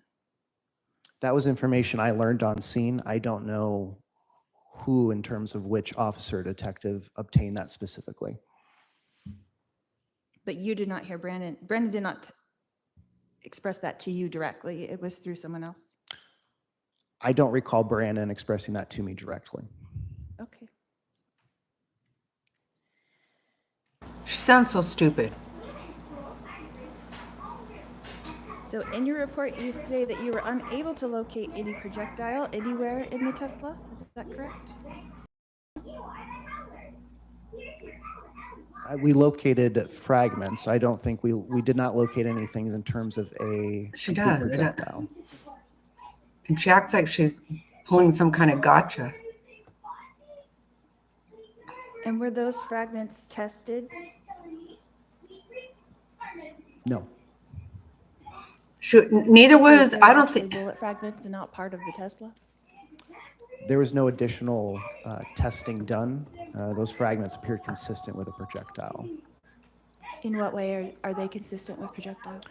The projectile, in terms of it potentially, in terms of making an impact on something, could disperse in fragments. To me, they appeared consistent with other fragments of projectiles that I've observed before. And is that something that could be known through testing? It's something you know nothing Potentially, about. I can't tell you a specific Not a test. fucking thing. I just don't have the knowledge of a specific test could tell, but potentially. So in our modern world, can't they test things and find out exactly what gun it came from, that kind of thing, projectiles? Object again to speculation. He just said he didn't know. She doesn't fucking know either. But if your answer is I don't know, just give your answer. I'm sorry? You can answer. I don't know specifically. But in your years of experience, have you ever tested projectiles to find out if they were actually bullet projectiles? Generally, in terms of my experience in testing projectiles, would be more complete projectiles to try to determine if we could learn. Try me, I don't just know. Generally, where maybe what firearm it might have come from. But in terms of fragments, I've never personally. She's to my fucked knowledge, up this tested anything whole additional in terms of schedule. fragments to learn. That's just been my experience. And could it be known from a fragment if it was a handgun or a rifle? Not that I know of. So it could only be tested to find out if it was actually a bullet fragment and not actually a piece of metal from the actual Tesla. I guess you might have to rephrase your question, make sure I can answer it accurately. Sure. So the projectile pieces itself that we looked at, Yes. they can only be tested to find out if they are an actual projectile from a gun. I don't know the limitations in terms of the testing to answer that for you accurately. Nobody should have to listen And you to work for the answer Gilbert stupid Police Department, questions. Is that correct? Correct. Here we And they go. generally, you would know as a detective of 18 years, like what kind of testing is available to your department, right? Yes, generally. And so why was it not tested or not looked into further to see? I don't know. What kind of bullet fragments those were, or if they were bullet fragments.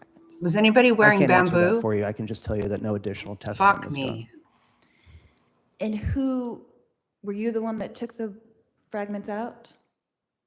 That Yeah. found them? Yes. And what is that process like? Tell me exactly what you did, how you took them out, how that. She acts like she knows what police Yeah, officers simply- do ever. My recollection was just locating the fragments in that Oh rubber my molding God. we had observed earlier, and then just removing them and packaging them from there. And you package them in like an evidence bag or Ziploc bag? In evidence. Fucking bag, car yes. was wrapped in bamboo, so what the And fuck? so how long did it take you to find those fragments? No, I don't recall that. Like I know, right? more than 10 minutes? I don't know. I don't mean, I And don't then know you means took I those don't fragments out fucking with know. your fingers or with a tool? Tweezers, I don't everything was recall. handled with tweezers. I think in that particular instance, my recollection is they were on that rubber molding, so I probably just removed them with a gloved hand to package them that way. So you didn't have a tool in your hand or anything? You Oh, weren't, fuck like, my life. I don't know what kind of tool it would be, so I'm just asking. I don't recall having any tools to remove that, no. So you found those 4 small fragments, is that correct? I found fragments. I don't recall how many. What I believe there were, what was ever in that particular evidence bag. And what is she getting at? What is she And actually they were getting put at? into an evidence bag, is that correct? Yes, And then what happened to them after that? they were impounded Seriously. by Detective Ferrer. So you handed them over to Detective Ferrer, Look at me. and then where did it go from there? Do you know? It was impounded at our property building. That day? Yes. She doesn't. And then who would be the person in your department who would send those out for testing?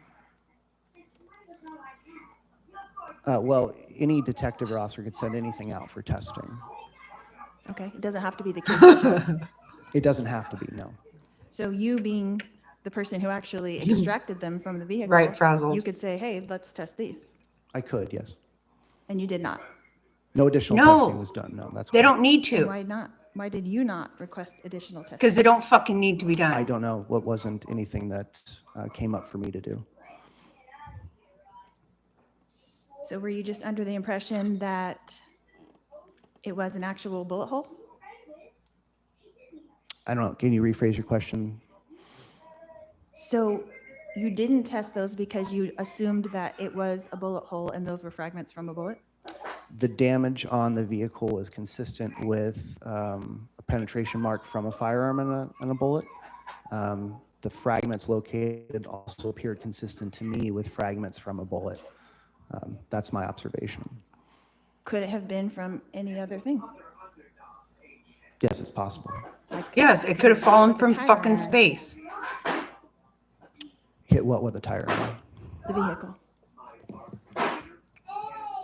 I guess I'm not sure I understand your question. Could it not be a bullet hole at all? Could it have been hit with a tire iron? The damage to the vehicle appeared consistent to me to be, again, a penetration point from Where a in the firearm fuck is that and a coming bullet. from? There wasn't nothing that I observed to that damage to lead me to believe that it was anything else than being struck by a projectile. But it could have been something else. I don't think so. I think from my experience that the damage and what I observed was consistent with a penetration point from a firearm and a bullet. I swear she gives me fucking anxiety. Court reporter and clerk and staff are overdue for a break, so let's take a short 10-minute recess and then we'll go through to the rest of the day. Please remember the admonition. Okay, what does that mean? Oh my. My. Okay, so this tells me that we're not stopping at 4:30. But see, look at, she's so proud of herself. What did she actually say there? Nothing. That she doesn't know anything about it.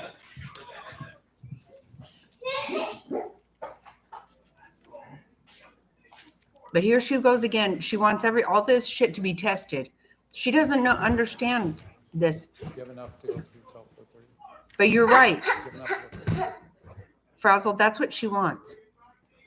She wants the jury to go, oh, I wonder why they didn't test that. Because this is the thing. They don't understand all that any more than she does. So she wants to put that in their head. I can't remember what it was that she did in the last trial, but the jury ended up asking a question based off of some of her shit, some of her nonsense about something being tested. You know, the thing is, once you ask them if they tested it and they said no, then that's just the fucking end of it.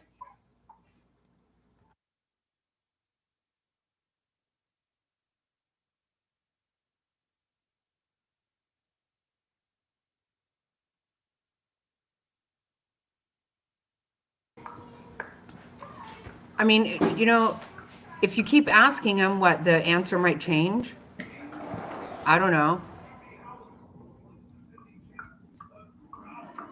Right. There, that's right. I knew there was something about that. Yeah. But she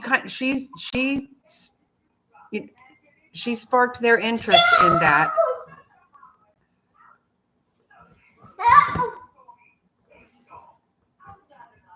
God. Gives me a freaking headache.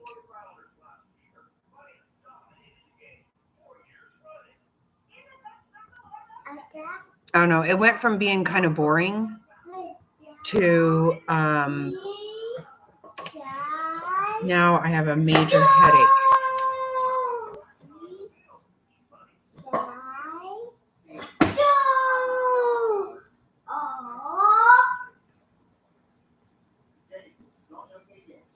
Right. Right. No, you know what? What do you bet? I bet you she never, ever.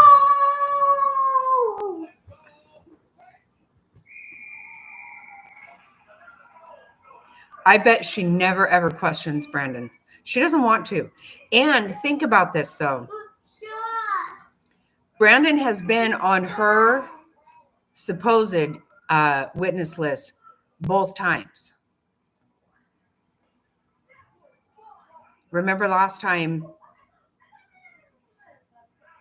it was Nate and Brandon, they were trying to talk about getting off of her list because there was no relevancy in it, and they both were in the courtroom, wanted to be in the, because you know, as a witness, unless you are a victim, you can't be in there until you testify. Yeah, she does. I don't think she does. Now she's pretended that she wants him. She wants to. But what is she going to say? Because she sat there telling the jury how close she was to Brandon.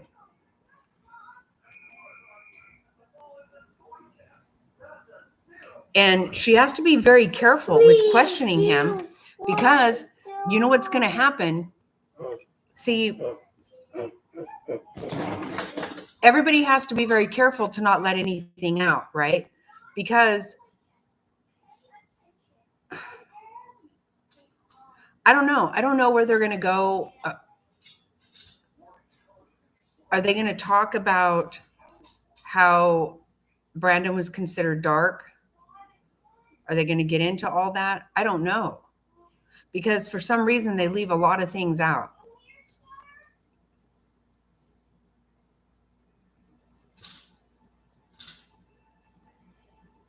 Oh, yeah, she wants to do that. Yeah, that's for sure, Frazzled. Yep. Acting as if her and old man tits have some kind of good standing in the church. She probably thinks they do. Jeez. Oh, this woman is infuriating. But, I mean, she has to be careful about what she brings up with Brandon, because if they talk about Brandon being dark, okay, because how are you going to handle that? You can't tell the jury that everybody else he's the only person that's dark that's lived. And right, no. Oh, and no. Oh, no. I want to. And to find out that his children were also dark. And their own mother knew that.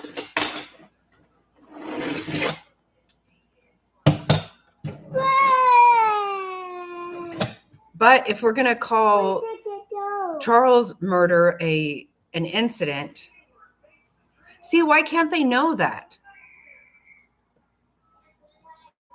I don't. Lori is not bothering Jack at all.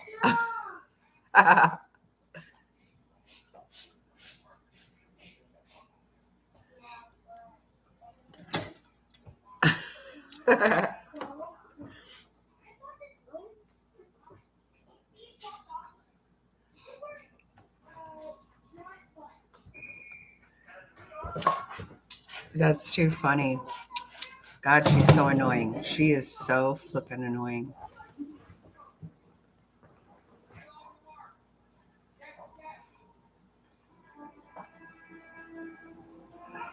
This has me a little discouraged, though, I got to admit, because this just means that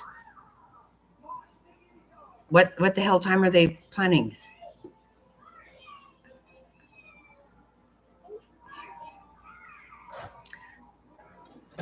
Oh, we must have missed the morning break. Because all right. Stop. Jack, hold on.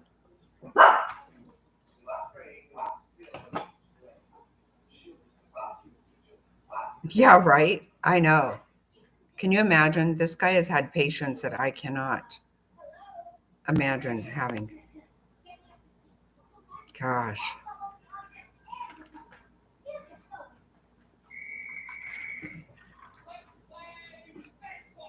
Can you imagine him finally going home and saying, okay, you know what? Like, can you imagine? For me, I would probably end up ruining my whole career by just saying, you know what, you stupid bitch.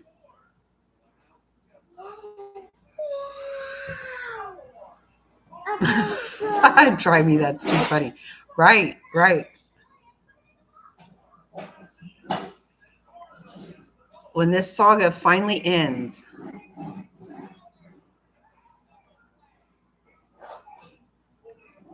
yeah, I don't know how you don't just say, you know what, screw it. I'm done. I'm going to go ahead and, turn in all of my shit. After I choke your ass out, you stupid bitch.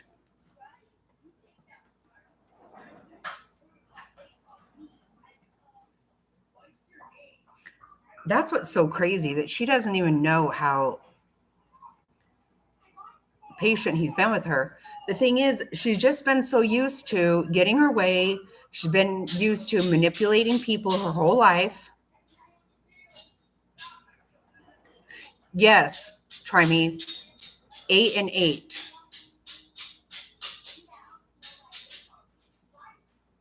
I don't know, Frazzle. She never says. She never says if she's going to or not. She's not. I guarantee you, she's never going to question Brandon. I just know. I just feel very sure that she's not.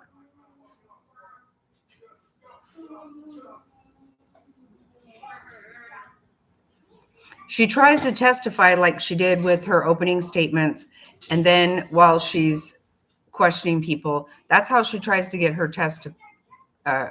testimony out. But for the most part, she does not really getting by with it.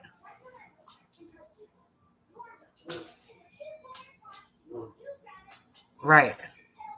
Right. And that tone. Mm-hmm.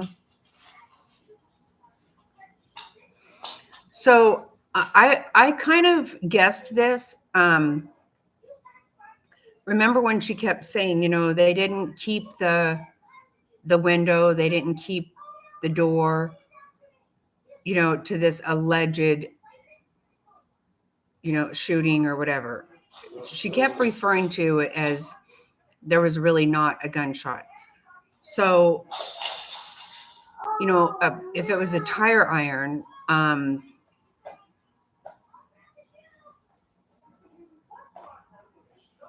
what, Brandon was just lying? Because he would know if somebody came up and hit it with a tire iron. Well, maybe she's trying to say he just set this all up. I don't know.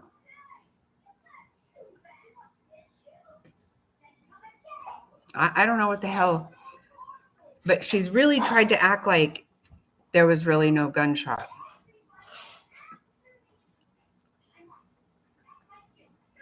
And she was already convicted of what happened to Charles. So why can't they talk about that? It doesn't make sense. No, they really don't have a really super strong case. And the one thing I will say, okay, I will give her this.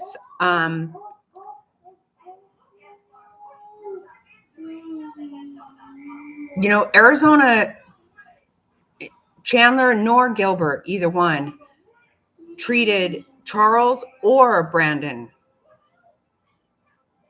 their situations, like they were even really crimes. Not Charles for sure.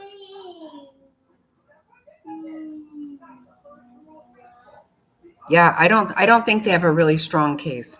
I don't. And especially since, just like with Charles, the fact that they couldn't play the body cam of him telling the police, I know she's going to kill me, that's really fucked up.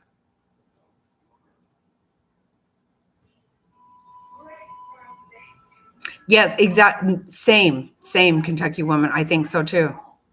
Yep. That's what I feel. I think she's going to be the one to fuck it up. She's not as smart as she thinks she is.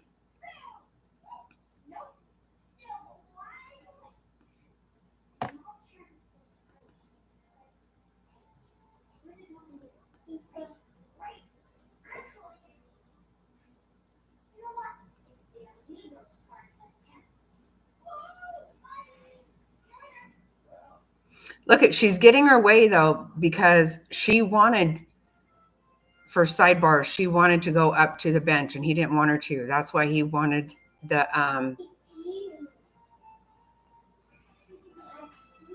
headphones.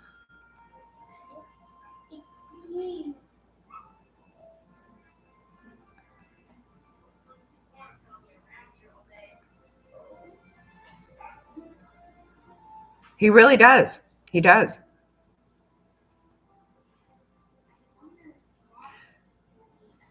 Yeah, she's not smart at all about wanting a new judge.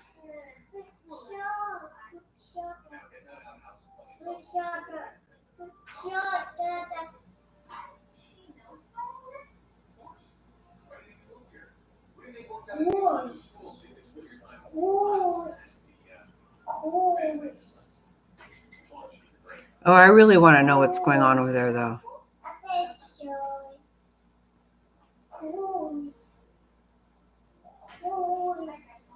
Yeah.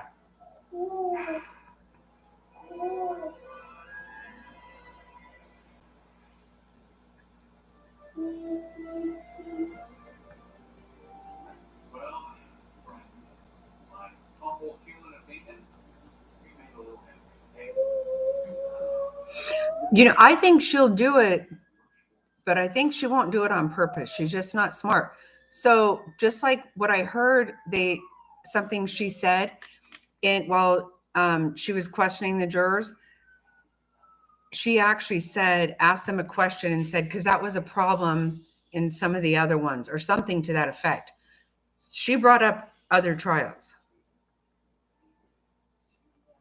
Oh, I know. I know. Queen, that smirk. Yes, I want to.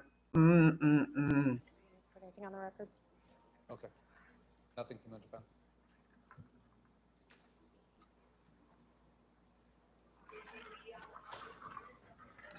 I'll issue the other order about the medication.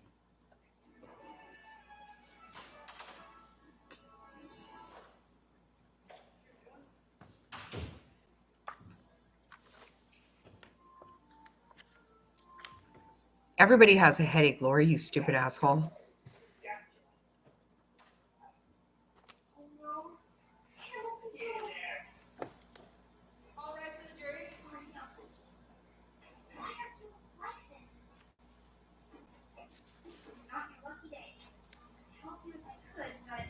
I do. I know. I keep forgetting I got to get a Tylenol. Shit.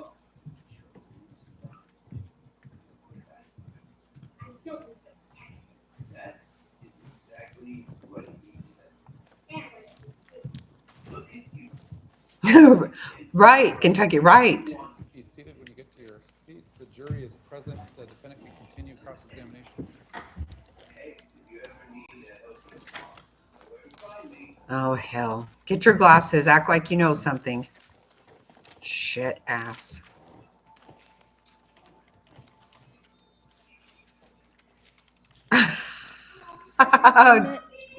I love it, driving. When you got a hold You're of the too funny. Jeep, did you do any further trajectory analysis on it? I'm sorry, you're referring to the Jeep? Correct. I never got hold of the Jeep. You didn't go to observe the Jeep at all? I did not. Okay. Oh, that's too Do you funny, know Frazzle. who did go observe the Jeep? Detective Pillar, Detective Olzak. And were you ever aware of any measurements of the Jeep? No, I was not. Did you measure the Tesla? I don't believe any measurements were done. What do you concerning the mean? Tesla. Measure Like how what? tall it is, how many inches? No. Oh my God. Would you be surprised that it's 68 inches tall? Relevance. Oh my God. He can answer. I don't know how tall the Jeep is. Or, I'm sorry. I don't know how tall the Tesla is. Would you be It surprised doesn't, that the Jeep is 66 inches tall? Objection. none of that fucking matters. Do you understand that? He already said he didn't observe the. I can't. Oh, I can't. Sustain the objection. Swear to God. So the trajectory where you stuck the rod into, we looked at the picture, that was you that stuck the rod into the Tesla? I didn't personally stick the rod into the Tesla, no. Okay, you did not do the trajectory testing. I did not stick the rod into the Tesla. There was no additional trajectory testing, if you will, completed. Were you there when we looked at the picture? Were you there to observe that rod being put into the Tesla? Yes. And who did insert that rod into the Tesla? I don't recall. I know it wasn't me, though. But you observed it. I was present when that particular rod was inserted, yes. And from your understanding, they were testing trajectory. Is that correct? I think, yes, that's a fair statement. We were trying to get another visualization of where we suspected that the projectile had come from based upon where the vehicle was located at. So in all of the information that you're going on is basically information provided to you by Mr. Boudreau. I guess, can you clarify a little bit more what you mean by all of my information? So your information on where the Jeep was, where the Tesla was during the shot is all from Mr. Boudreau. Is that correct? Mr. Boudreau provided a statement to us. The physical evidence on scene was consistent with his statement to law enforcement. Are you a trajectory expert? I'm not.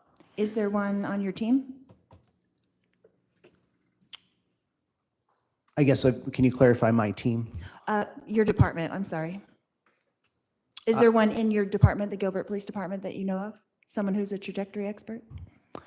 I can't speak specifically for any of our crime scene techs that the Gilbert Police Department employs. I don't know what their specific training is reference trajectory.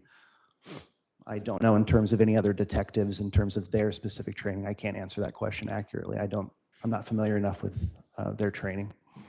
Okay. So there's no one that you would say, oh, we have to ask Detective so-and-so because he's an expert in trajectory. I don't possess that knowledge currently to say that, no. Okay. That's all I have, Your Honor. Redirect.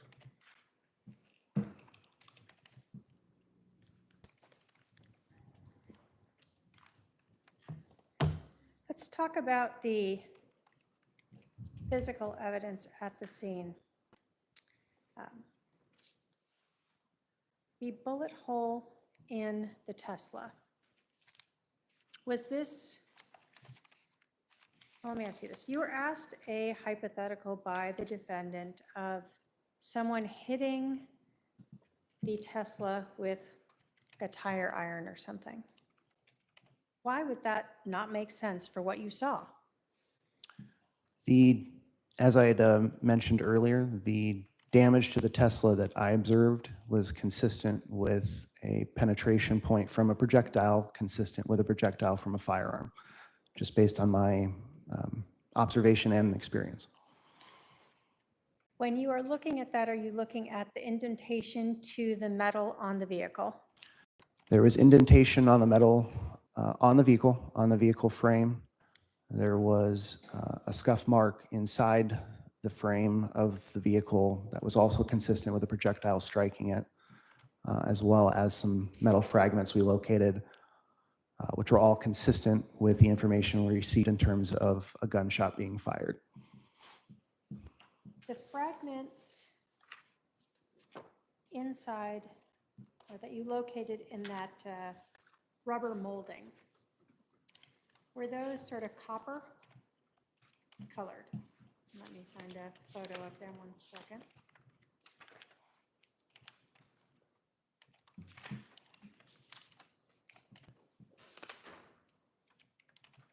Exhibit 41. And I can provide you 190 if you need that. Yes, I'm sorry.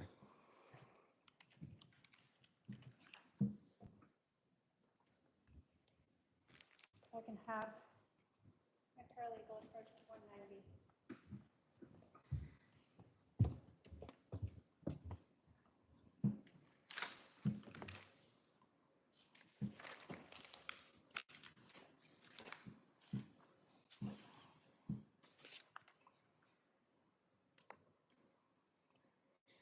Having looked at Exhibit 41 and 190, did you observe copper on that? Yes. When you are talking about a fragment of a bullet, is that one of the, are bullets often wrapped in a copper around the actual projectile? Some projectiles can be wrapped in a kind of a copper casing, yes. So you were asked whether or not anything in this, when looking at these fragments, if they could have been pieces of the Tesla. As you pulled apart that molding and looked through the hole into the frame of it, did you observe anything else in that Tesla that looked like these type of copper fragments? Inside the Tesla, I'm sorry to clarify. Sure. When you pulled down that molding and you're looking through the hole, the projectile hole, and trying to find these fragments, did you notice anything else in that area that seemed consistent with these being part of the Tesla? No. In your experience in 18 years having fired guns and collected projectiles and projectile fragments from scenes, is this what a projectile fragment looks like? Yes. So there's nothing in the Tesla that looks like that, and this is exactly what you see as a fragment in your experience? Yes, that's correct. So when we're talking about the physical evidence at the scene, we're talking about the actual bullet hole into the car Yes. that in your experience and training is consistent with and looks like other projectile holes you've seen? Yes. And when we talk about the physical evidence, we're talking about the fragments, That's one part of the physical evidence, correct. and those were located in line with that bullet hole in the Tesla? That's correct. So when you're talking about what this projectile was from and what this hole, what made this hole, are you looking at both of those things and saying this is made by someone shooting at the car? Yes, the totality of the evidence is consistent and makes sense with, again, a penetration point from a projectile from a firearm. When you talk about the physical evidence as well, are you looking at the windshield itself? Well, we looked at the windshield. We also looked at the driver's side window where that penetration point was located at. In terms of the glass that was located on the driveway, was that mostly, I'll call it, held together by the window tint? Yes, there was a film that was keeping the shape somewhat intact. The shards that you observed in the Tesla, as well as around that window, were they of the same sort of color and some of them of the same sort of shape as the one you saw out in the street? Yes, it appeared consistent.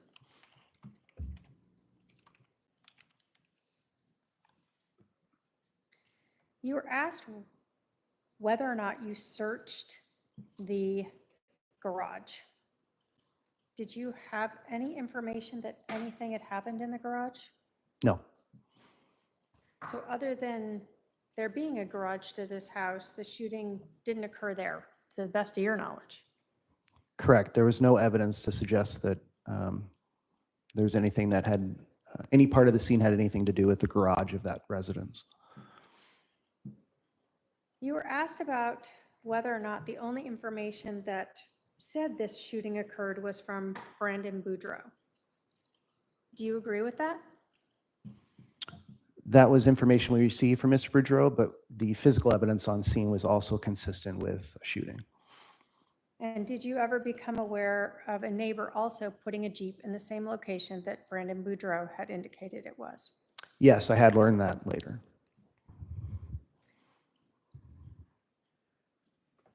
Did you interview Brandon Boudreaux? No. So what you heard would be information either relayed to you in the briefing or later learning through Detective Pilar? Correct.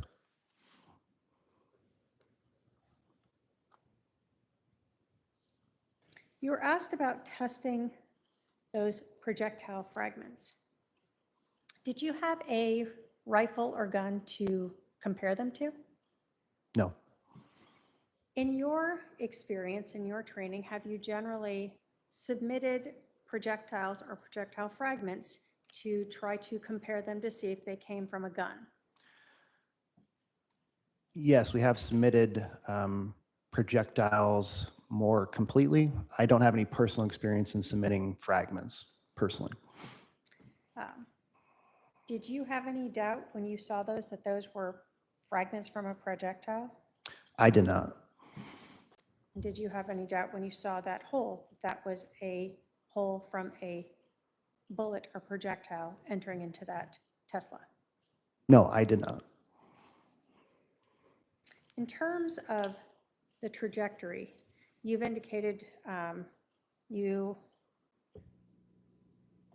that detectives, not yourself personally, put a rod into that projectile hole, correct? Correct. What was the purpose of doing that? Again, as I'd indicated earlier, just another visual representation to kind of show what we believe to be in terms of the information provided on scene by Mr. Boudreau of this rod being inserted into that penetration point to give another visual representation that it was consistent that the direction in which this bullet came from, again, without repeating it too much, was consistent with the information that we had.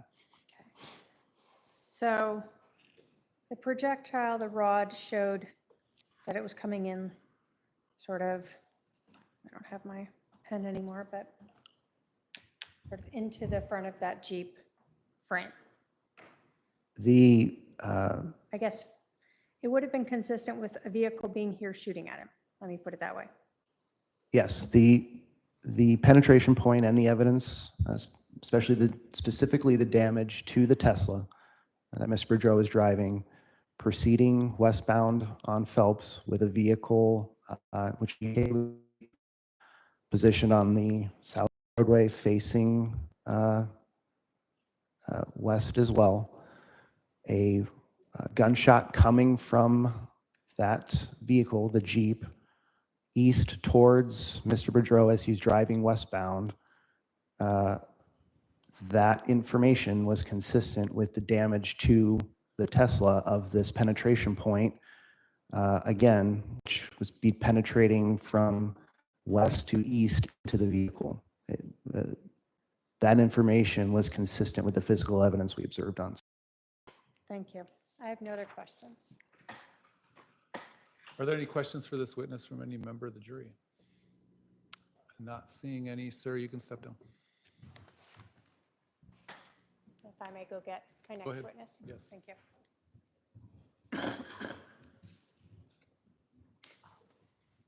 What? Another witness? Try me, I'm telling you, I'm a mess. I was like, I think I wanted to answer her. I hope I did. But yeah, I'm surprised there's another one. Kind of. But then again, I'm not, because they took a break at that time. Yes. I was just going to say, I say, yep. Exactly right. Pump it out. Pump it out, man.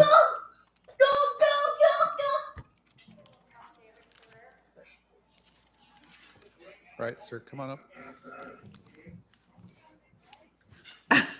I You're know. gonna stand right up here in front of my clerk. She'll swear you in. Spell your first and last name. Him's got a gun on. Yep, this must be a policeman. Oh, that's exactly what fragments look like. We go around picking up our spent shells and shit all the time. I don't pee outside. Oh my God, you kill me.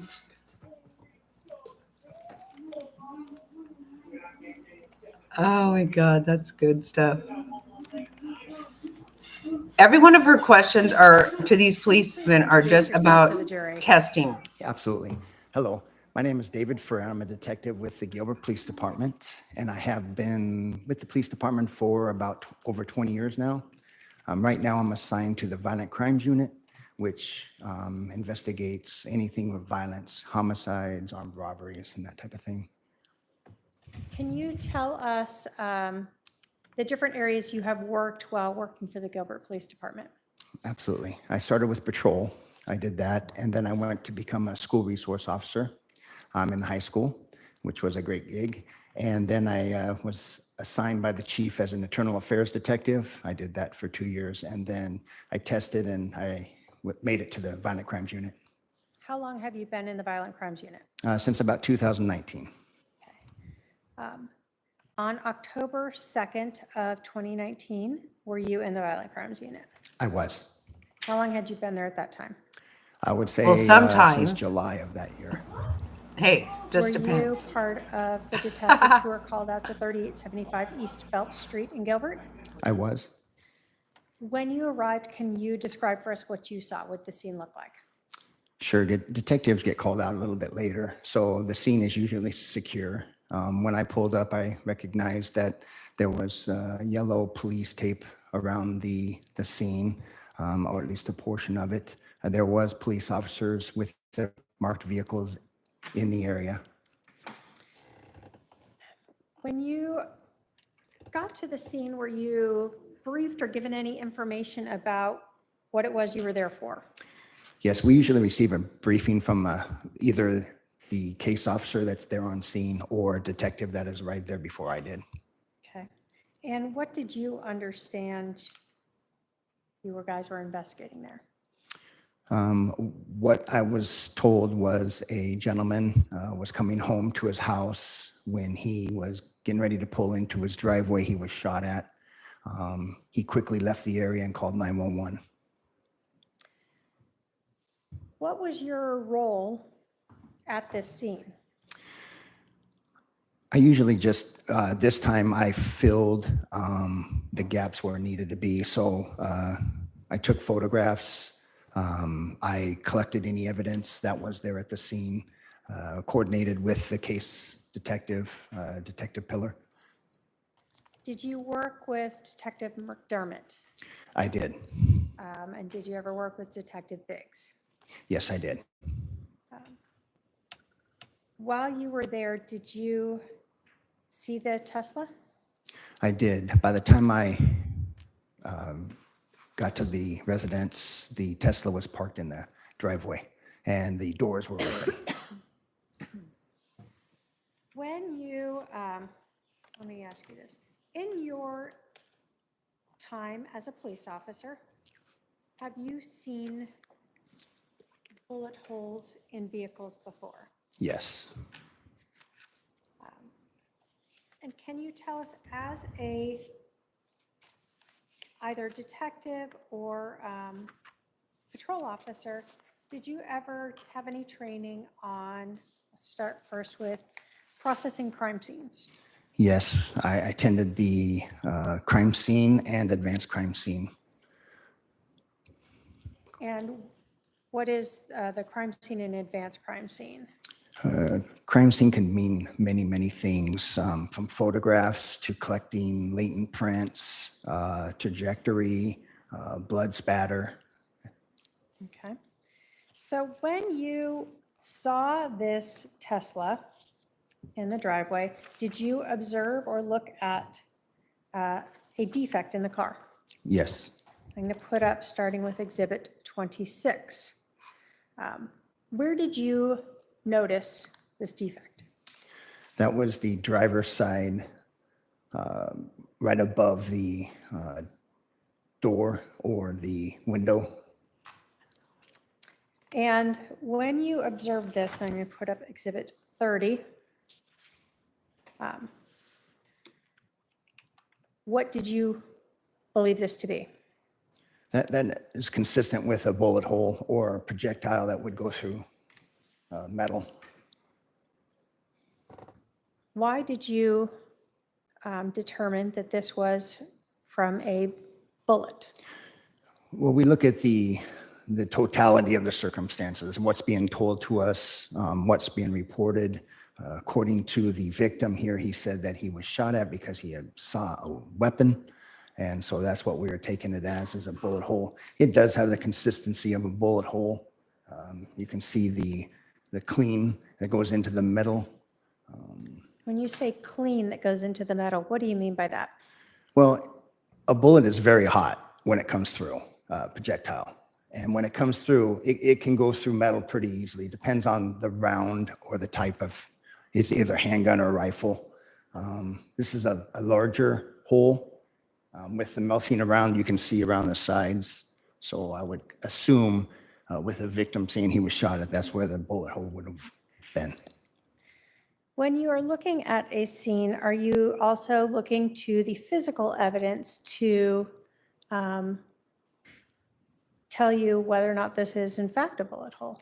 Yes, we look at the bullet hole or the hole, see if there's any evidence, maybe pieces of projectile, any type of, could be a casing on the ground or any of that type of stuff. That's what we're looking for as far as a bullet hole or damage to a vehicle.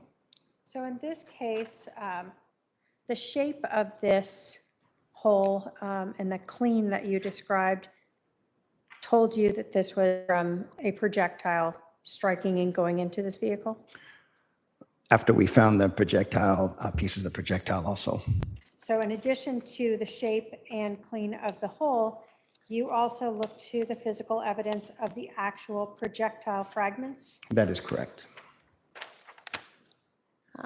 Were you present when those were found? Yes, I was. And we see here in Exhibit 40, was this sort of some molding that was along the frame of that Tesla? Yes. Just, I guess, a little to the rear of the bullet hole itself? Yes. And in that molding were projectile fragments recovered. Yes, and that is one right there. When you looked at these fragments, what told you they were projectile fragments? Well, the consistency of what a metal, I'm not a metallurgy by any means, but this would be consistent to what a projectile looks like after it has been struck, something of hard metal. There's also, there could be some jacketing left on the projectile also. Could be markings, so we're looking for all of that. Do you look sometimes to see, for instance, that there's anything like a copper on the fragments? Yes. In this case, do you recall if there was copper on the fragments? Yes, I believe there was. In your training and experience, having worked as an officer for over 20 years and having seen other projectile fragments, was what you and the other detectives found in that molding consistent with all the other projectile fragments you'd ever found? Yes, they all are similar in shape and size and color. And in your training and experience, when a bullet hits something hard like a metal, have you on other occasions seen projectiles fragment like that? Yes. And that depends a lot on the bullet itself. So depending on the bullet and what it hits changes if it fragments or not. That is correct. In this case, though, knowing this went through metal, were you surprised to see it fragmented? No. In this investigation, did you help canvass the scene to try to find any residents who might have cameras that might be around to show anything? Yes, and that's a normal practice. In doing that, did you find anyone who had any cameras that showed anything? There were people with cameras, but they didn't catch. Sometimes the cameras don't go all the way to the roadways, to their walkway for their own purposes. Okay. Did you help in any way with searching the roadway to try to recover any other pieces of those fragments? Yes, but searching for fragments on a roadway is very difficult. We even brought out a metal detector to try, but we're talking about a vast area because the victim actually drove away from the scene. So some of the projectile could have been left in the vehicle until he left. He turns a corner, he speeds up, slows down, it could have fallen out. So it was very difficult to find anything else on a roadway that large or a scene that large. And you're talking about what could be small little pieces. Very small. So although you guys attempted to follow the path that Brandon had expressed he'd driven, Yes, we did. did you locate anything? No. As a detective in the Violent Crimes Unit, do you often help other detectives with sort of follow-up work? Yes. So if they need a little help executing a search warrant or doing something like that, you might get tasked with that? Absolutely. So in addition to helping to work this scene and helping to process the Tesla, were you asked later on in December 23rd of 2019 to help execute a search warrant on a Ford F-150 that was owned by Alex Cox? Yes, I was. Where was that search warrant executed? Where did you, I guess, process and search through the vehicle? The Gilbert Police Department has a property building, and it's a very large parking lot for vehicles. And there are 2 fully covered bays that we actually can bring our vehicles into to keep us kind of out of the weather. It's very hot in Arizona, obviously, so it's very hard to search out in the middle of a parking lot. So these bays are air conditioned, and we were able to close the doors, and that's what we did at 2750 East Williamsfield Road, and that's in Gilbert. So were you tasked on December 23rd of 2019 to help execute a search warrant on a Ford F-150 that was owned by Alex Cox? Yes, I was. Were photographs taken during that search warrant? Yes. Showing the defendant exhibits 112 through 118. If I can have my paralegal approach.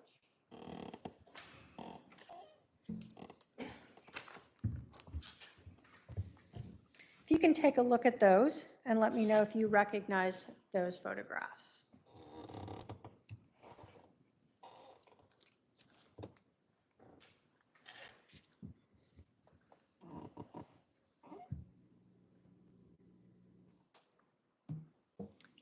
Yes, I do. And are those photographs that were taken during that search warrant on December 23rd? Yes, what usually happens is we'll have a crime scene technician who will, when we start the warrant, they will take overall photographs before we even search the vehicle, before we even touch the vehicle. So that was where a lot of those photographs came from. Once that is completed, and sometimes they search for DNA, they swab the insides of the vehicle. Then once that is all finished, then I will actually go in to the vehicle to search it. State will move to admit exhibits 112 through 118. No objection. 112 through 118 are admitted. So in 112, do we just see, I guess, photographs are taken of the exterior of the vehicle, like you said? Yes. So 113 and then 114, does that show the rear and the license plate of this truck? Yes. So it was a personalized plate, CPQUINT. Yes, and when you first showed me those pictures, I've searched a lot of vehicles. So the first couple pictures show the truck, but once I see the license plate, I remember that license plate specifically because it is personalized. So in this Jeep, did you look inside to see if you could find a registration? It was the F-150 I searched. Uh-huh. And yes, I found the registration, and it was all those items that were photographed were found in the metal console in between the driver and passenger seat. So in Exhibit 116, we see that this vehicle was registered to Alexander Lamar Cox. That is correct, and that is that truck. We do match it with the VIN. Okay. And this was from 4/8 of 2019.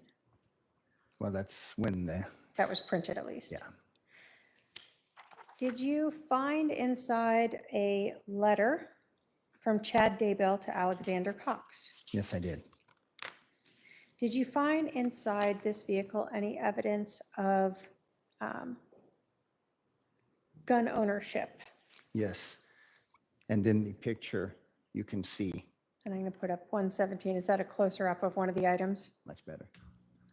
What is that? That is a practice bullet.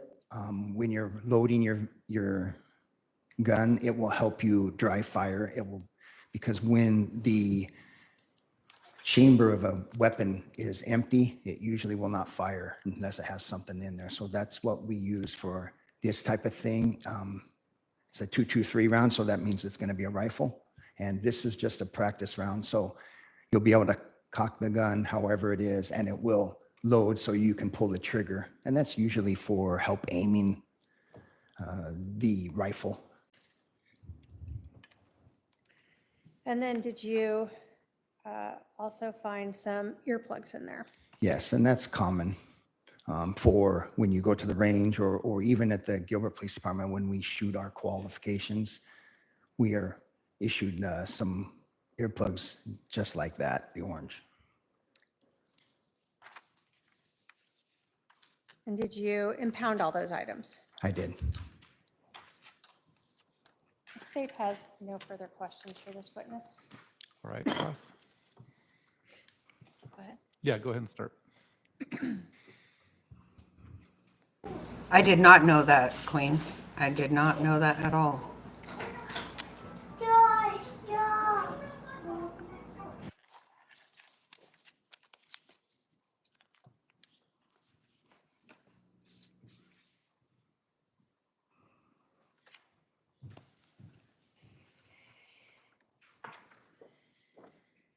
Detective Farrar, when did you arrive on the scene that day?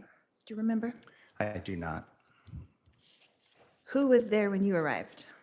I believe Detective Pillar, Detective McDermott. I arrived with Detective Biggs. Okay. Did you see Officer Robb there when you arrived? I believe she was there. And what did you do when you first got there? This was several years ago, but it would be normal for me to get a quick briefing to see what happens and what needs to be done. Okay. And who briefed you? I can't recall, but it's usually either a patrol officer or it could be the a case detective. Which was Detective Pillar? Yes, And is it Pillar or Pilar? Pillar. Okay. And you don't remember if it was Detective Pillar who was the one who briefed you? I'm sorry, I do not. Okay. But you were briefed to what did the briefing consist of? What basically crime we had, what had occurred at the scene, and if there was any evidence on scene to start with. And did you observe other people at the scene as well? Yes, there were several officers, and I do remember the victim was with a few other friends, I believe, but they were outside the crime scene.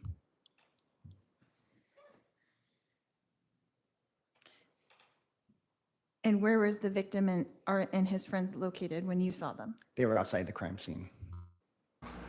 Can you tell that's She's where really that trying was to in make the those neighborhood? friends. Well, it was visible from the actual house. So crime scene was across the road, I'd say maybe 50 yards away from us. Okay.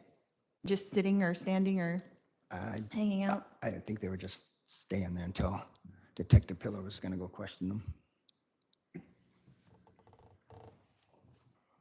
You had mentioned that Brandon told his story and then someone briefed you about it. Is that correct? Yes.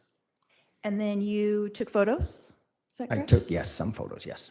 How many photos do you think you took? I don't recall. A lot? I don't have an answer for that. I'm sorry. More than 20? Yes, Okay. Less than 100? probably. Okay. I am not sure. And then you said you collected evidence. What evidence did you collect? I stood by and I received the projectiles that were removed from the Tesla. And they went into an evidence bag? Yes. And then they were delivered where? We take them to the Gilbert Police Department. We have a property room there. We can itemize it and seal it and store it in a locked container. And someone's in charge of that? It's logged in, I guess? Yes, every piece of property that is taken in has its own unique identifying number. It's unique for the Gilbert Police Department as Mesa, or the other people would have their own unique numbers also. Okay. So it would basically or something consistent with that? Yes, consistent with that, yes. Okay. And did they remain there until now when they're here? Or, No, it's They all would stay in willy-nilly. storage until a detective or somebody checks it out. okay. And that would probably be the case agent to check them out to bring them to court? Yes, that's the normal procedure. And then, What the do hell? you know if any of those projectiles were tested? Tested? Yeah. To be consistent with a handgun or a rifle? I don't believe so. Okay. And who would do that testing if they were tested?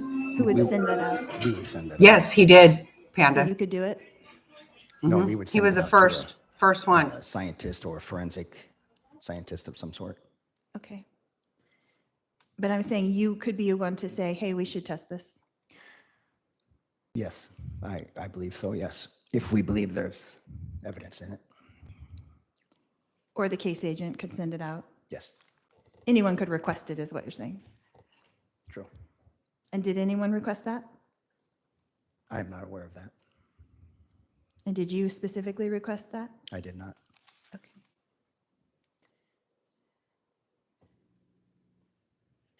You mentioned something about it being large, the bullet hole. How large was it? I had a picture. Well, you could see in the pictures, I would say approximately, it's been a while, but I'd say approximately maybe 2 inches by 2.5, something in that frame. Okay. I saw that there was a measuring tape on there that had about 2 inches on it, but it was Okay. much smaller than that. Okay. Would you say it was more than the size of a dime? Well, we'd have to look at the photographs if you have them with the, I can Okay. give you a better understanding of the size. You had mentioned that you had searched for casings on the ground. Is that correct? We look for casings or projectiles, yes. Did you find any casings anywhere? No. Would that be common? To not find? Correct. It all depends. Where would a casing go, is my question. There's no scientific way we know which would come out of a gun. We know either right or left, but as far as it leaving the gun, it could bounce, hit anything. There's just a million other things it could do to end up anywhere. Okay. And you mentioned that you had brought in a metal detector. Would that detect a casing? It would pick up a casing sound, yeah. And what was the area where the metal detector was used to try to find some kind of metal or casing? How large, would you say? Well, we tried the window itself that had shattered out around the vehicle, where the vehicle first came in. We walked the roadway. Mhm. In the street? in the street, yes. Maybe all of the blocked off area from the police tape? Yes, and I believe that some detectives might have went to the park, walked up to the ground of the park, where we believe that's what the victim told us he went to call 911. Okay. And then did anyone go past those markings, like where perhaps Mr. Boudreau had said that he saw the Jeep following him? Like that another shot may have been executed? I don't understand the question. In looking for casings on the ground or in that area, was that search expanded beyond where the police tape was? Yes, So would it go all the way to where Mr. Boudreau would have said that the Jeep passed him? Looking for further casings, I mean. yes, Okay.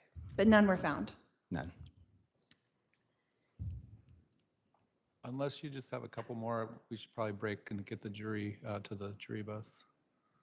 Okay, Your Honor. Do you have a couple more, or should we break? I have more than that.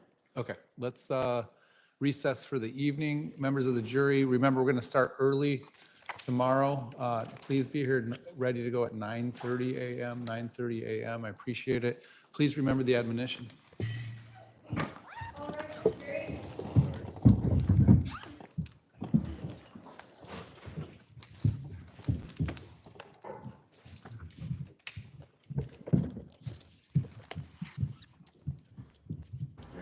Yeah, nothing wrong with that, but let's see what, if anything else comes up right now. Just real quick. She might show her ass now that the jury's out. Can be seated. Oh, yeah.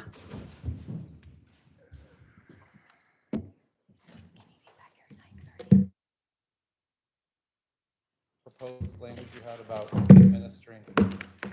Yes, because I think the language, it's the KOP Tylenol that needs to be brought over. Can you write that down? The KOP Tylenol? KOP stays in jail unless, He's in order to be brought over. has to be a jail commander or captain to approve it becomes here. Can you do it if it's ordered? No, the jail has to approve it over there. I don't bring her from the jail. What I'm saying is, can it be administered by someone from your office during lunch? That's the nurse or CHS. Which she just bring it herself, Judge. Unless it says her name on it and it's on her, then she can take it herself. If it's That's ordered. that's what they Oh, said. so they can send her with her. With it, Yes. yes, I just Okay, forget. it's order directing CHS to provide her with a necessary dose of KO what? It's keep on person. They call it KOP. Okay, that makes So sense. just that she's allowed to bring her KOP with her to court each day, All right, she something can to that keep effect. on her person a dose necessary for the full day to be at trial tomorrow. We'll try to email a copy of that to the sheriff's office as well as CHS. All right. Anything else from the state, No, Your Honor. from the defense? Just need an updated list on who will be tomorrow. I know we still have Brandon and to finish with this witness, but the next witnesses. Well, obviously, I'll work on that since I have a very different schedule than I initially Right. did. I will email it over tonight. Okay, we're trying to juggle that witness so she'll know. Your Honor, if it gets emailed over, then I don't get it. I will not be aware of it. All right. Do you want to give her a heads up of at least a couple of witnesses you plan to call? Well, that requires me to call people, Your Honor, so I don't, What's that? that requires me to call people. I usually go back to my office and contact people. I know that, I don't know how long the defendant's going to take. I usually obviously email after I determine who I'm calling. I now know I have 2 witnesses coming back, so it changes my schedule. Okay, we have the detective that was just on the witness stand that needs to be completed. We have Mr. Boudreau that Correct. hopefully can get completed tomorrow. Do you have an idea of any other witness? That's my point, Your Honor. I have to then see who else I can move because now the morning is full, so I'm going to have to check with witnesses to see who they're if they're available later in the day. Okay. So, Your Honor, my problem is that I can't prepare for anyone when I don't know who it is. She doesn't have to technically tell you everyone that she's calling in what order. It's usually a courtesy to give some heads up. But at this point, I've pressed her and that's all she's willing to do. So you have a list of the witnesses, you know, the potential witnesses that are being called. So we'll be at recess till 9:30 tomorrow.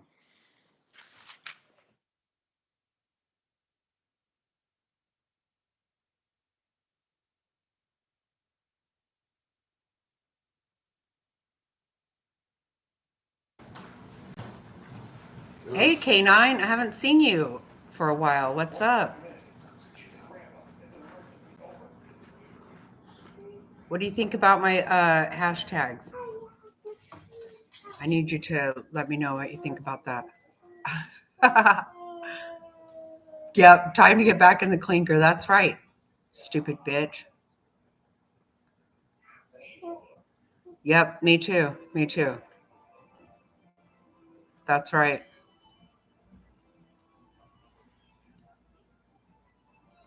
Yeah, completely stupid. Screw your stupid Tylenol. Shut up. You made me need Tylenol today, stupid ass. Right. Try me, I know.